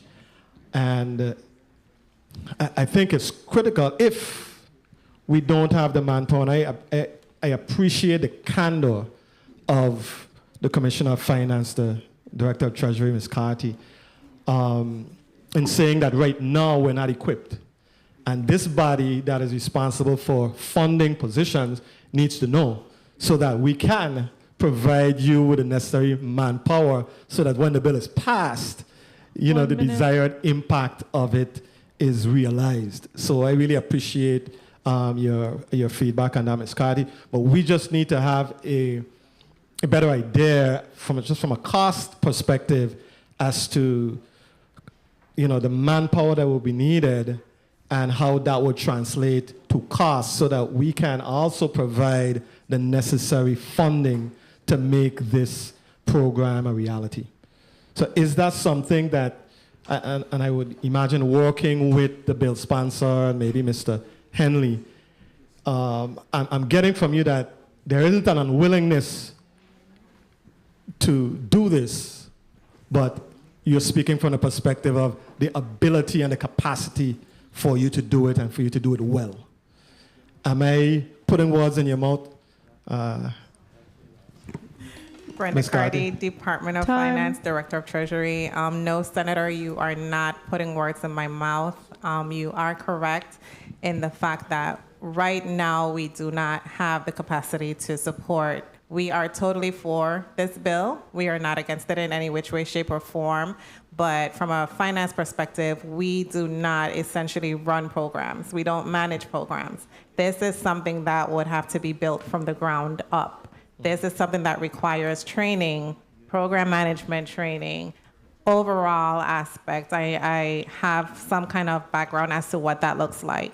So today, as we are here testifying, right now we do not have the capability, the bodies, the technical aspect to do so, but we are in full support of the bill. Excellent. We appreciate that feedback. Finally, Mr. Chair, for Mr. Henley, how would you see, Mr. Henley, how would you envision, and this is regarding 36-0035, the ABLE initiative, how do you envision the educational component being implemented to ensure that potential account holders understand the program's benefits as well as the program's limitations? Good afternoon, Julian Henley, ADA Coordinator for the government. I think that educating the public is going to take a series of public awareness campaigns, working with the different departments, independent living and others who spend time in educating persons for many different reasons. So the educational part will come once we put the financial back in, knowing that it will be required. You're taking something from almost zero and building something to some people who don't have the capacity to understand even after you said what you're saying. So we have to really look at this bill, work with the sponsors, work with Department of Finance, the Lieutenant Governor's office, and really look at the pros and cons to make this bill a success, because it can be. I'm in full support of it. It's just that we need to have a system where I've checked with the banks. I've actually did research with the banks, and none of the banks wanted to take on the ABLE account. But I don't know if that's mandated as a federal law, that they need to make sure that it is taken care of. But all those things going to come part of our research in helping to pass this bill. Are the banks seeing it as a burden to them? I don't think so. Because of their unwillingness to take it on. I think we're in the Virgin Islands or as a territory, and that system having hit that it's being either demanded or it's being implemented in their circle of communication.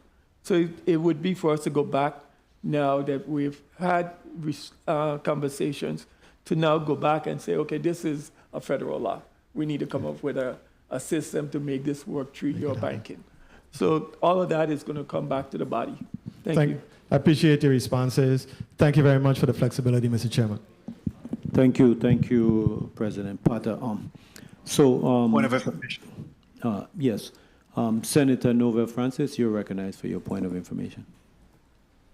Thank you very much, Chair. I just wanted to clarify for the record that we're not asking the Department of Finance to become a bank. We're asking, there's 46 states, Puerto Rico and Guam that administer this program. I want to make sure that we're not focusing on the barriers by which we're able to meet the needs of our disabled population. Let's remember that we're talking about individuals that could very well have been veterans that had gotten injured. While they may not be eligible to SSI, I think that there's some opportunities here for us to still meet the needs of those disabled individuals. Most or all of the ABLE programs are administered at state level, and a financial team actually handles the account and the management. We also want to ensure that our local banking participate in this program on the behalf of the residents. So we want to develop a relationship with our local financial institution as well.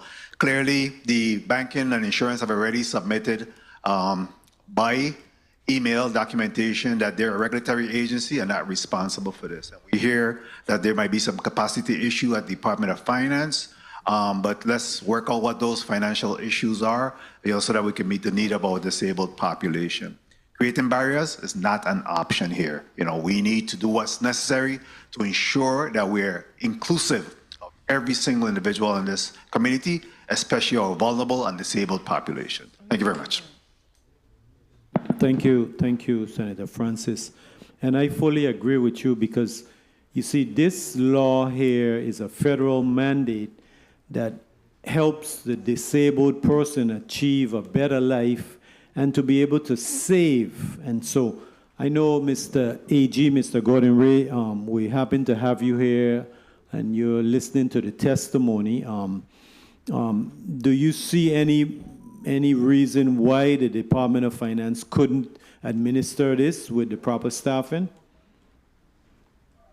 Yeah, this has been an interesting conversation. Thank you. And I hadn't come prepared to talk about this particular bill, but listening to it, it seems to me that there's really two levels. One level is who's holding the money and handling all of that administrative detail, and I think banks are set up to do that.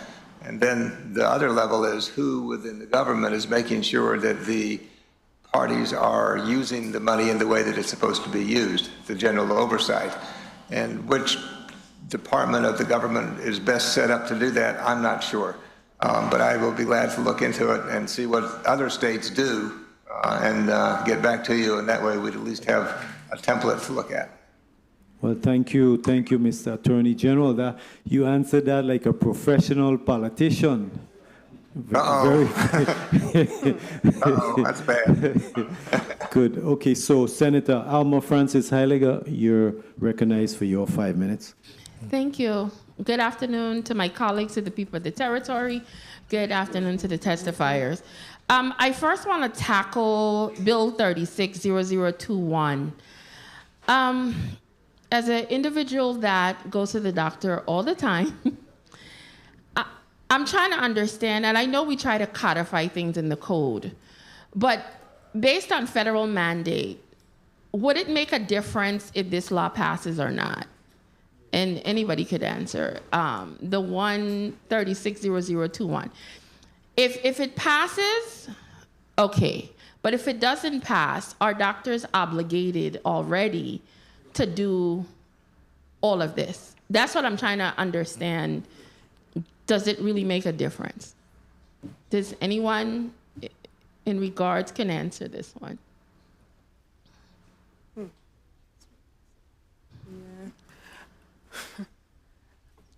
Please hold the senator's time. Okay. Oh, I'm responding. Yes, Okay. Commissioner Sims, okay.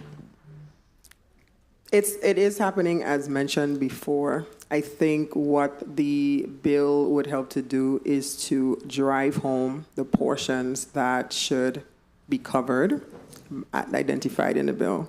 As mentioned before, it can be multi-layered to include, other persons at home, etc.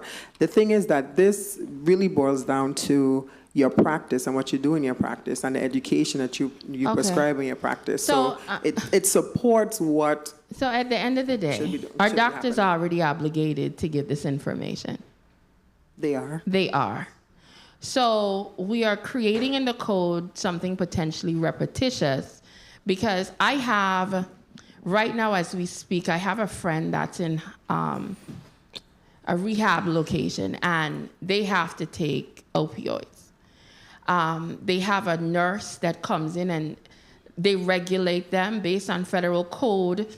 She has to literally count out the amount, and if even a pill is missing, it has to be reported. So I know from firsthand the level of federal regulation that already exists around these, that are the obligation of not only the doctors, but also from other agencies, nurses, and everyone even associated with this. And like I said, because I have a close friend that's dealing with it, for years, I know what all has to be done. There was even an incident where her nurse was stealing her pills, and it had to be reported, and it literally went into a whole arrest situation. That is how serious the federal government is with making sure this information is not only disseminated from doctors. So I'm all for us putting things in the code. But if we have a situation where our doctors are fully aware And there's so much rules and regulations already circulating around opioids that must be followed already. You know, I mean, it's nice that we're being repetitious, but I just wanted to know what the benefit was, if there really was any, because I know how the federal aspect of it is with this particular part. So that's why I asked the question. If I may, I think one of the benefits to that too is that it now becomes knowledge for everyone, because a part of this bill, like I mentioned before, also speaks to the risk counseling and the discussions that you're going to have. A lot of people think about opioids and they go straight to addiction. They don't necessarily stop to determine alternative methods of pain management or the differences in being prescribed for a broken leg versus long-term pain. So let me ask a question. And this is, I'm not against the bill. I just want knowledge. What is stopping the health department right now from doing what you just said? Nothing. Because nothing. And we're doing it. So you understand? We do like it. The message you're giving me to justify passing this, everything is already being done. So it's confusing to me as a person. Why are we repeating something again when there's so much regulation around this already? A lot. So when you tell me, hey, this is a justifiable reason for the law, and I ask you, and you're telling me we're already doing it, you know, I appreciate the piece of legislation. I'm just concerned sometimes with us constantly creating layers of things when they already exist. But I don't have a problem with it if we're just gonna put it in the code to do what's already being done. It's not a problem for me. The second part, I like the idea of this bill. Time. And, could I just go ahead, Mr. Yes, Chair? you may proceed. I like the idea of the bill that the federal government did, and I did some research on it to understand how it works. Where my concern came in was the minute I saw finance and our local government role, I kind of started to get a little paranoid because I know how we work as a government sometimes, and the regulatory aspect around the investment part of it, I am very concerned. And that's just me. I am very funny when we try to create programs and put the government in the mix where it could be done elsewhere. And if this is something already mandated federally, and the banks know they have a responsibility, can they really refuse if this is something already federally mandated? That we would now have to potentially create this additional level with the government? Could anybody answer that question for me? Because that is my biggest concern. Is that on Bill 35? Or yes, 36-0035, yes. I'm sorry, can you please repeat the question?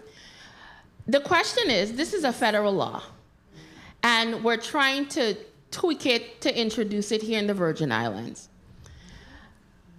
Can the banks refuse to set up these accounts if it's federally mandated to do so? Versus how I saw certain things in here about having the government involved and investments and trustees and the Commissioner of Finance in the program. I get very leery of things that our government touch if we don't necessarily have to be involved. So I'm trying to figure out from that aspect of it. Excuse me, Senator, one moment. So AC Seal, so you're relieved from your testimony.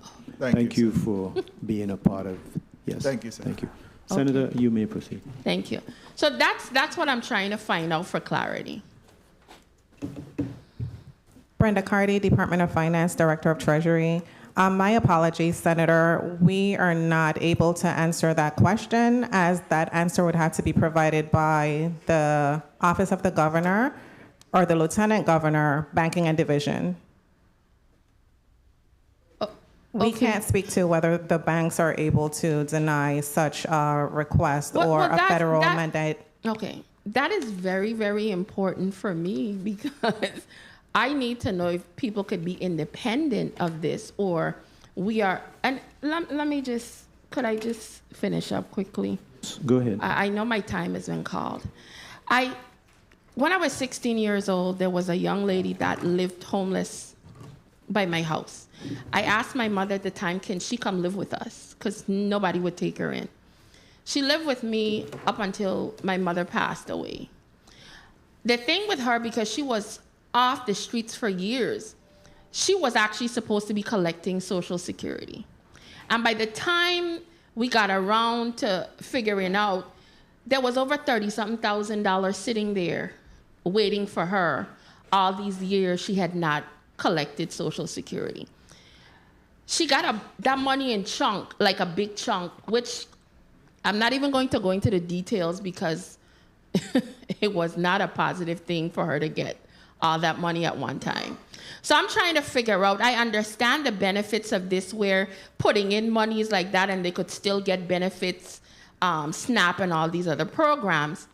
But would it be the individual, if it's a disabled person that can't assist themselves, would it be the responsibility of those in charge of that person to now set up these accounts?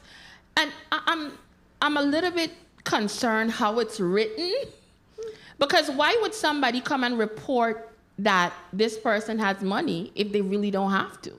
Because in our Virgin Islands, let's be real, a lot of things just slip through the cracks.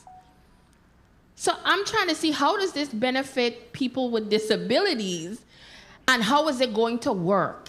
That's where I am seriously trying to get that information. Senator Julian Henley, ADA Coordinator for the government. The education, and not because you're a person with a disability, you have an interest in saving money or developing funds that you can save. A lot of people who's on fixed income, they don't have extra funds to be putting aside for transportation and other things that that would be needed with these funds. Now, persons who are entitled to it would know what the guidelines are. So there's things for transportation, there's things for not for going on a trip.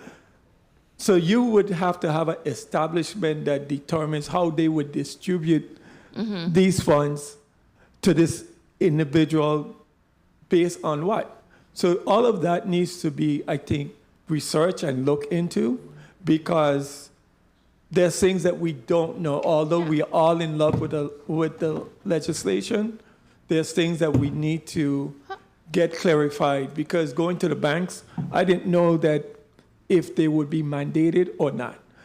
And all of And these if they are my are, concerns. then if they are, then it makes a process. And a lot of what you just said are the same concerns I'm having, because I see what they're trying to do, but there's a lot of open doors with this piece of legislation that I need clarity on. So I don't want to overdo my time. So thank you, Mr. Chair, for the additional time, and thank you, testifiers, for your responses. Yes, and thank you so much for those questions. Mr. Chair, this is Chris Finch. Could I also respond?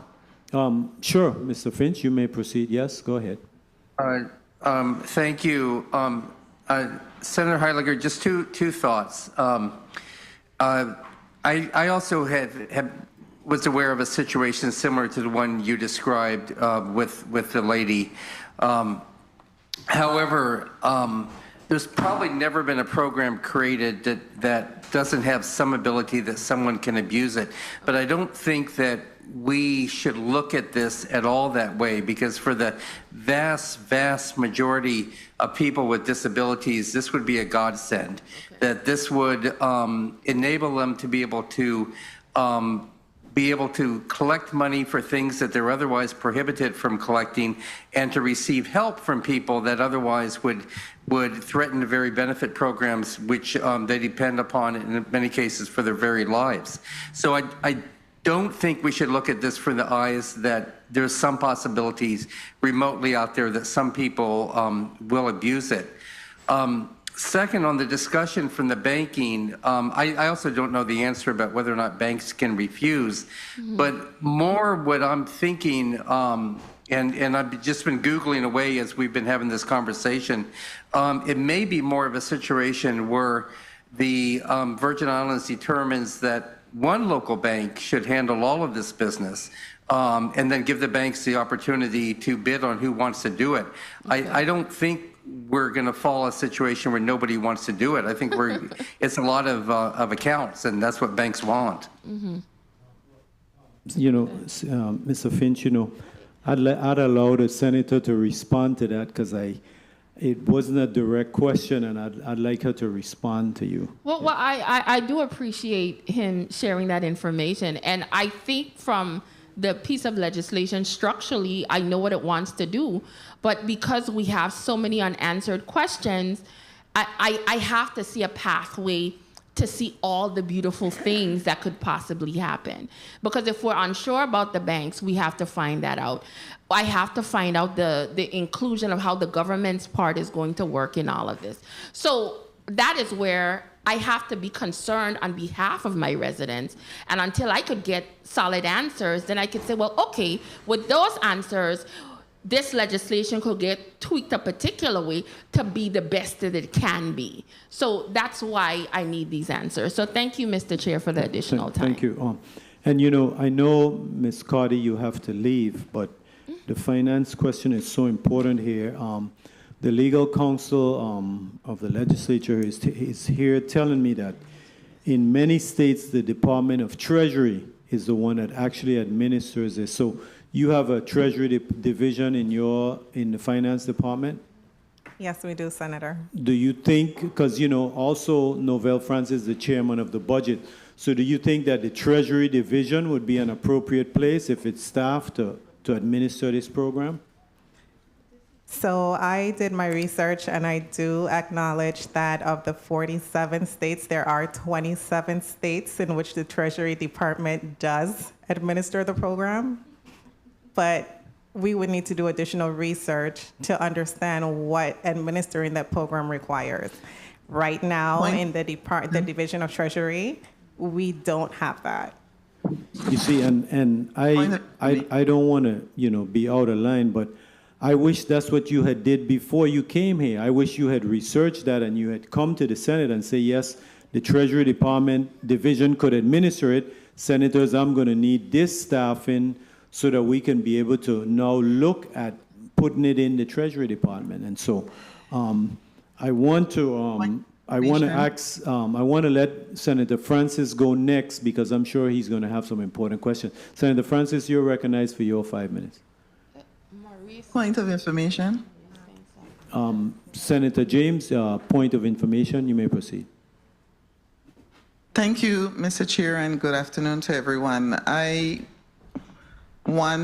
actually was going to say exactly what you just said, Mr. Chair, and offer to the Department of Finance. I am an attorney, and attorneys do not reinvent the wheel. We do research. And so I just want to recommend to her the Journal of Financial Service Professionals, which gives a 50-state review of ABLE Act 529A accounts. She can also do an online state review through the National Disability Institute's ABLE National Resource Center. Also, Time Money maintains an online state-by-state summary of ABLE account information. We have to stop pretending somehow as if we have to start this from scratch. All these states have rolled out these programs, and which is good for us because then all we need to do is compare, analyze, and decide what we want to do. In addition to that, what Mr. Finch said, when we develop the state plan, we actually can partner with a bank, a local bank, to hold the funds.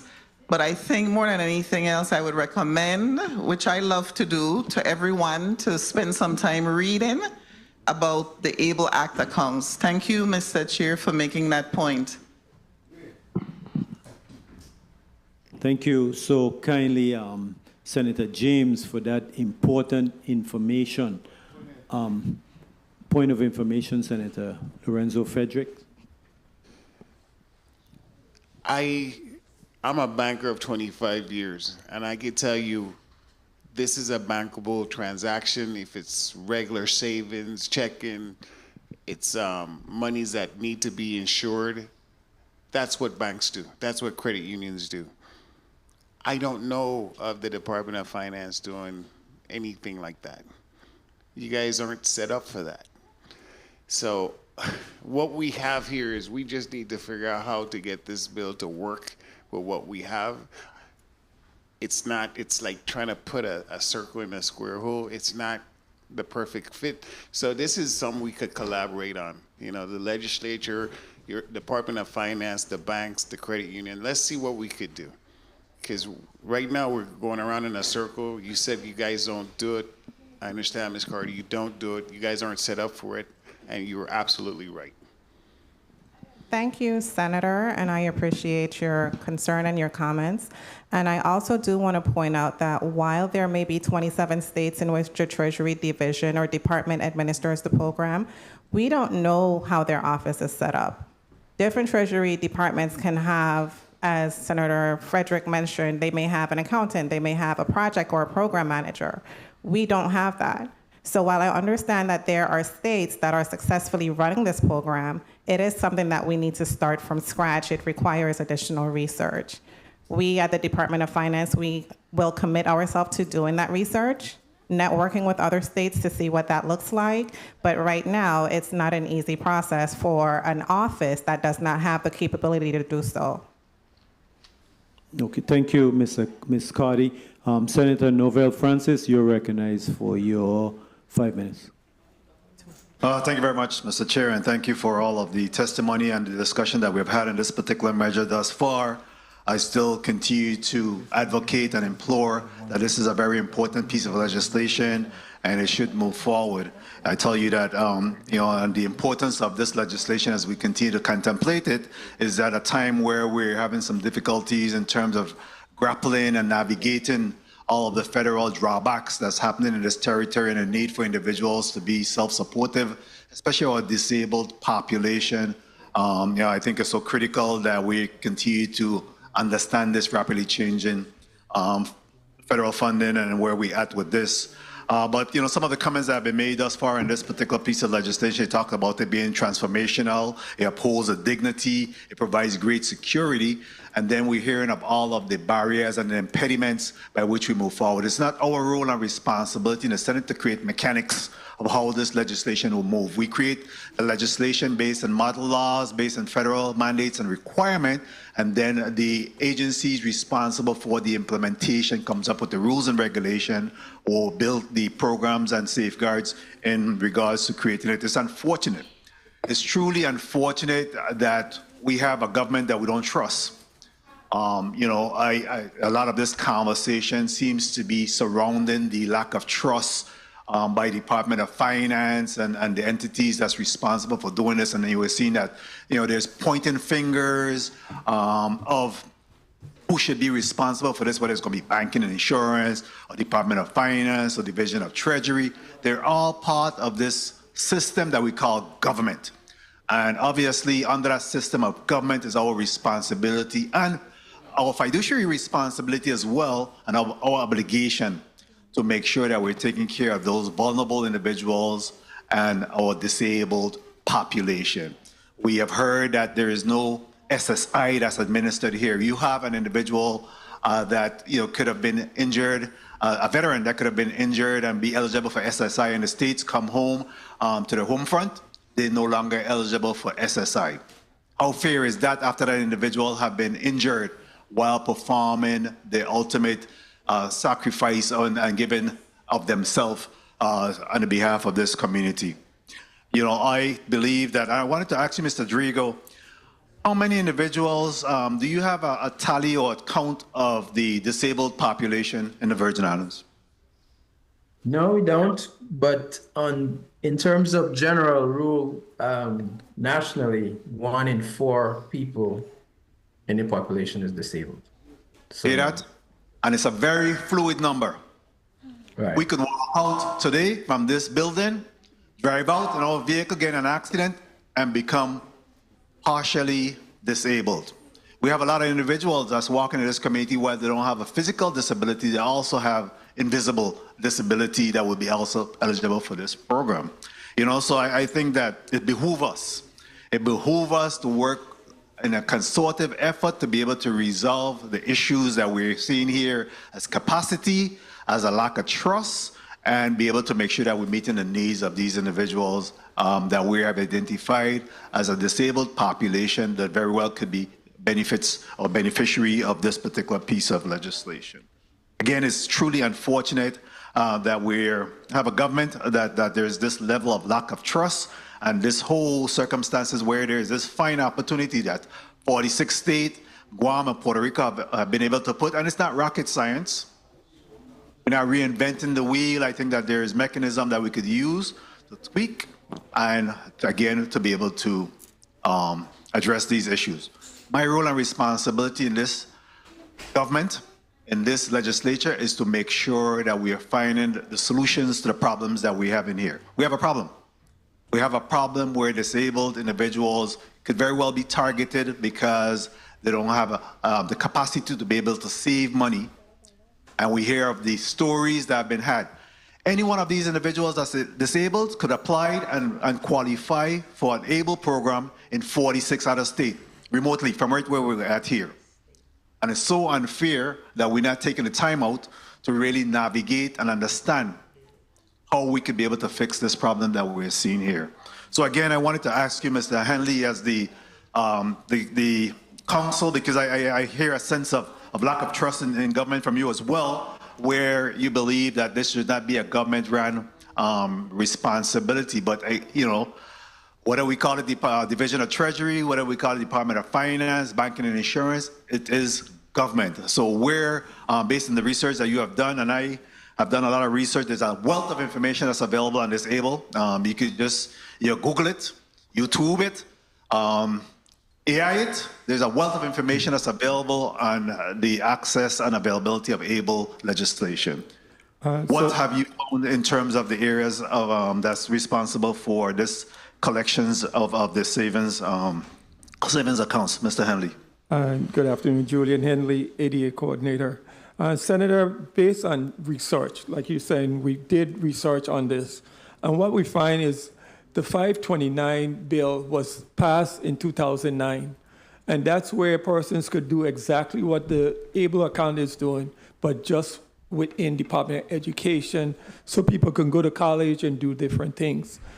And what you find is a lot of these organization or treasurers, they then, when the ABLE Act came, you find that all of them, they took on the ABLE Act because they already had a structure in place. I am in full support. I just see the gap as to what would the person do when they go to where, and who's going to be that person to say, invest your money in this because you could make interest on your money. We have to look at the bill and see that there's opportunities for us to get the best out of this bill. And so I am 100% understanding where you're coming from, Senator. I want to make sure that we could capitalize on every single person who wants to take advantage of the ABLE Act. So, well, the bill, Mr. Henley, the bill is not going to be able to identify all of those issues that you're talking about.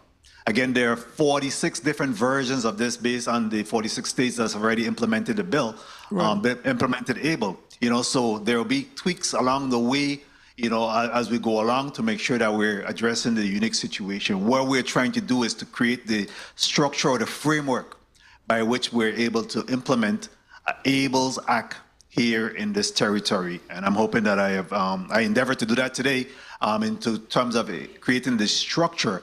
The mechanics that I hear some of my colleagues make reference to, that has to be done by these entities and the stakeholders responsible for this, and that is an ongoing process. Senator, go ahead. You may wrap up, Senator. Mr. Henley, you were saying something? No, I was just saying that I think you're totally right. However, when you read through the bill, you could see that there's something that we need to add to the bill to complete the transaction. That's more or less what I would say because if it takes working overtime and making this and getting the information that we need, I think that getting together and just clearing up some of that, I think it would make a difference in your bill, and I think it would be a great thing for the Virgin Islands. Thank you. Mr. Drigo, you have any additional comments to this piece of legislation as well? I wanted to go back on a couple of things. One, the banks are not mandated to have ABLE accounts, but that doesn't mean that you can't structure it in such a way that it would be something welcoming that the banking community would accept. That's one thing. On the idea about who should manage what and who should be the fiduciary and who should be the administrator, in most states, based on what I've researched, the Treasury Department is the one that's responsible for administering the program, and then you have a third-party fiduciary. I spoke to a colleague of mine in North Carolina, and they have the Treasury Department administers the program.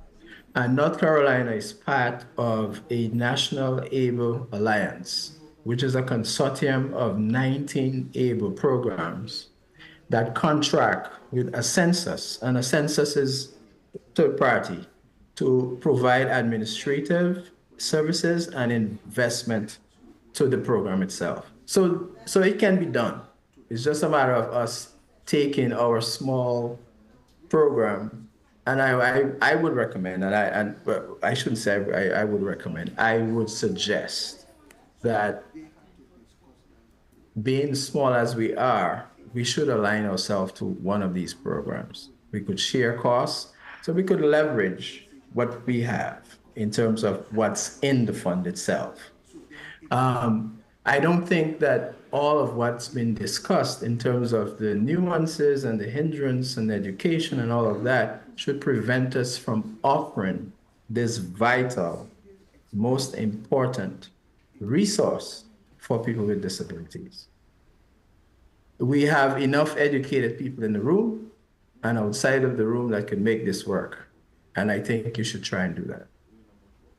Thank you very much, Mr. Drigo. Thank you very much, Mr. Chair, for the time. And again, I continue to implore my colleagues to look at this as a work in progress and at least one step closer to being able to implement the ABLES Act on behalf of our disabled population. Thank you very much, Mr. Chair. Thank you, Senator Francis. You know, it's so interesting, right? The Commissioner McCurdy was,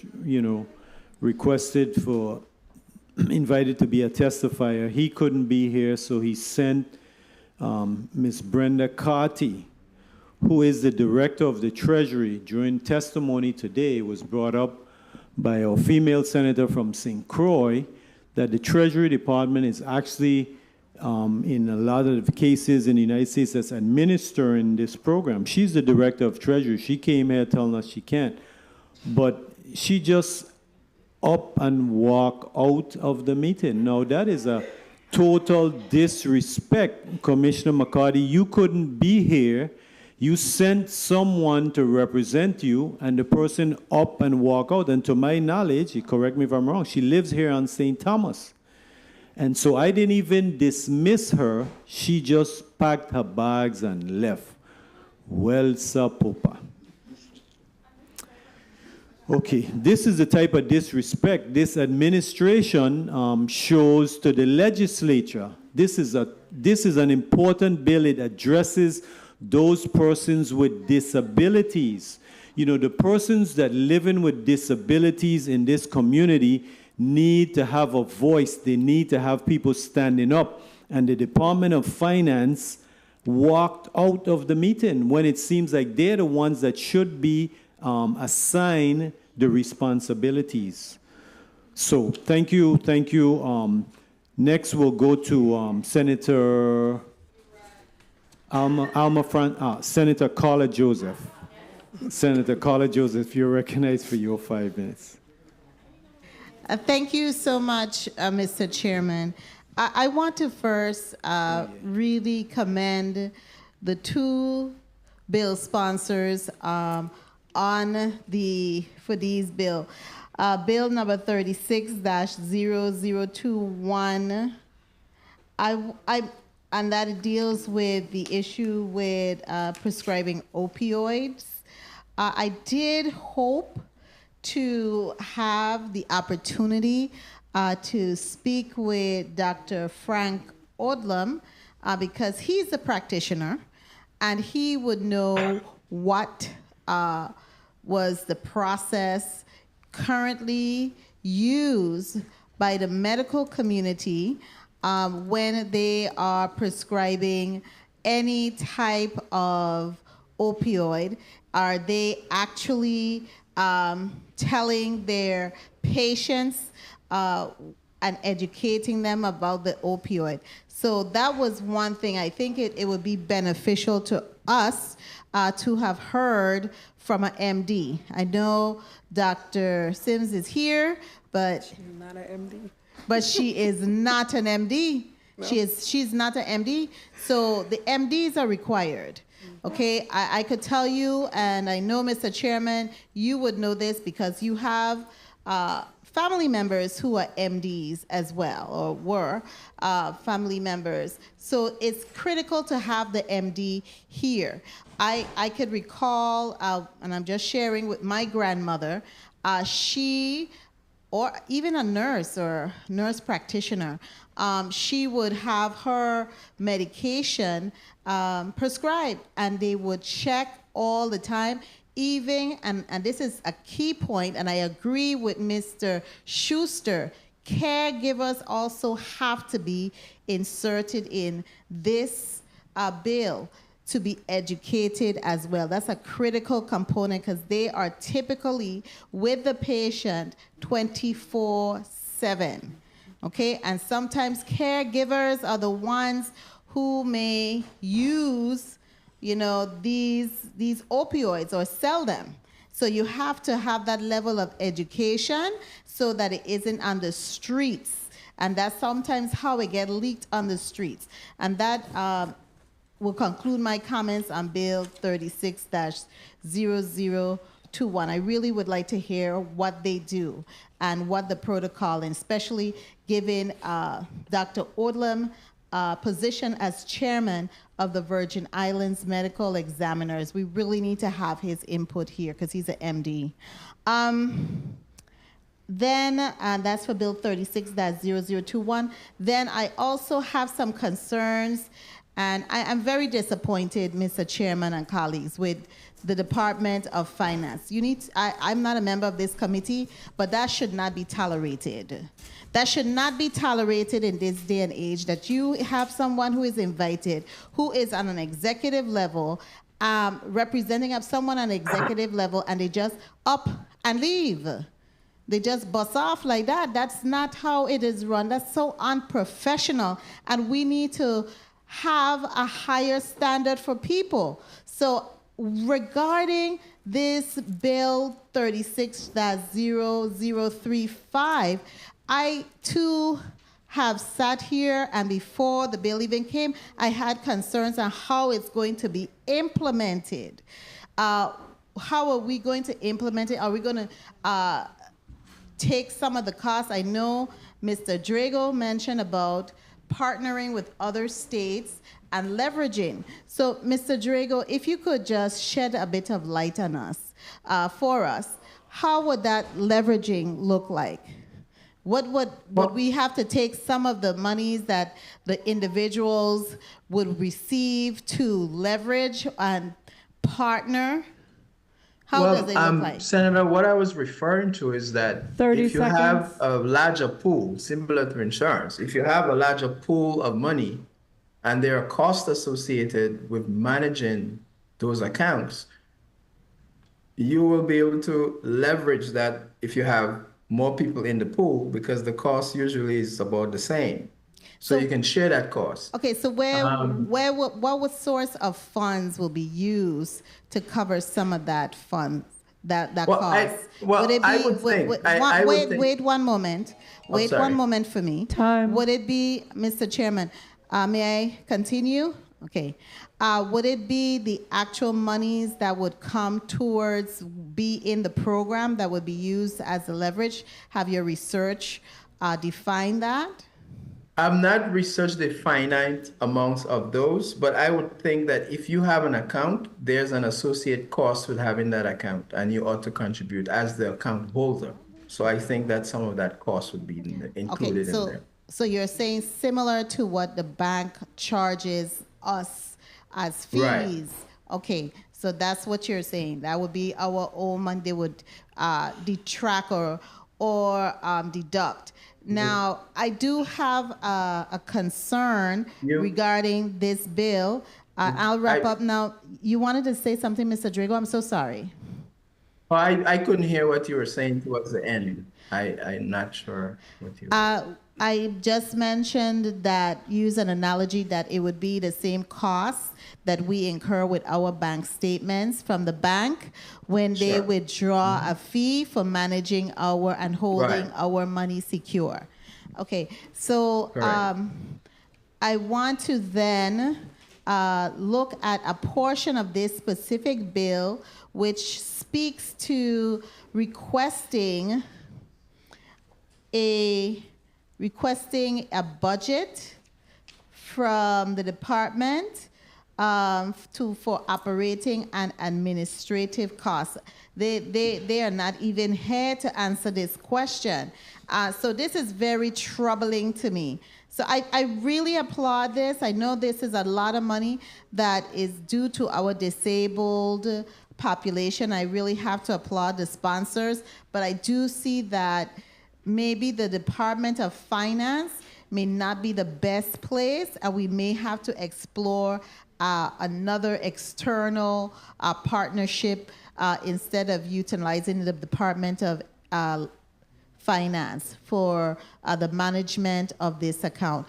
Thank you so much, Mr. Chairman, for the time. Thank you, Senator Carla Joseph.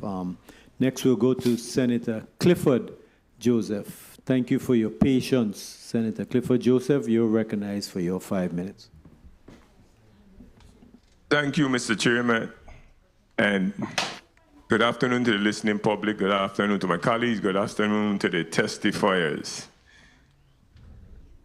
Achieving better life experience. Able. In order to be able, you have to be caring. So I'm missing like a whole caring spot here this afternoon when it comes to disabled individual. Like in order for anything to happen, the law has to pass. We work on a piece of legislation, and the other fine-tuning that we're speaking about will come after. So clearly, the Department of Finance, are you aware that it's common practice for states to engage with a third party? So RFP, everybody running around about who gonna do what. Most of us, when you first open it to read, you want to say like, wow, finance, another responsibility for finance, but RFP will handle that particular problem. So we wouldn't have to worry about how it's getting done. It's contracted. So somebody now, instead of we worrying about 5 or 6 or 7 or 10 people to hire at finance, we won't have to hire one because we have the RFP going out and somebody actually taking care of that portion. So again, he who feels it knows it. If you're taking care of elder, if you're taking care of handicapped person, period, in this community, you are happy to know that some kind of assistance and relief will be there, especially if you were to look at it most of the time, the caretaker take in and leaves the person they're taking care of. Because that's the life. If you are wrong here and you understand, but again, until you're part of until you feel in the pressure as a caretaker, you without question, you're gonna be finding ways to help this situation and not find a way to say what's not your responsibility. More of us here in government need to start to care. You get hired and you want to solve. When you're working for government, you're serving your community. You ain't just working for yourself. You're getting paid, but you're serving. And I think that's what's missing in the Virgin Islands. We just everybody just can't be greedy. You have to have a higher percentage of our community that just cares. That's the bottom line, caring. So again, I rise, my colleagues, I rise to support the two bills that came forward in this committee today. And thank you again, Mr. Chair, for the time. Thank you, Senator Clifford Joseph. Senator Maurice James, you're recognized for your 5 minutes. Thank you, Mr. Chair. Good afternoon, Virgin Islands, everyone inside and outside the room, colleagues and testifiers.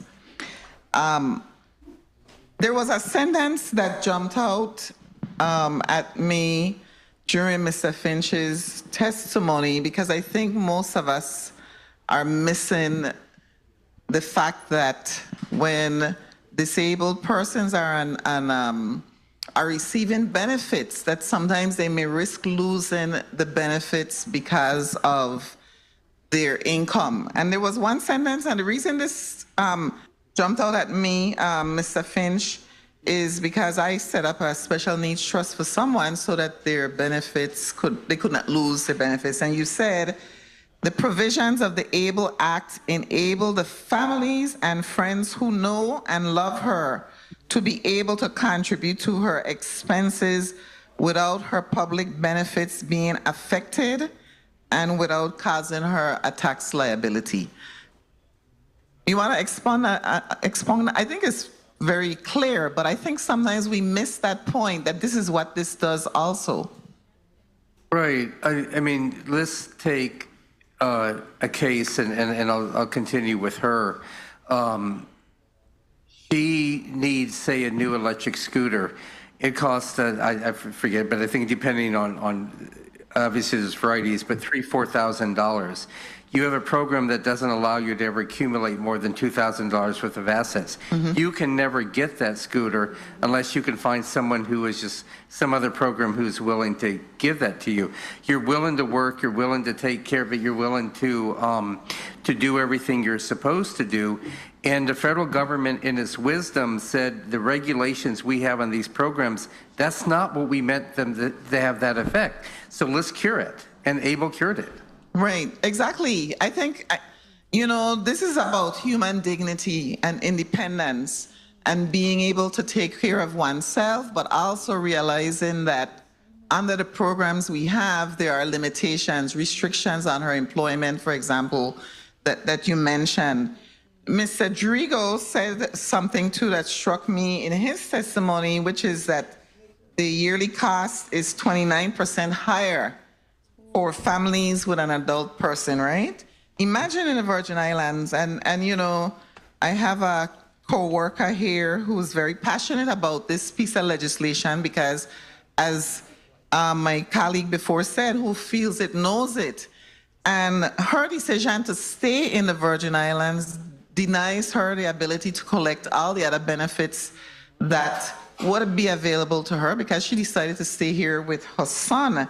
And sometimes she's very passionate about this piece of legislation, and I understand, and it's very hard to convey that to someone who just sees themselves as an administrator of a program.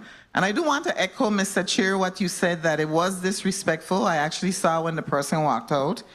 But I want to say to my colleagues too, I agreed with, first of all, thank you, Senator Francis, for asking me to co-sponsor this with you, because it was important to me, knowing what I also do with special needs trusts and those. Nelson Mandela said that it seems impossible until it's done, right? And I am hearing that this afternoon. It's impossible. Everything is impossible. And I want to echo what Senator Francis said, that every time I heard someone say the government, it was as if they were not talking about people, all of us sitting in this room. We are the government, and we are the people. We are bad talking. I can't believe that. And somehow we don't believe that they are good, hard-working people who do the work in government to get things done. And legislation does not contain all the details. You can't, or boy, would our code books look crazy if we had to have all the details in a code. So we're providing a framework, and as my colleague said also, we can get a vendor to provide the services, and we can partner with a bank in the Virgin Islands to hold the accounts. I also want to say that someone who has an ABLE account doesn't necessarily have to invest the funds either. You know, it can be simply just like some of us have. We don't invest our money. We have checking and savings accounts. Same thing. Doesn't mean they have to invest the funds that they have. And if they do, they will do just like those of us who need help with investing. We go and find a financial planner. We find someone who knows more than we do.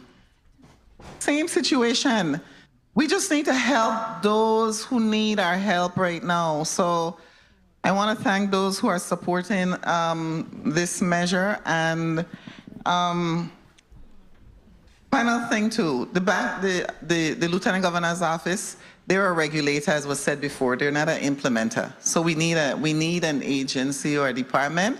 And as said before, if you look at the 49 states that, and Puerto Rico, by the way, and I think Guam,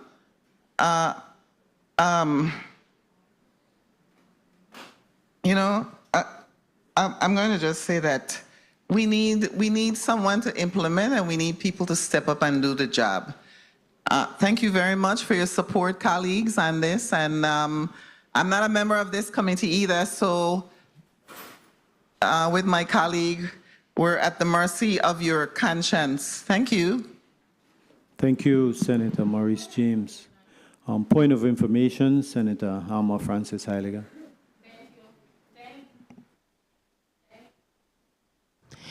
Thank you so much, Mr. Chair. I just wanted to put on the record that this piece of legislation that is federally originally created, I fully love the idea of the program. I think it's excellent. My biggest hang-up is Section H of the bill. I think what we're attempting to do, I think is excellent. So I don't want the message to go out there that we are saying that it's impossible. I am saying that it is possible, but we need to amend certain sections in the bill. I am very concerned about Section H with the Department of Finance being the trustee. And they are the ones that's going to engage in getting the investment managers and the program managers. And yes, while one of my colleagues speak about us pointing fingers at the government, I, as a representative of the people, I also represent the people and the government. But I also know that sitting in this seat on multiple occasions, this government has spent money they had no authority to spend. So I still have to be mindful of that. So when you want to claim that we're pointing fingers, I don't live in La La Land. I'm living in reality. We are recently just dealing with a situation where $33 million just got spent. And then we just passed legislation to tell the government to put some of it back. So understand where my concern comes from. This is not fake stuff I'm making up. This is what happens. So if I want to be concerned about how this is going to be administered, I have every right to question that. And when we speak specifically about how this is set up with the Treasury, etc., I also, in my research, said that they have also gone to third-party fiduciaries to manage it. My concern is who and how the trustees are set up. I am not really keen on the Department of Finance being that. So we could figure it out, but don't tell the public we don't want to support it, because I love the program. I just question certain elements of it. Thank you very much, Mr. Chair. Thank you, Senator Alma Francis. And yes, you know, Ms. Carty from the Treasury, Director of Treasury for the Department of Finance, she did give me a note that she had to leave at 4. However, I, as the chairman of the committee, I did not excuse her. and she abruptly walked out of the meeting while I was trying to get to her. At the time, a senator had the floor, and it would have been rude for me to interrupt the senator. So she did give me advance warning that she had to leave at 4. But either way, I didn't dismiss her, and she left about 4:02. So it ain't like she gave us even 5 minutes. She walked out, and I was looking at her eyes. She was giving me that cut eye thing, you know. So I'm a Virgin Islander. I born here, you know. So it was rude and disrespectful. So, but she did tell me she was leaving, but she left without my permission. Senator Marvin Blyden, you're recognized for your 5 minutes. Thank you. Thank you so much, Mr. Chair, and good afternoon again to my colleagues and the testifiers. I do support both of these legislation. As this term started, we spoke to as a body that we're going to focus on the quality of life issues, and these both bills addresses quality of life issues, and also bill number 36.0035 actually addresses self-sufficiency also, which is a good thing for our people, and it highlights exactly why SSI is so important also at the same time, and that's an issue that we really need to see how we can get a grapple of that. I know that when it comes to my bill number 36.0021, that deals with opioids. And I'm just going to give a quick few facts because I have a couple of questions I need to ask. And opioid has been called the most consequential preventative public health problem in the United States.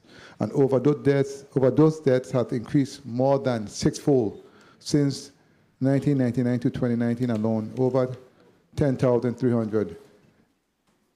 Aged 55 and older died from opioid overdose. Aged 55 and older, that's a stunning statistic. Also, the ER visit for opioid misuse increased triple between 2006 and 2019. Older Americans are more likely to experience chronic conditions that require pain management, and we all know that. And elders are more likely to be prescribed a combination of medications and drugs, which also increases many persons' chance by 20% taking prescription opioids. And as Mr. Justa from ARP spoke to in terms of my concern for elders, and that was one of the reasons why I brought this legislation forward, because it also deals with individuals who have social isolation and depression associated with aging and the risk factors of opioid abuse for all Americans. And this is a stunning statistic too. Black men are particularly vulnerable. The opioid overdose fatally, in terms of fertility rate for black men, 55 and older, was 40.3% based on 100,000 population, which is 4 times the rate of 10.79, and that's alarming to me. Now let me ask the Department of Health in respect to this bill, right? And a question was asked by the AG Rhea in respect to Delaware and a language from Delaware that the attorney spoke to that requires an informed consent, a consent form, I'm sorry.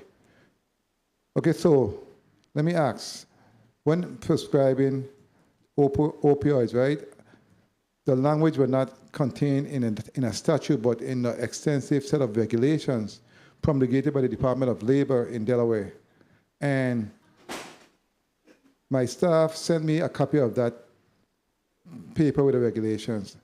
And the point that there are many detailed matters around this issue that should not be legislated, but adapted by regulation.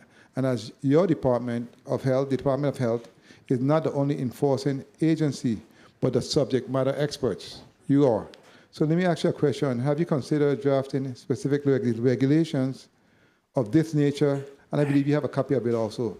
And do you wish to have a specific legislation that actually deals with this topic? Can that be done from your perspective and your department? I think there is a lot to consider relative to that. So the short answer is yes, definitely, because as the samples presented by HIDA, for instance, in terms of the Dropbox, that is a collaborative effort with enforcement. And so our goal would definitely be to collaborate and have more partnerships that would help to dictate, because it's a cycle, it's a circle. It's not necessarily just what you're being prescribed, but education and the usage. Okay, very well. And also, I want to put on the record in respect to the suggested language that the Department of Health gave, the AG office, and ARP. I did draft the amendments, so they will be. I guess by the time it gets to rule, they will be there.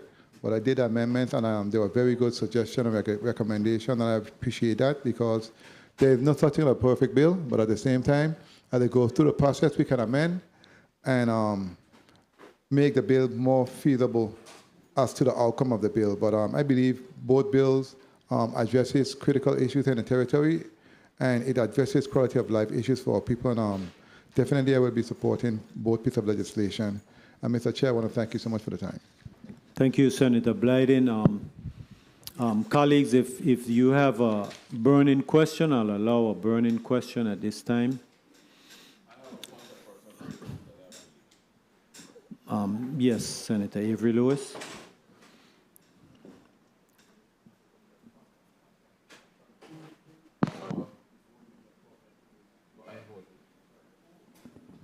Yes, proceed, Senator Lewis. Good afternoon. I'm not a member of this committee, but I see some amendments are coming, and I still in support of the both bills. And I ask for a point of personal privilege because I'm leaving rather soon. I'd really like to just take this time to congratulate our Miss Alicia Paul, our new St. Thomas Carnival ambassadorial queen. Congratulations to her and all the additional royalties. I'd like to congratulate those who participated in the competitions. They take a great lot of courage for these young ladies and young men to participate in these royalties. I'd also like to congratulate Michelle Smith, who won the gold in the Carifta in Trinidad and Tobago, the 400 meters hurdle. I know Dr. Sims would have liked that. And I'd just like to say to my senior friends in St. John, they had me part of the choir. I practice, and by a ferry ride, I was late for my debut. So I'd like to apologize publicly. They went up exactly at 6 and I came at 7.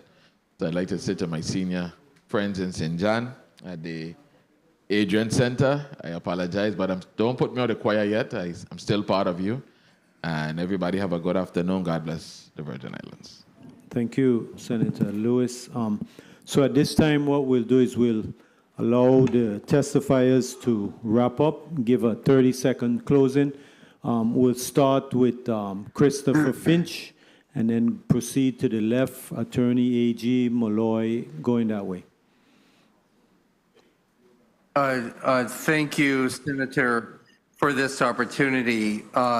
First of all, I would certainly be amiss if I did not thank the legislature for your recent actions to help the hospitals. Today, this was not the purpose of today, but it is greatly needed and greatly appreciated. A thought has occurred to me as we've had the discussion today, and this is not to take the ABLE bill and run down the road with it, because the ABLE bill is extraordinarily needed on its own. But as we have discovered and discussed today, so many states were able to easily implement the ABLE bill because they already had the 529 program to allow people to save for college funds. So maybe this is an opportunity to do both at the same time. We implement the ABLE and we add the college saving funds as another benefit for the community on top of it. ABLE Act in itself is very important, as I think has come out today. I hope this committee will pass it. Thank you, Mr. Finch. Yes, Proceed, Attorney General. Yes, I just want to voice again my strong support for the opioid notification bill.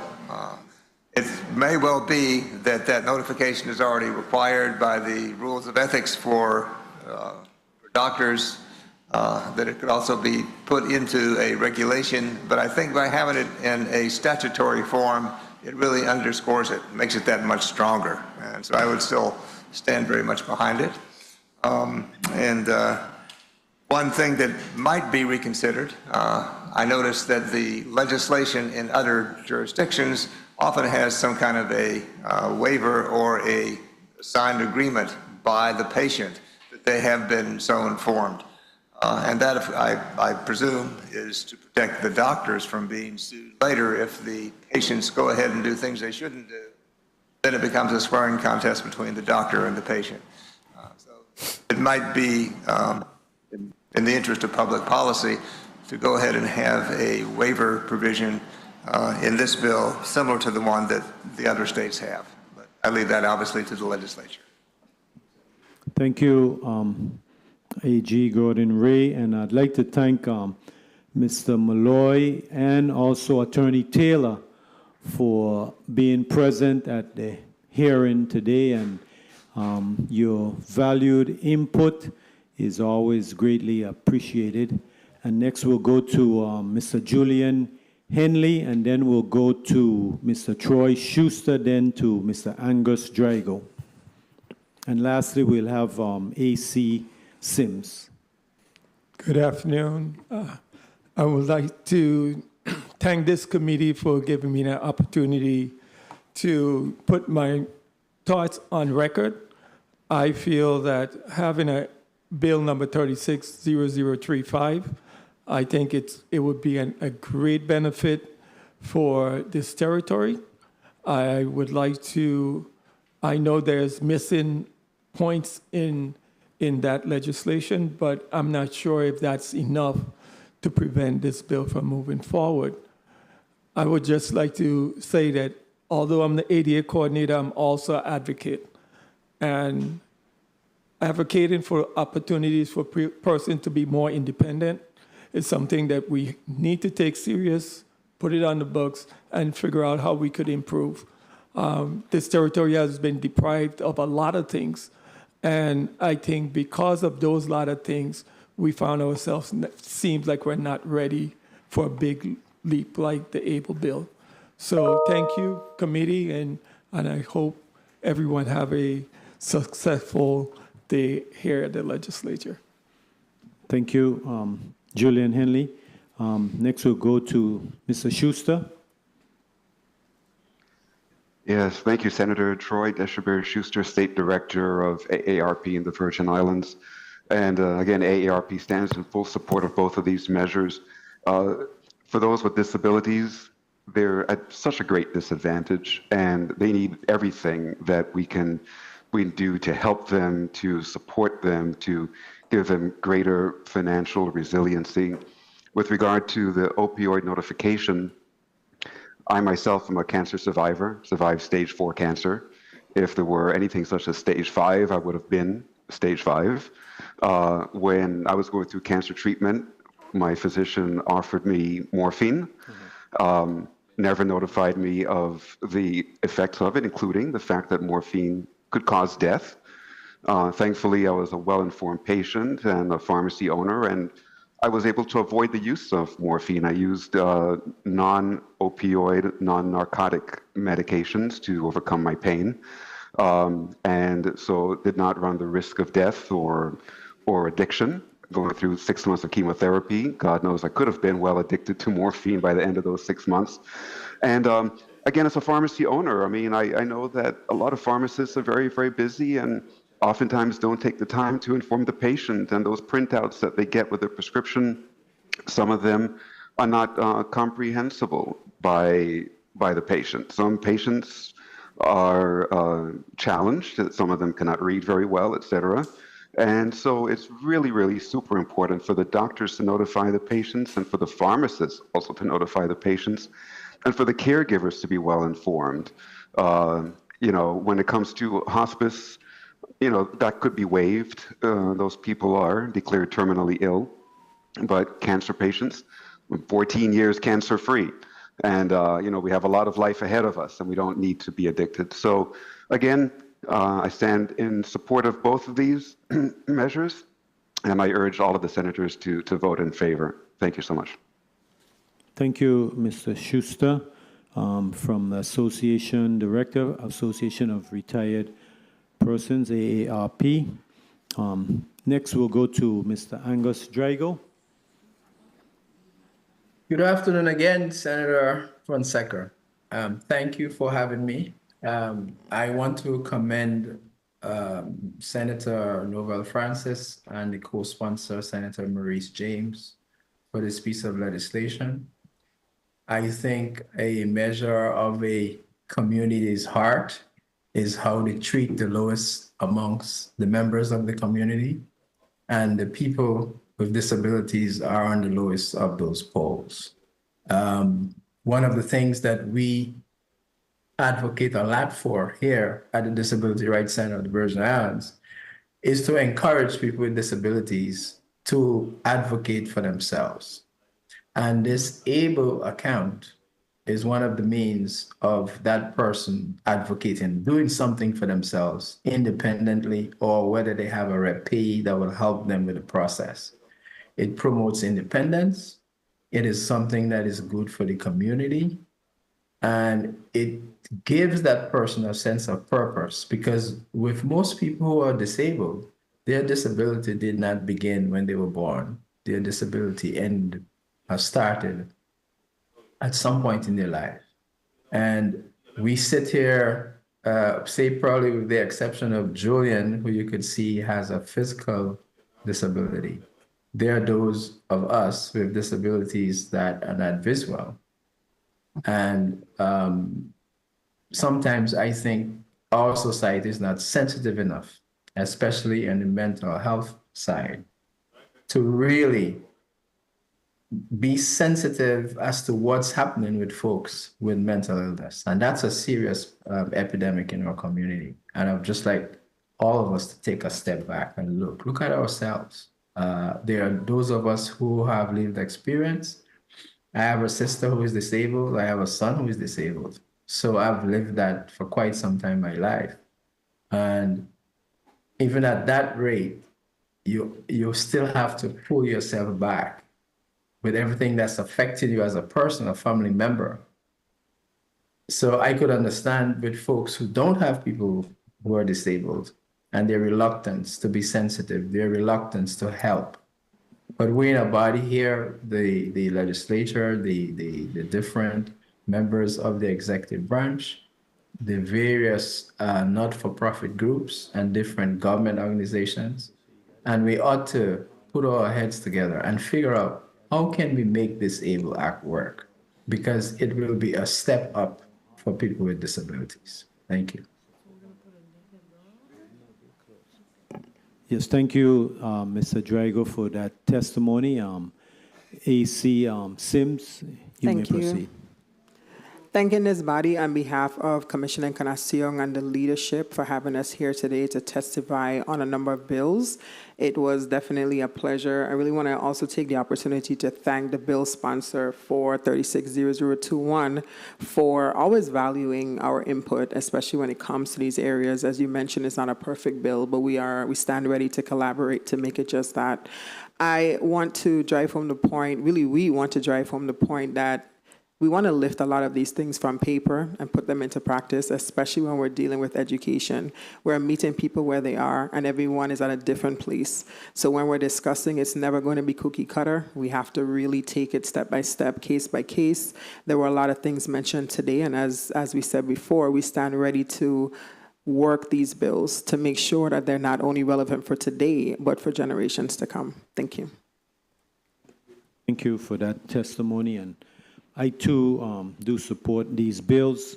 The Committee on Health Hospitals, all of the testifiers are dismissed. Thank you for appearing before the committee today. The Committee on Health Hospitals and Human Services stands in recess for 2 minutes.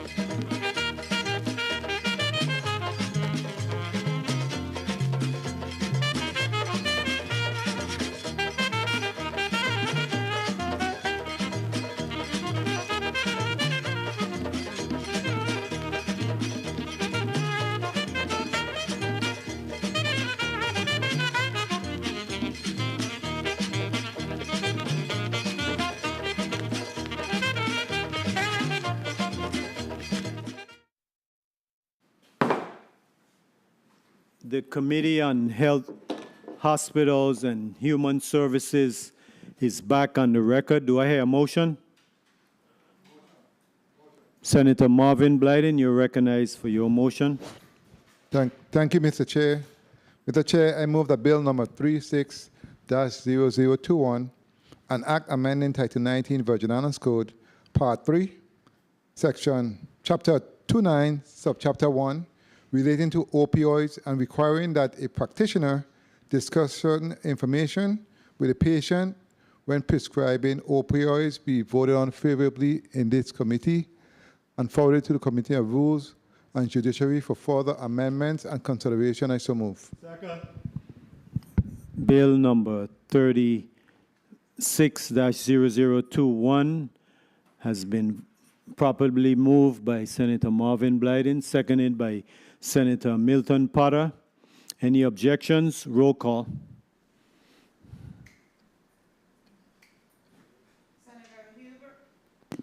Senator Hubert L. Frederick. Senator Frederick. Absent. Absent. Senator Marvin A. Blyden. Senator Blyden, present. Yes. Senator Ray Fonseca. Senator Fonseca. Yea. Yay. Senator Alma Francis Heiliger. Senator Francis Heiliger, yay. Senator Kenneth L. Giddens. Senator Giddens. Yay. Senator Milton E. Potter. Senator Potter. Yes. Yay. Senator Kurt A. Vele. Senator Vele. Yes. Yay.